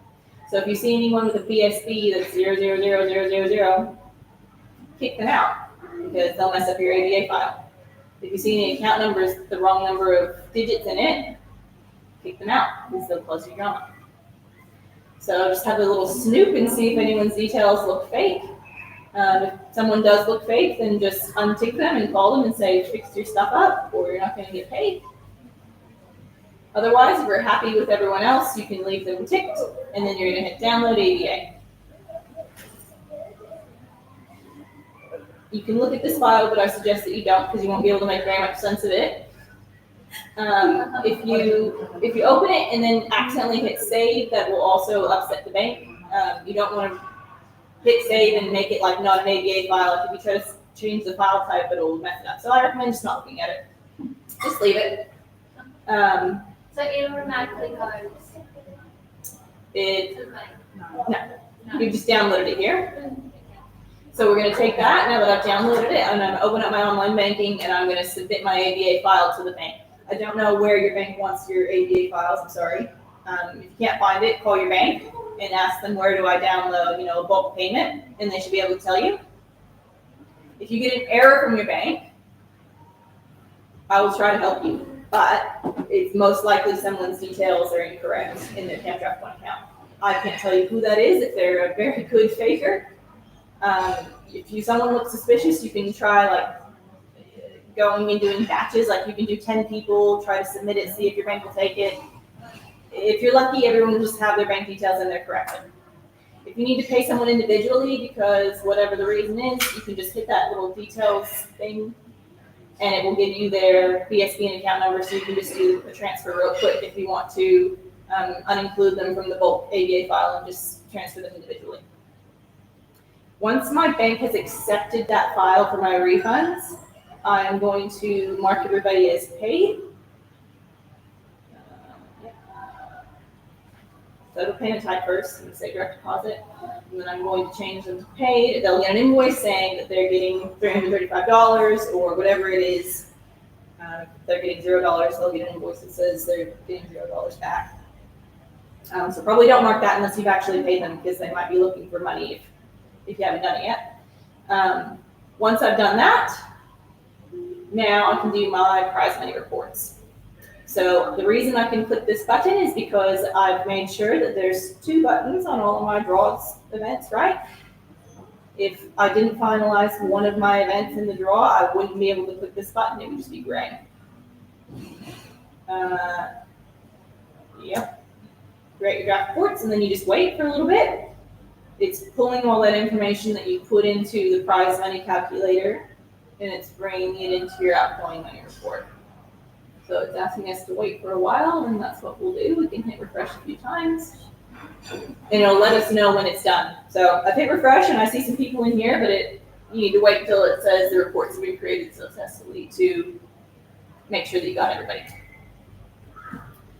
See. Now I've got all my prize money in there. I'm going to click unpaid because I don't want to look at those refunds that I already sent out. I just want to look at the ones that I haven't paid yet. And I'll just review these to see if I'm happy with them. Looks good to me. And what I'm going to do is select all. Very Very good, yes. That's impressive considering I don't think we made that much in nominations. I'll download a PDF to set the video out again. Like, that looks suspicious. 1, 2, 3, 4, 5, 6. Mark Tonkin. I wouldn't include that in my bulk ABA file. Very, very sus looking to me. So I'm gonna unclick. Which one was that?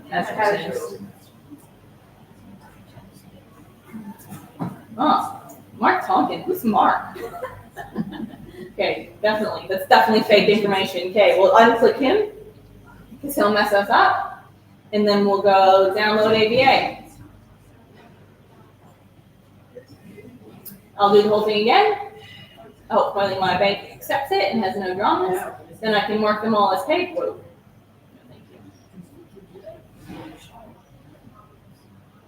Same size.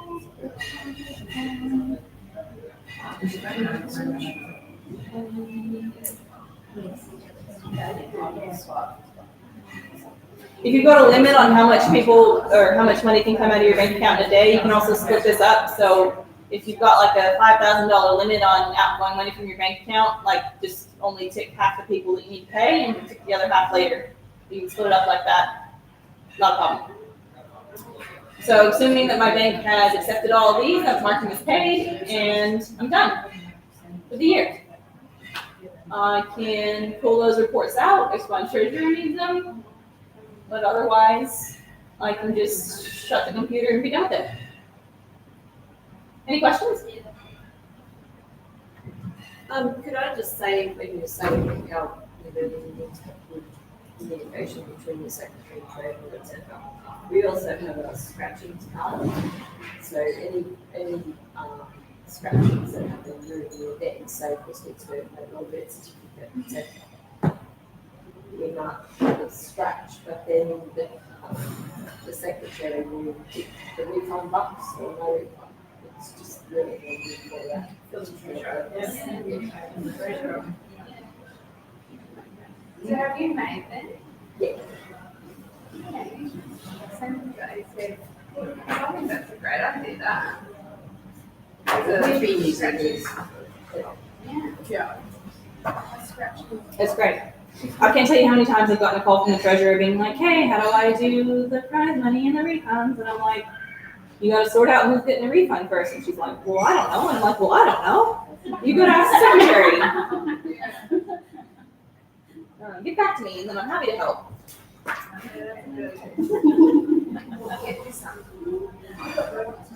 Yeah, just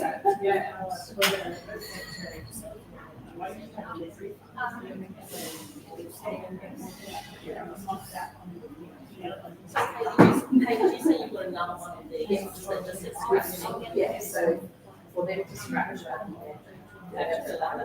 Yeah, and then once there is a process, she'll just tick the refunds on the box, and then that way she can just send it. Would you mind sharing that, like the scratching from tonight? Yeah, I think it's. It'll be okay. Yeah. So I'll just show you just real quick how to link a horse if you ever need to add a competitor to a horse's profile to do a change for them, you just need to look up the horse in the horse database.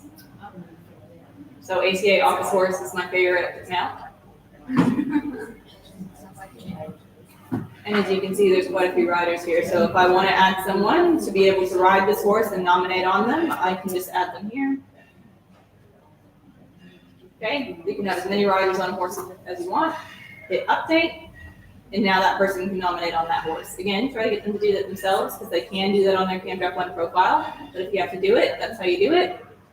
And that'll come up now on Wes's list of horses. Because what happens is someone has like Emily Moore has like Camp Draft underneath, because when you go to my results, it's like results in Western Australia that I've never been to. What happens if someone's got the same horse name? Can't So her results shouldn't show up in your results. Does it say she's ridden your horses? I can't remember. If you go to me and go to results, I've won something in Western Australia.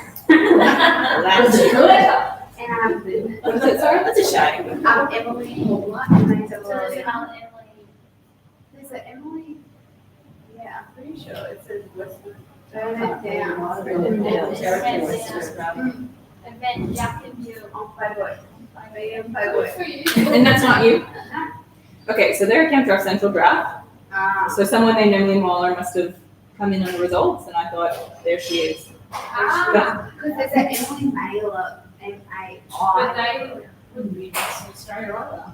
Yeah, I don't know who's done it. Anyways, I just wondered if that can we accidentally put the wrong person, the wrong person? So that was me. I would have gotten a piece of paper, and I thought it said Emily Mahler on it, but it must have said someone else's name on it, and that's just what happens. Is that like when we do ours through Camp Draft 1, you get that automatically, don't you, and you're able to then Yes, do your bit? so I'll show you. It's like Emily Muller, number 191. Yeah, so it's Reservation, they're already going to link it on the bit coming across from Camp Central. Can we do those Camp Draft Central changes or not? Can you change your horse status? No, you have to ring ACA. You have to reach ACA to change the status. Yes, so because I've finalized all my events correctly, right, I've got those 2 buttons on all my draw events. This is my admin account, so I can see all the events that have come through here. They're all showing as pending because I haven't published the results, so I'll go through and I'll review these. And there's really no way to stuff this up. Like, this is whomever you nominated on, right? This is the horse that you selected when you did your nominations. And there's no crossover, there's nothing to put in here. All I have to do is calculate the points. We don't have it in there, actually. So ladies, no points here because we only had 4 starters. But then I'll hit post points. And that person who won will break status if they were a maiden rider. So are you going to delete all this? Yes. Right. I was going to say. You're just going to make us Nominating for next weekend. What happened to us, we had this 2 John Davis apparently. My granddad's John Davis, there's a John Davis and my Hewenden, and we had this horse. So that we can probably put that all in manually. Yeah, so I get a piece of paper. Yep. Especially if it's handwritten, it's very hard to tell what's going on. And they'll say, oh, you know, Emily wrote red. And I like type in red, and then I see like 50 million reds.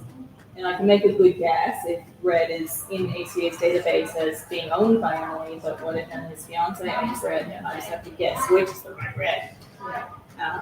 And yeah, it can be a bit confusing. But if you ring us up, if you see an issue, just ring us, and I'll fix it. Yeah, I hadn't worried. But It hadn't worried me, and Playboy, we were happy with that. I'll fix that right now. So yeah, I don't know. And that's actually, so are you a novice rider? So you can back that with any individual ability to nominate the maiden. Did it say that I won?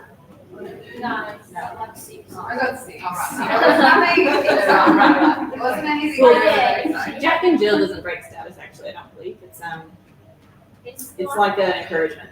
Yeah, right, like a station. I wondered who it was. Emma, no, not that one, that one. Who was it? Emily who? See, there's Mailer. That could be it. I don't know. Where does Emily Mailer live?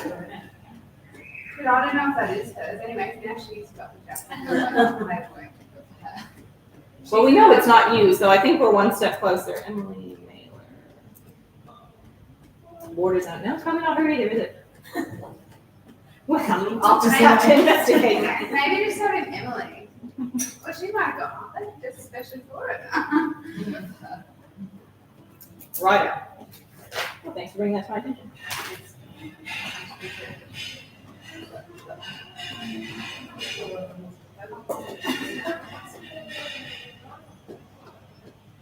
Okay, I think it's Les's turn now to answer any general ACA questions that you might have. Your burning questions, your controversial questions. Not controversial. Part of the deal is that I come along as a counsellor, in this case, office manager and secretary, but just to have a discussion, if you've got anything you want to ask or anything you want to have a query about, if I can answer it, I will. Sometimes I do, sometimes I don't. Right. I think it's a long way home. Yeah. There's a lot of things going on in the ACA right now. A lot of changes. A lot of just had a new election and a lot of new people have been elected, which is hopefully going to give us a new lease of life. You would have seen the voting for the vice president. It's very disappointing. Only 90% of our members voted. What was it? 19%. So the newly elected vice presidents are Jason Kaminsky, Kay Radke, and Tanya Morgan in New South Wales. So that's a whole new sweep of VPs. So that's good. Fresh blood. I'm the operations manager, Sally Kerr, from up in Mount Isa, as the new treasurer. And there's a number of new management committee members as well. So we're having a good chance to get some new blood and new ideas from there. Our AGM will be at the Gunawindi course, the championships. So we'll have that. We're working on a number of things with respect to down the track. Hopefully that will improve how we do business. One of the things we're looking at is an app. It's not gone a long way yet, and Emily's had a massive input put into that. And the whole idea that will be an app on your phone you can do absolutely everything, rather than down in the various. I know our older members will maybe not be as keen to use that, but I think a lot of them are savvy and very good.